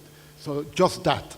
And it's just a mention that health is above everything, and keep working. You are the future, young parliamentarians. شكرا سيدة كريستينا. Thank you very much. Thank you also the country representatives. As a young person, I'm very happy that there are specific countries, for example, Cyprus, who is focusing on eco-friendly and green jobs and opening opportunities for young people, because as the previous panelist and colleagues said, that One Health is a very important factor for pandemics and for the human well-being. And also I would like to point out the crisis and the wars that other country representatives mentioned and stated. This is something that we are also trying to promote as a WHO Youth Council and find solutions as civil society organizations working with the WHO Youth Council and other UN agencies. Also as a volunteer in a youth volunteer organization, it's very important that countries are open to work with youth organizations and civil society organizations and focusing on collaborative initiatives. Thank you. شكرا. Thank you. Thank you. عاطري. Thank you so much, Chair. Just quickly to thank all the members of the parliaments who presented their point of view on the situation. In particular, I would like to also acknowledge the excellent effort done by the government of Armenia to include refugees, exceptional work done in such a short period of time. And all the children are definitely in school, and that's something for the world to see and learn as a best practice. Thank you for the interventions by Cyprus, India, Armenia, Algeria, and the other countries who intervened. In particular, I would like to mention 3 words which came out consistently across all the interventions by the member of the parliament. Those were stability, opportunity, and protection. I think that's where the key lies. And to conclude my remark, I would like to quote one statement from the very good video which featured from the government of Qatar, which said, education is the personal key to rebuilding your future. I think that's a very strong statement, and as UNHCR, we firmly believe that if refugees, forcefully displaced persons have education, access to employment, you would give them the key and they can explore future avenues for building a bright and dignified life. Thank you. شكرا سيدة ميراندا. Thank you. Join my colleague in thanking all the parliamentarians who took the floor to present your very interesting examples on how you're supporting your young people. And I encourage to continue that good practice learning among you. We all can learn from each other. I also would like to inform you that also the OECD has a global parliamentarian network in case you would like to join. It's also an opportunity to learn from each other and see how we can support each other. And then finally, final word, if you are interested, you can consider to adopt our OECD Youth recommendation. It's also open to non-OECD members. So I would like to invite you to come and see me after the chat. Thank you. شكرا لك. قبل الانتقال إلى الجزء الثاني اسمحوا لي أن أذكركم بأن الاتحاد البرلمان الدولي سيطلق في 17 سبتمبر القادم دليل مهم حول الأمن الإنساني والأمن. Mind you now, as we conclude this session, that we have a very important day coming up on collective security for peace, and this will certainly shore up all of our work. So would like to remind you about that. We can now move on to the second part of our work, and I would like to invite any participants to come in, please.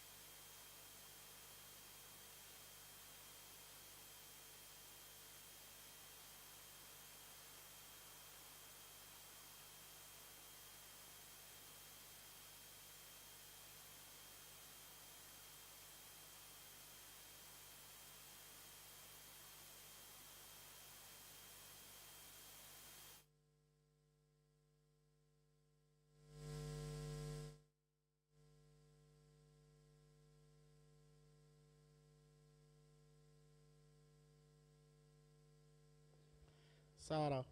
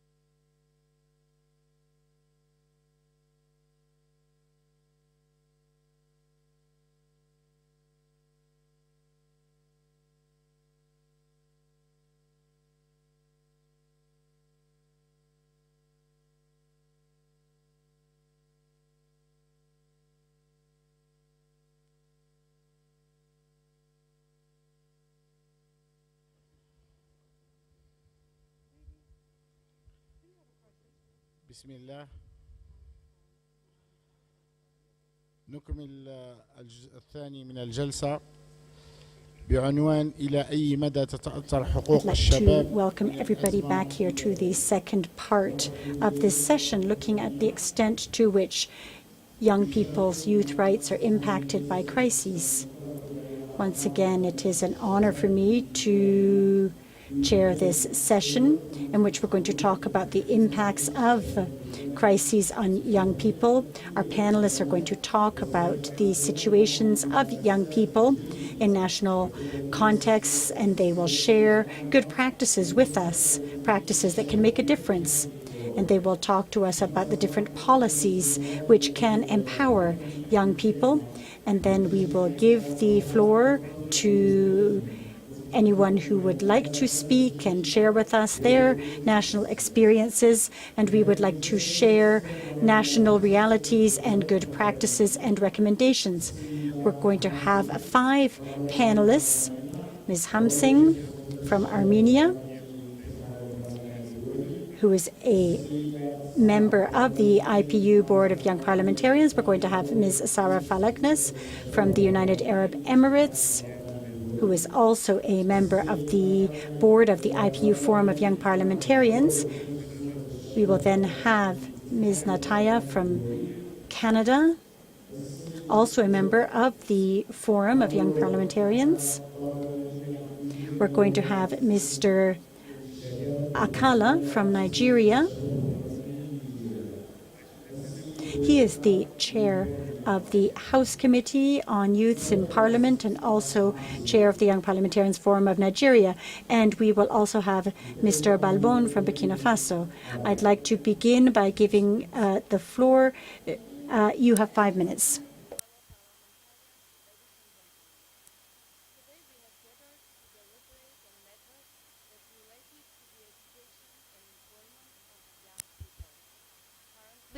When the world faces so many crises and challenges, when there are ongoing wars and conflicts, how important it is to address youth-related issues.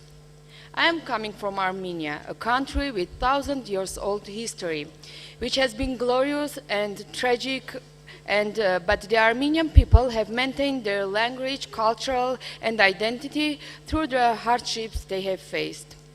In recent years, our youth have faced unique challenges following the Velvet Revolution of 2018, the 44-day Karabakh War in 2020, and the COVID-19 pandemic. These events have significantly shaped the experiences and aspirations of young people. The Velvet Revolution, often called the Youth Revolution, saw young Armenians play a pivotal role in shaping the country's future. These same youth had to face all the heavy consequences of the 44-day Karabakh War and pandemic difficulties. Fortunately, the demands and expectations of the youth in Armenia after these ups and downs are still high. In response to the needs of displaced students from Nagorno-Karabakh, the Republic of Armenia has undertaken significant measures to integrate approximately 17,000 students into our education system. The Minister of Education and Science has developed specialized programs to support displaced teachers, enabling them to continue their important work in Armenian schools. Furthermore, the government has approved measures to cover tuition fees to displaced students in higher and specialized educational institutions, demonstrating a strong commitment to their educational and psychological well-being. To address the psychological impact of the crisis, we have set up territorial centers across Armenia offering psychological support and consultations for schools. These centers help mitigate the effects of crisis on education and employment. While the COVID-19 pandemic and recent war disrupt learning and created uncertainty, they also led to a surge in volunteerism among young people who actively supported those in need. Both the pandemic and the war forced a re-evolution of the work and educational approaches. Young Armenians have emerged from these experiences with a renewed determination to adapt and improve, driven by the lessons learned from these adversities.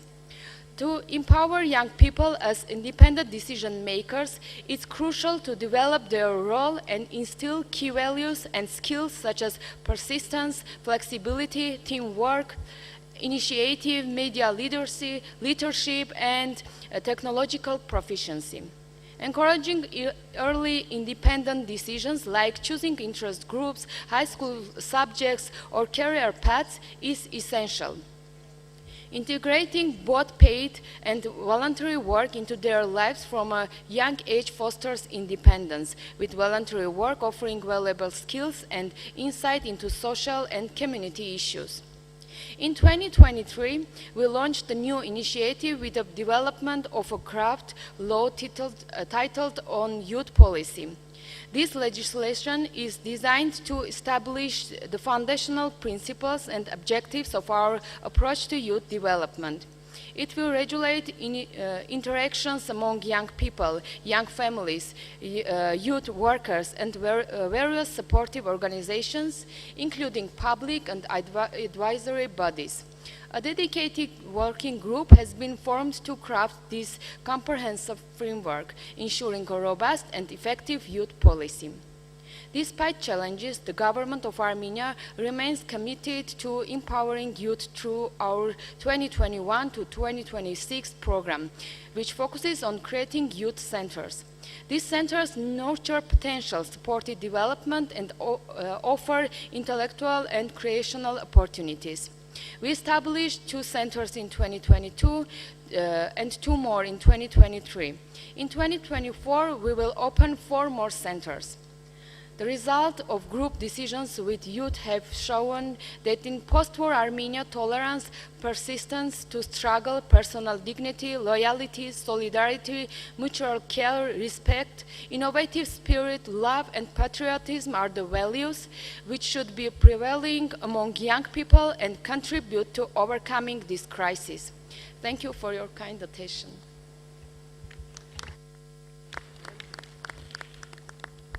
شكرا عاصمك وشكرا لبلدك الجميل وشكرا لاحترامك ال5 دقائق. والآن أحيل الكلمة إلى الأخت سارة التي ستتكلم إلا 3 دقائق. تفضلي.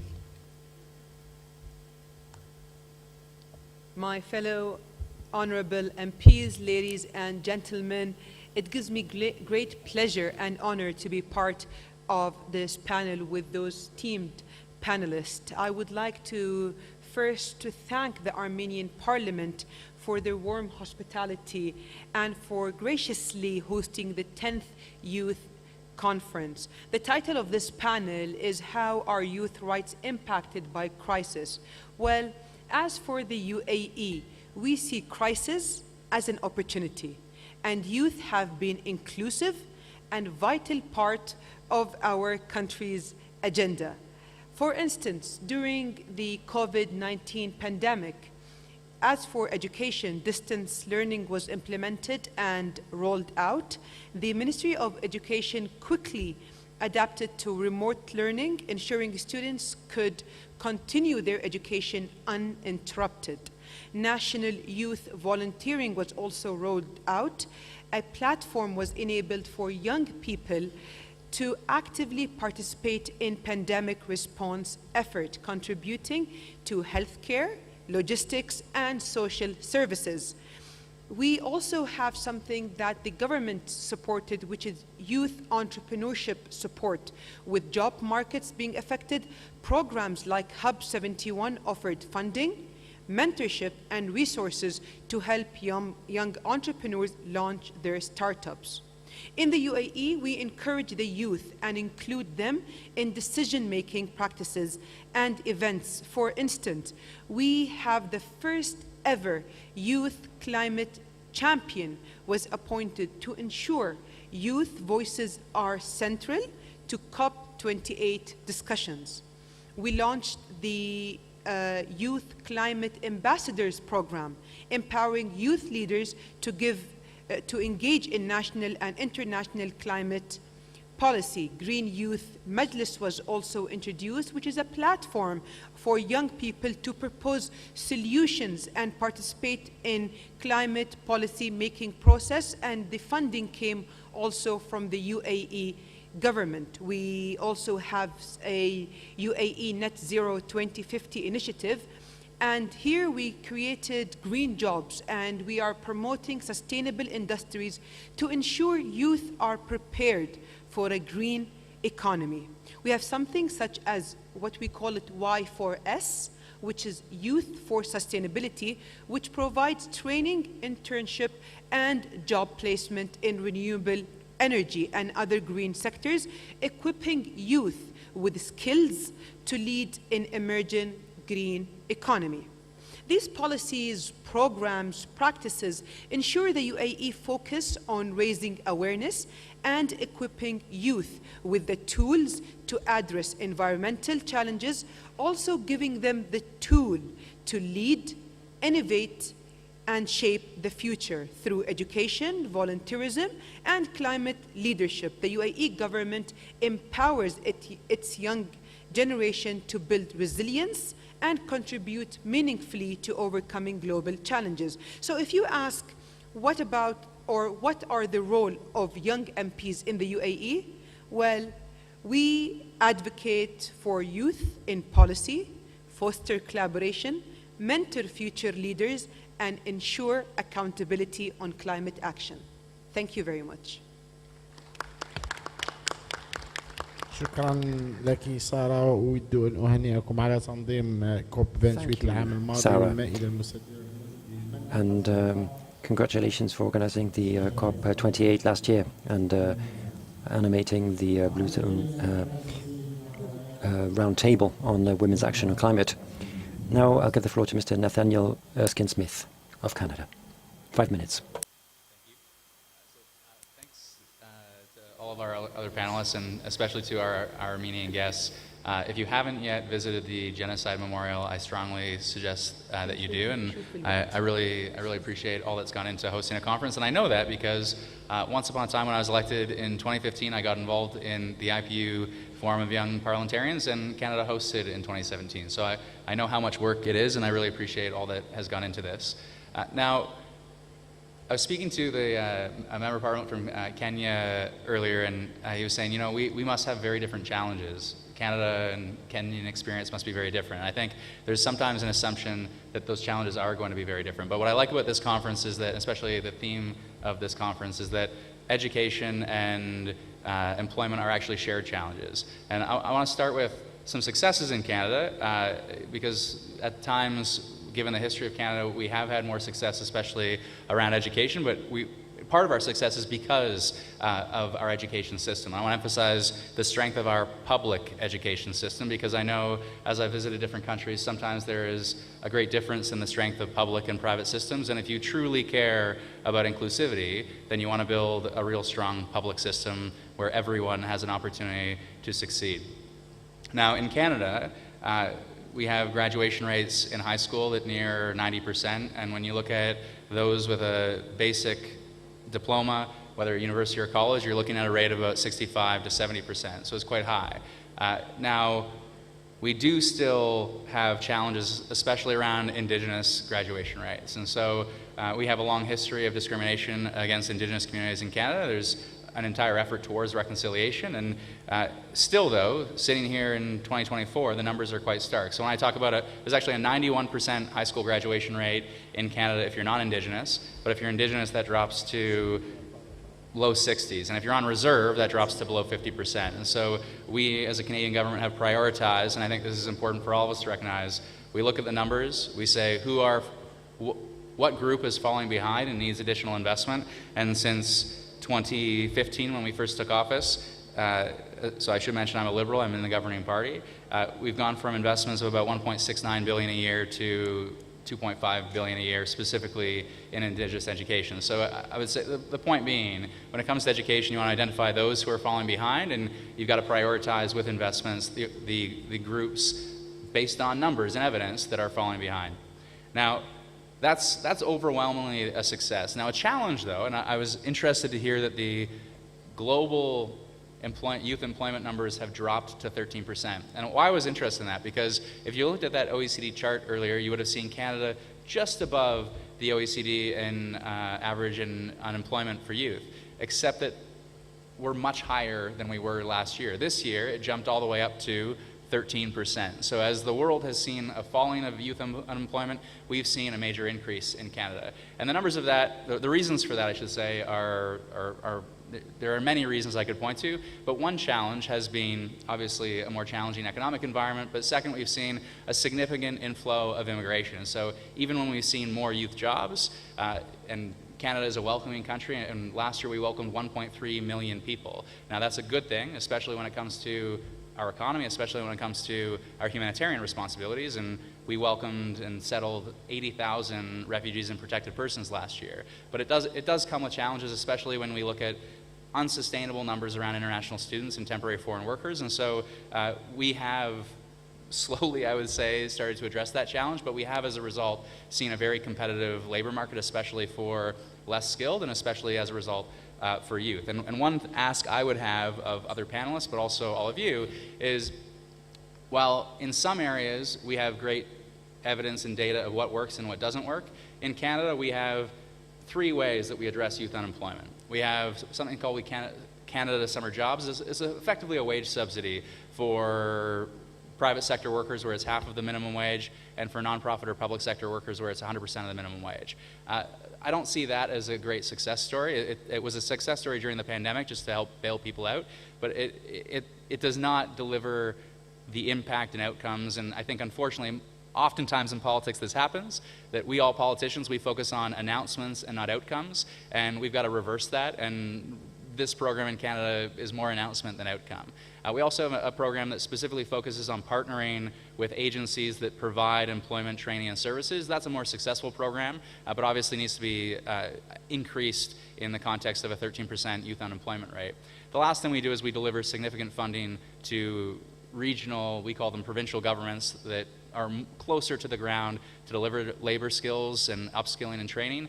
Again, announcements, we don't have, I don't think, a great evidentiary framework for what works and what doesn't. So my ask of all of you is, I think we do need to, and I was glad to hear of the OECD working group, but we do collectively, on an issue like youth employment, where this is a shared challenge, all of us, Canada, other countries, developing countries, developed countries, we do need to share best practices on outcomes of what truly works, so we can learn from one another.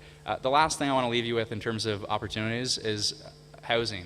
Housing is a huge challenge in Canada. We have a major population growth, as I say, population influx. We also, though, have a major challenge of the inability to build supply to keep pace with that population growth. And as a result, we have seen, my parents were both public school teachers, and they could buy a house for $100,000 when I was growing up. That same house is now $1.2 million, and there is no chance that the middle class is able to keep up their standard of living when you see housing, the greatest cost, shelter being the greatest cost for any household, run away from the middle class. And so on that issue, again, I would very much welcome shared ideas and priorities. شكرا. الآن أحيل الكلمة إلى السيد علوة. Thank you. And could I give the floor now to Mr. Alua Akala?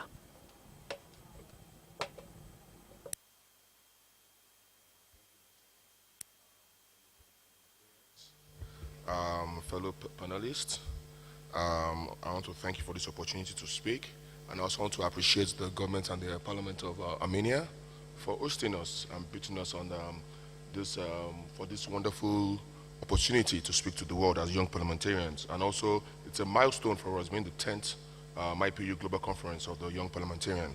So we appreciate you, Armenia, for this hospitality. Thank you so much.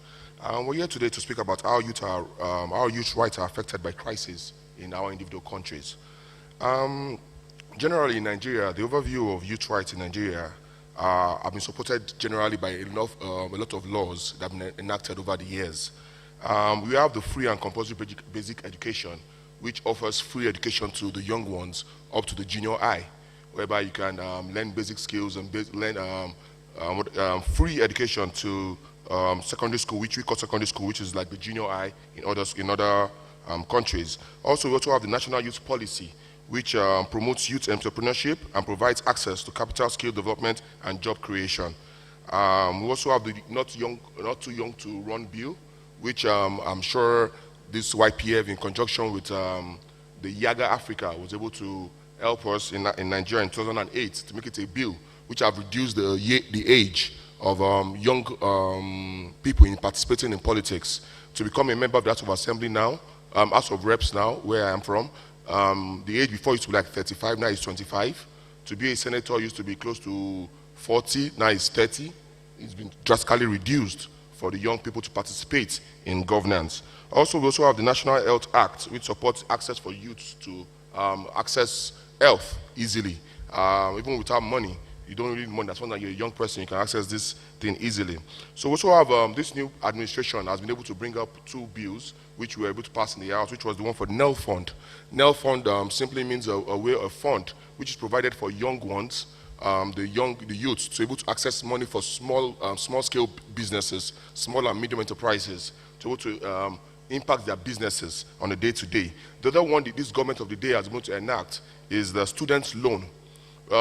In Nigeria, way back, we had the student loan in the 70s, but it was scrapped since then.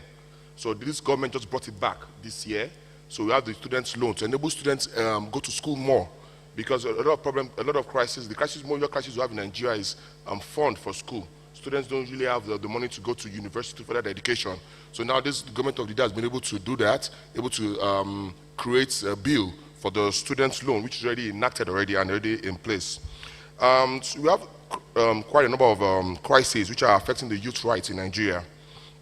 Although I've read out some significant legal frameworks that exist to protect and promote the rights of young people in Nigeria, the challenges still remain. A lot of challenges still remain to fully implement these policies that I've ruled out to you. The challenges create an environment of insecurity and economic instability, which limits the quality education and opportunity for the youths. Some of this crisis is the inflation going up. Although we know that this inflation is a general worldwide problem, but in Nigeria, basically, the inflation is really affecting the young ones, the youths, generally. Inflation has increased the cost of school fees, learning materials, transportation, food. Cost of education has gone high, so there are a lot of dropouts in schools. A lot of students are dropping out from both high schools and university because of the cost of living.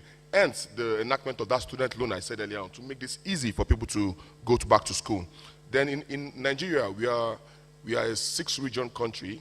We have the Northeast, the Northwest, the North Central, Southeast, Southwest, and South-South. So, but basically, we share it into sometimes the North and the South. So we have a lot of conflicts in the North presently, which surrounds around banditry and other things that we're trying to curb insecurity. So the conflict in the North has led to the destruction of schools, abduction of students, and fear of attending school. This has caused a lot of young ones being scared to go to school, to learn, because of the abduction and destruction of schools, the northern region of the nation. Also, the conflict in the Niger Delta. The Niger Delta is the area where most of our economy strengths comes from, which is our oil. This is the Niger Delta. That's where we get our major raw material from. But there's a lot of conflict there. The unrest in the region affects the oil industry and other sectors in the region, limiting job opportunities for the youth. High level of unemployment have driven young people into illegal activities like oil bunkering, militancy, banditry have been going on, kidnapping in those areas because of the high level of education. Then, election violence. A lot of violence going on during the election, and the youth are the ones who participate mostly in this electoral activities, driving the young ones to become tools used in political violence. Also, in the South, because of the problem of there's a sit-at-home order in the southeast area of Nigeria, which basically means that because of the crisis there are unknown gunmen that have been disturbing the area. So a lot of people don't go to work on Mondays. They tend to stay at home. So it affects the youth in a lot of ways. So now, how can IYPF and the youth caucuses help in addressing some of these challenges? Shared knowledge, exchange programs, shared skills, able to make us work together as parliaments, but where two parliaments can decide to do exchange programs, where we can learn from each other and ensure that we're able to bring this thing to a reality. Also, policy advocacy and legislative action, collaboration with CSOs and NGOs through the YPF, and oversight functions, helping us with oversight functions, and promoting civic engagement and voter education. In conclusion, YPF and youth caucuses are crucial platforms for young people and MPs to advocate the rights and development of youth in Nigeria by focusing on policy advocacy, conflict resolution, education, economic empowerment, and accountability. These bodies can play a significant role in addressing the challenges faced by young people in Nigeria. Thank you so much. شكرا. Thank you. أخيرا أتشرف بدعوة السيد. Thank you very much. And finally, we have Mr. Balbon from Burkina Faso.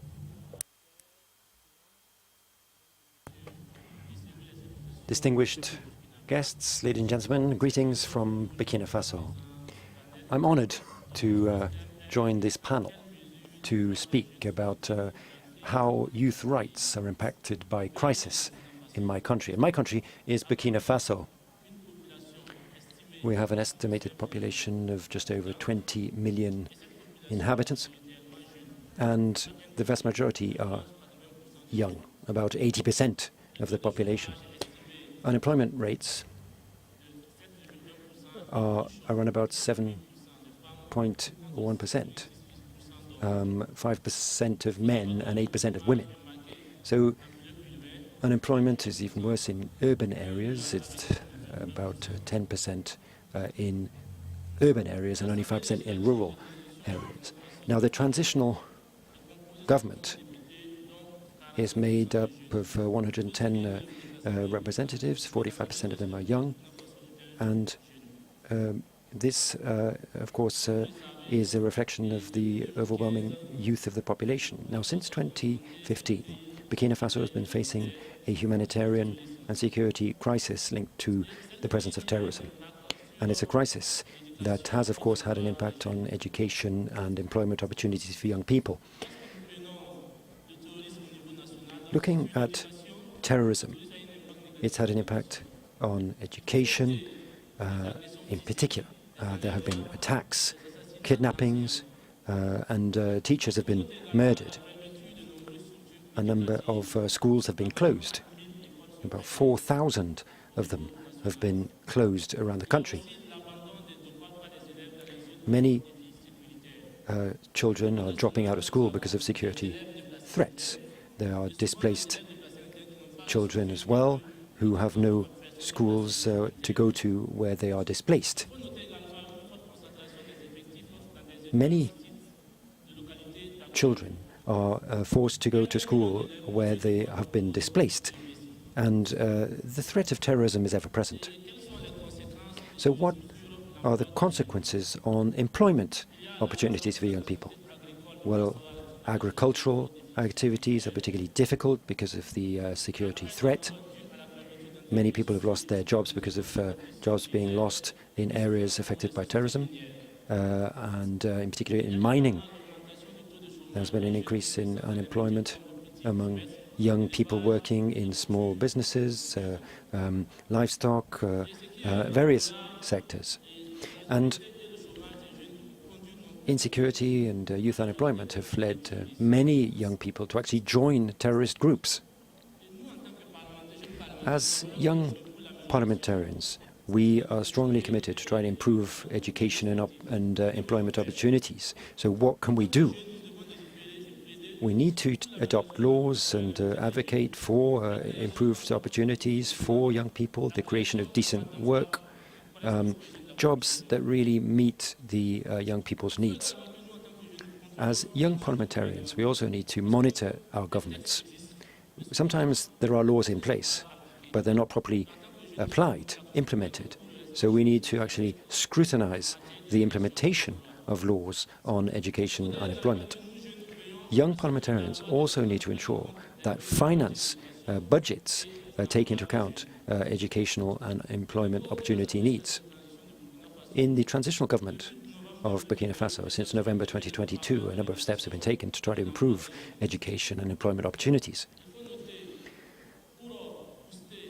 To boost these areas, we've been trying to create parliamentary networks among young people and parliamentarians committed to education. We have an organization of exchanges and to try to follow up on implementation of laws so that the people's aspirations are taken into account when we adopt new laws and revise existing ones. We've adopted a law last year to adopt tax incentives to support small and medium-sized enterprises, and that's helped us or helped small businesses buy and purchase new equipment. To support education, given the emergency in the country, it's been very difficult to keep schools open, and so schools have been supported with specific targeted measures, particularly in areas where a lot of displaced persons are concentrated or areas facing particular security threats. Burkina Faso has made sure that education is free of charge to children at the primary level. And we also have scholarships to support young entrepreneurs. So, Chairman, I'll stop there, but thank you very much indeed for your attention.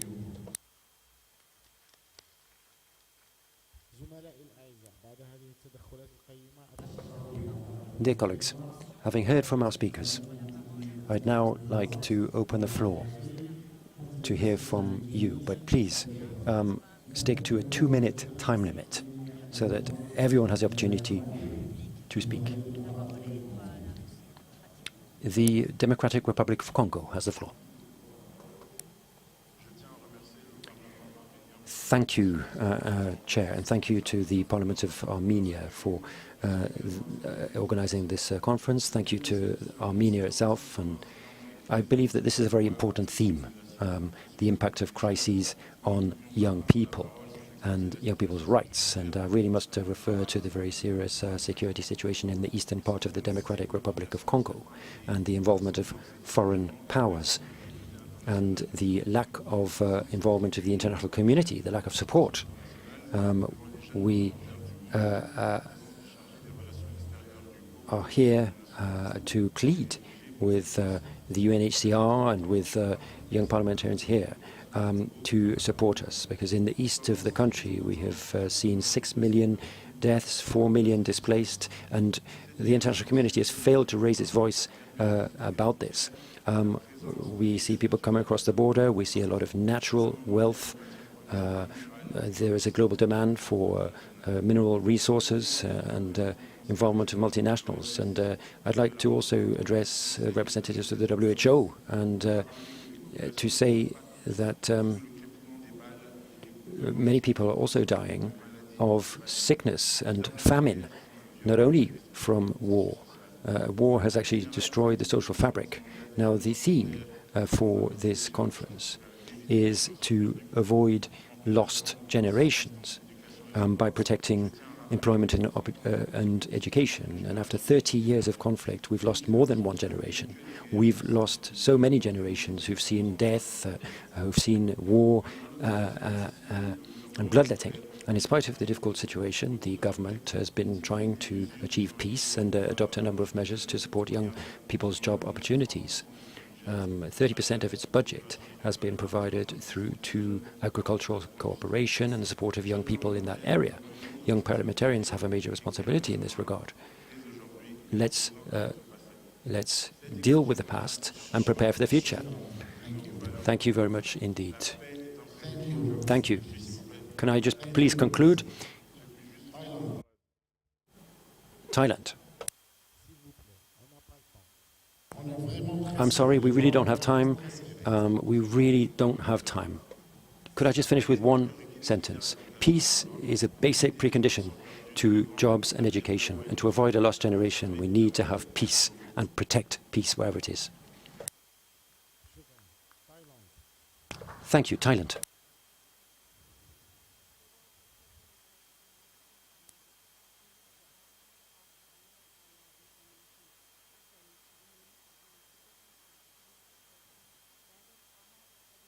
Is truly the best option to transform their lives.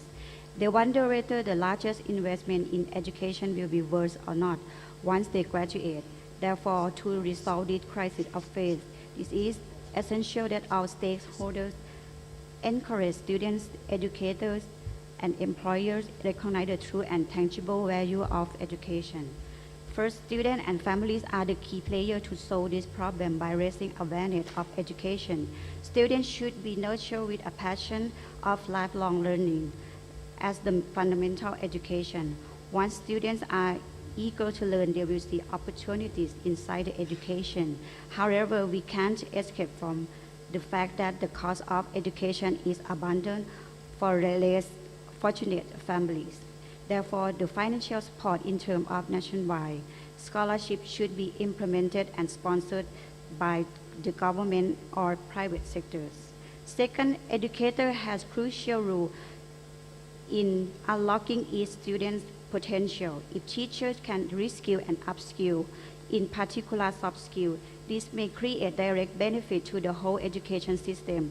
To that end, the government shall encourage teachers to conduct research in their own field that can be applied commercially, while increasing benefits and salaries based on the evaluation of teaching performance. Last, employers are encouraged to hire self-educated and well-educated at the early stage, utilize their research by providing incentives such as investment funding programs that involve labor and research application, as well as corporate income tax reduction programs. The organizations that adopt this program shall see the value added in their revenue stream. We also contribute the greatest impact to nation GDP. Thank you. Tanzania. Thank you, Mr. Chair, for giving me this floor. My dear delegates and my fellow dear member of parliaments from all over the world, as we all know that the impact of crisis on youth, social and economic rights and empowerment is a profound affecting youth in the access of millions of opportunities. But from what I heard from the discussions, when we mention crisis, most of the time and its impact to social and economic rights and empowerment, the first thing coming in our mind is wars. We only concentrate in wars, but we forget that apart from the political instability resulted to wars, there are other forms of crisis like economic downturns, there's climatic changes, which result to environmental disaster. In Tanzania, we did not experience the war in many forms. Most of the youth in Tanzania depend on farming as a backbone of the economics. With climate changes, challenges that result into storms, sometimes rising sea level, drought affecting the productions of youth activity, causing economic downgrading. So, however, the government of Tanzania has given subsidies to youth farmers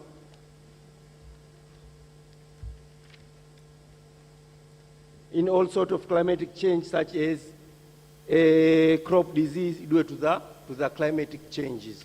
Thank you, Mr. Chair. شكرا. La France. Thank you. France, you have the floor. Dear parliamentarians, colleagues, first of all, let me extend my thanks to Armenia and to their parliament. Thank you very much for hosting us, and I'd like to express my solidarity to you in this difficult context. I'd like to talk to you about the extent to which young people in my country are suffering because of the crises. There is a lot of precarity for young people. I'm delighted to have this opportunity to share our experiences with you, also to talk about the pandemic. I think that the pandemic did affect young people particularly in their daily lives and their access to education and in terms of their mental health. And what I would like to do is to talk particularly about the situation of students, because for there to be a right to education, then young people need access to education, but they also need access to sufficient resources. That means accommodation, food, healthcare, access to culture. These are all of their rights that they need. And during the pandemic, there were measures that were taken in order to help young people meet these economic challenges. For example, there were funds provided for young people. For example, €1 meals that students could get twice a day during the pandemic. And then this was reduced just to people who were receiving grants. But quite apart from the pandemic, we know that there is a problem of a precarity for young people. Therefore, we would like to advocate these €1 meals for all students. And my point is that the pandemic really underscored this situation of precarity that young people experience, particularly at this time of year when they start the school year, because the cost of starting an academic year is often several thousand euros. Therefore, we think we need to be very watchful of the repercussions of the crises, and we need to take measures to help people to be able to study in a peaceful way. Thank you. Thank you very much, says the Chair. Kenya. Thank you very much. From Kenya, let me appreciate, first of all, the warm reception that we've had here in Armenia, and the weather actually makes us feel at home. To tackle and talk about insecurity and conflict, it affects education, especially in marginalized areas that mostly are arid and semi-arid. For instance, in the northern region of Kenya, poverty and frequent conflicts among the pastoralist communities have prevented thousands of children from enrolling in school and made them more likely to commit acts of violence. This worsens education standards, and no good results are expected, and at the same time increasing the rate at which crimes are committed. As young members of parliament and with our government, we've made efforts as MPs to actively participate in the mediation of conflicts, the communities that are affected. This has greatly improved because they take the messages that we give to them, because we compare those communities that are living in peace, and then encourage them to move away. That is the one way that Kenyan Parliament has assisted the young parliamentarians in solving conflicts. In Kenya, we have the Maasai and the Kuria border dispute, which has been there since a long time. But this year in May, the Samburu community and the Turkana communities were visited by the Ministry of Interior, and the members were taught the need to have peace. In addition, when we come to the education sector, as members of parliament, we are allocated 40% of the allocation, which goes direct to helping implement, do construction of schools, improve on the infrastructure to schools, and also to encourage, to give food to school-going children. Thank you very much. Britain.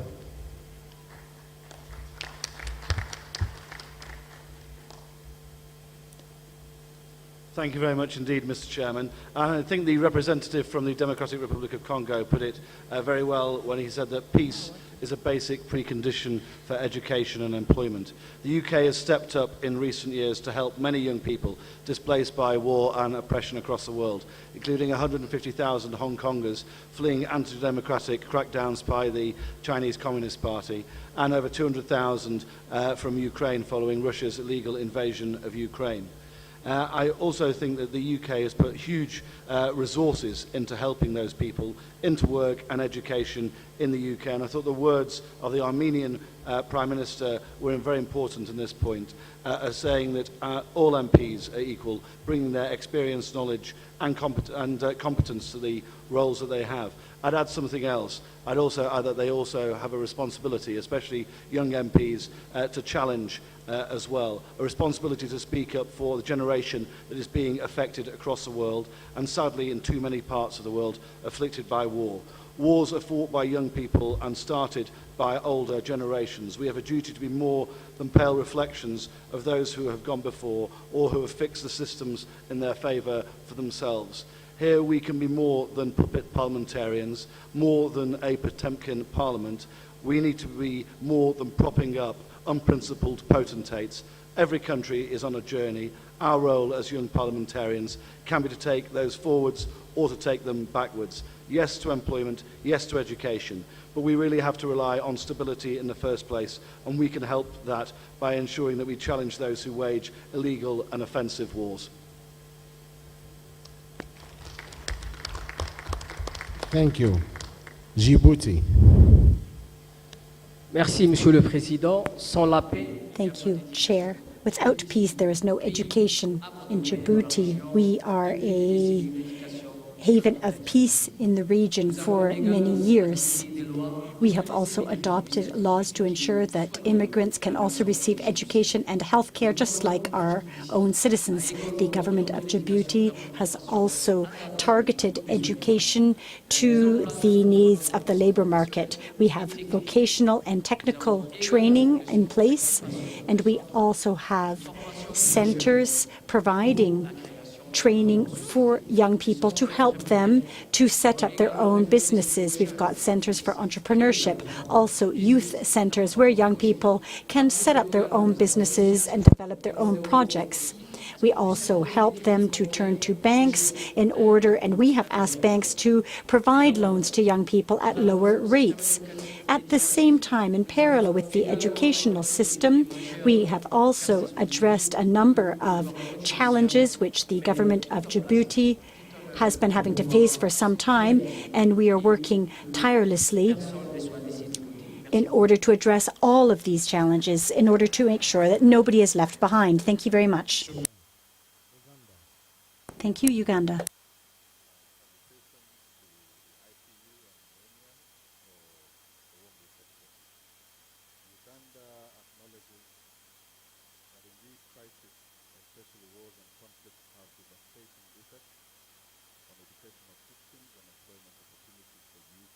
Worldwide. In Uganda, the education and the livelihoods of our youth was equally affected by wars and conflicts, economic downturns, pandemics, and climate change. For instance, in the Lord's Resistance Army War in northern Uganda, population displacement, abduction of children and youth, and the burning down of schools affected young people's education, and the region is yet to recover from this generational crisis. For the record, Uganda is the largest refugee hosting country in Africa and the fourth in the world with 1.5 million refugees. And 82% of these refugees are children, women, and the youth.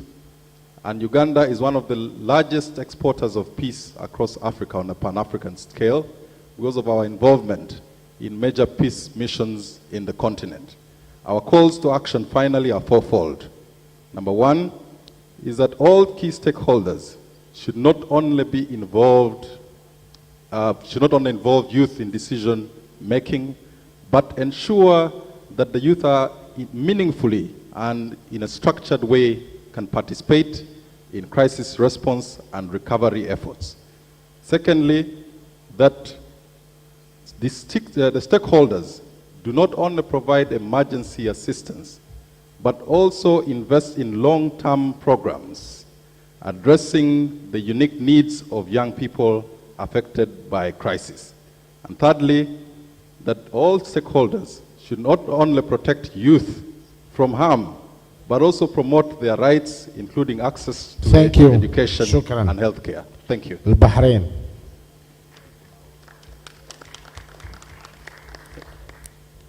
Thank you, panelists. Please allow me to speak in Arabic as it's our mother language. Please, thank you. الشباب هم طاقة الأمة وأمل المستقبل، ولهم أيضا من الفئات الأكثر تأثيرا خلال الأزمات، سواء كانت الاقتصادية، الاجتماعية أو الصحية. خلال هذه الأوقات العصيبة يواجه الشباب تحديات كبيرة تؤثر على حاضرهم ومستقبلهم، والأزمات كما شاهدناها في جائحة كورونا أدت إلى تعطيل التعليم وفقدان فرص العمل، فضلا عما خلفته من تأثيرات نفسية واجتماعية عميقة. ولذلك ولذلك فإن المسؤولية تقع علينا كمشرعين وبرلمانيين في وضع السياسات والتشريعات التي لدعم الشباب وتوفير لهم الأدوات اللازمة. من فضلك هناك مشكلة في الترجمة. مشكلة في الترجمة. La traduction s'il vous plaît. سنذهب إلى إيرلندا وبعدين سنرجع. There was a technical hitch. إيرلندا. This is a message from the interpreters. The speaker may begin again. There was a technical hitch. All is okay now. Thank you.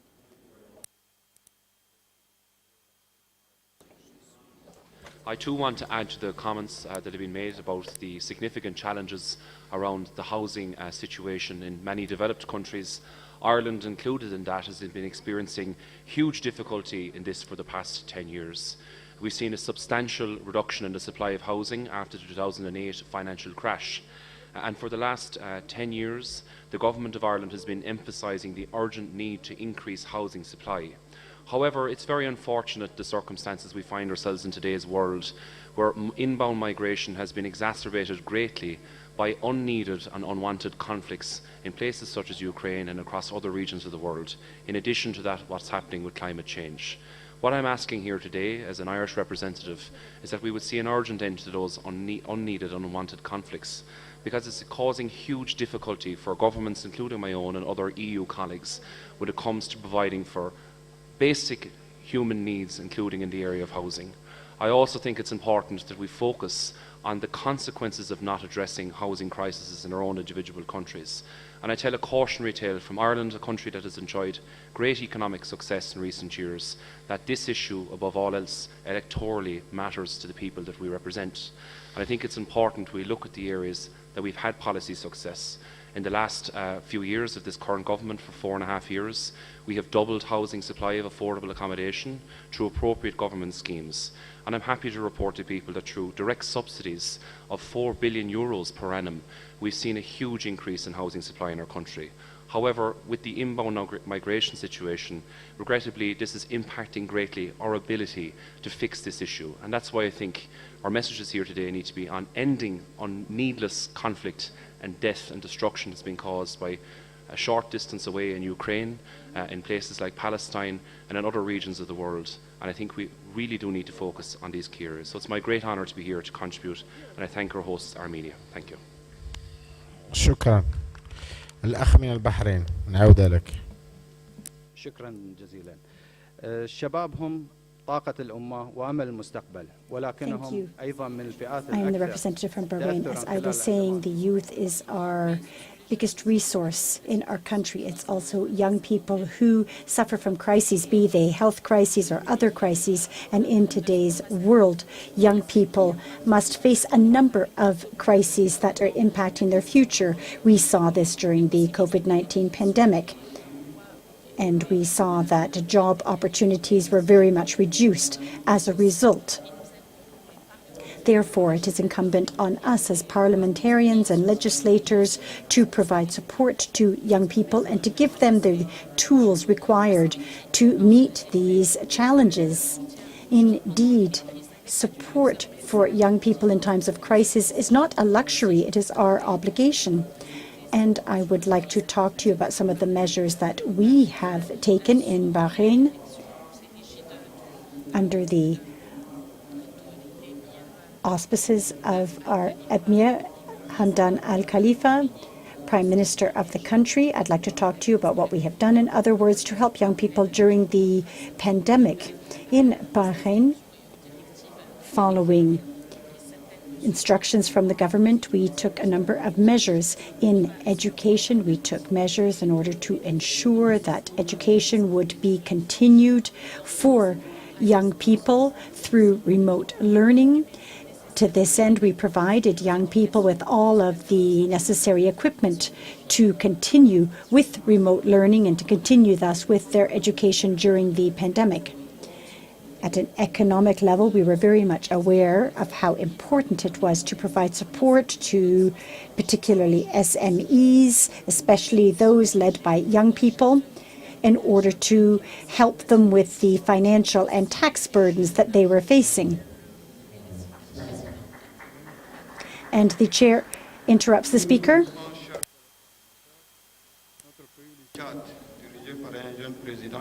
Dear colleagues, our country, Chad, has taken a number of policies to support young people. And this is not an act of charity, but it is our responsibility because we think this is the best way of preparing the future of our country. In other words, through inclusion and democracy. As far as we're concerned, it is very important to, at this opportunity, look at the progress achieved and also to contribute to a better world, ensuring that all voices are heard. We also want to give all of our citizens the opportunities they deserve through education. We believe that parliamentarians have a significant contribution to make in this regard in order to help all of our citizens as legislators and actors of change. This is our responsibility. Chair, for some weeks, my country has been exposed to climatic hazards which have had a negative impact on the efforts my authorities have taken in education because of flooding that has affected most of the country. Unfortunately, the flooding continues, and this crisis comes on top of other crises. For example, in the Sahel, we've got over 1 million refugees from Sudan. As a result of all of these situations, we have decided to provide free education to everybody. In order to implement our inclusive policies, we have decided to make public education free of charge. And we also have a national policy for youth and employment. The objective of this is to provide jobs and to support young people in terms of leadership. The chair interrupts the speaker. The chair interrupts the speaker. The speaker finishes saying that we all need to work together. The chair now gives the floor to Russia after Algeria. Thank you, Mr. Chairman. I would like to thank the organizers. Despite the attempts by some countries to put politics into today's agenda, the best politics are economics, and the young people are the cornerstone of economy, and Russia can share its best practices in youth policy, in working with young people. 38 million people are young people from 14 to 35 years old, and we must take care of their future and work together with the executive, with the non-profits, so that the young people can face the issues they face today. We have a strategy for youth policy until 2030. We promote children's and youth associations. We promote family traditions and values, and we develop a system for supporting youth projects through grants. 2.5 billion rubles are allocated to this effect every year. We develop various infrastructure for young people in education, healthcare, sports, and tourism, and we believe that education is the cornerstone for respecting the rights of the young people. We have a federal project since 2022 on professional vocational training, where we work with the private sector on training qualified staff, and we also provide career counseling starting 6th grade, so that young students, school students, can get career advice. And many of our colleagues know that since 2018 We have Russia Land of Opportunities, non-profit. It is a platform for exchanging best practice. More than 20 million people took part in this program from 150 countries around the world. One of the competitions we have is Leaders of Russia. Its finalists get employed by the leading Russian corporations and in the government. Thank you so much for your attention.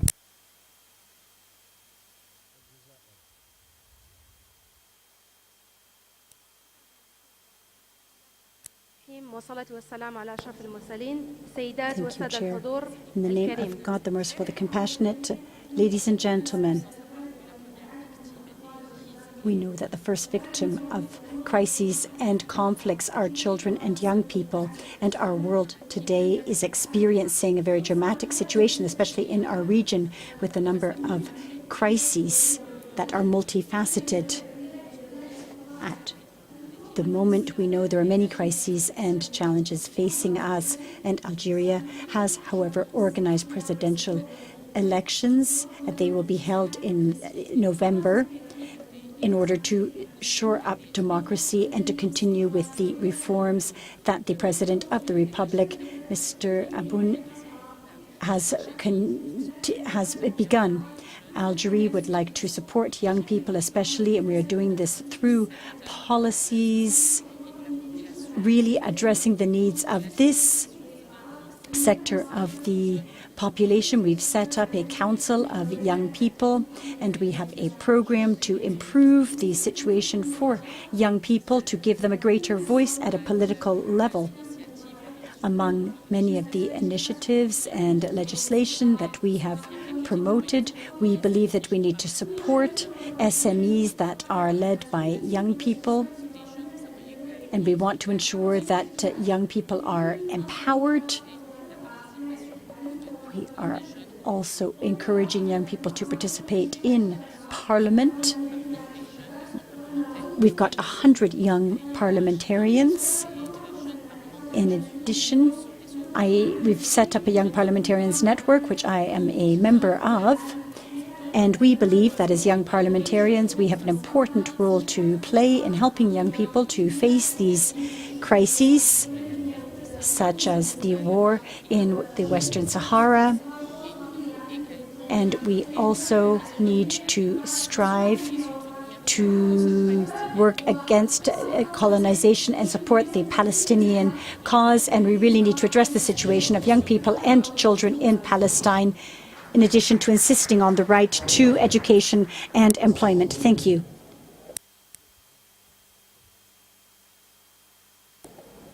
Hello. I'm speaking on behalf of Francophone parliamentarians. Hello. I am from the Republic of Congo, and I am speaking here as the Vice Chair of the Network of Young Parliamentarians of the Organization for Francophonie. In 2018, in Quebec, we set up a network for young parliamentarians in order to ensure that young people's ideas reach a high level in the Francophone world. And we are working in the French language, working for the values of democracy and peace. The idea is to exchange experiences among Francophone and Francophile young parliamentarians and their countries. For 20 years now, this youth program has allowed young people to meet in order to become active citizens.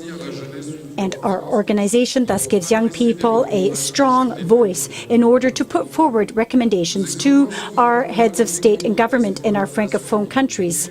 We are addressing issues such as ensuring that there is access to education from a very early age, and we also want access to social housing for the most vulnerable. We are also in favor of promoting mobility for young people, and we want partnerships between institutions to ensure that there are good relations in the Francophone world. We would also like to work for peace in the world, because young people are the most vulnerable and those who are most affected by wars. In the Republic of Congo, in my country, 2024 was declared the Year of Youth, with a strong commitment on the part of the government to shore up our policies to help young people who make up 70% of our population. And the President of the Republic of Congo has reiterated our commitment to help young people and also to protect our planet through environmental measures. I would like to offer my thanks to the Parliament of Armenia for their warm welcome and also for allowing young people to be participating in their parliament with over 50% of young parliamentarians. Thank you very much. Thank you, says the chair.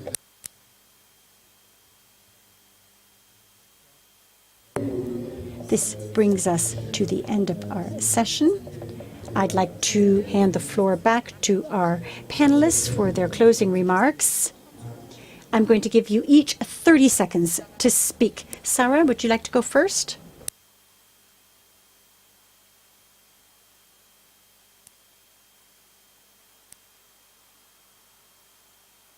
I would like to offer my thanks, particularly to the IPU, and thank Armenia for their warm welcome and the hospitality. Thank you very much to everybody, and I appreciate all of your comments. Thank you very much. Very possible that we can influence our own governments based upon the work that we do here. In 2017, when we hosted the conference in Canada, a major focus was generational fairness, and in the last budget, 7 years later, it was a priority for the government. We've delivered national childcare, and now there's a major focus on housing and generational fairness, so sustained advocacy, including here, works. And the last thing, because I don't do this enough when I attend these things, if there's ever an opportunity to work together, that's how we're most successful. So if I don't have your mobile number or you don't have mine, come talk to me, and the more that we stay connected and work together, the more successful we'll be. شكرا لكم شكرا للجميع أترك كلمة Thank you very much. Yes, indeed. The more we are in touch, the more we'll be successful. Yes, thank you. Thank you very much. Just for you to know that there are buses downstairs waiting for you to take you to the National Assembly for the reception, and before the reception for the group photo. So you are welcome to join the buses that are downstairs. شكرا للجميع.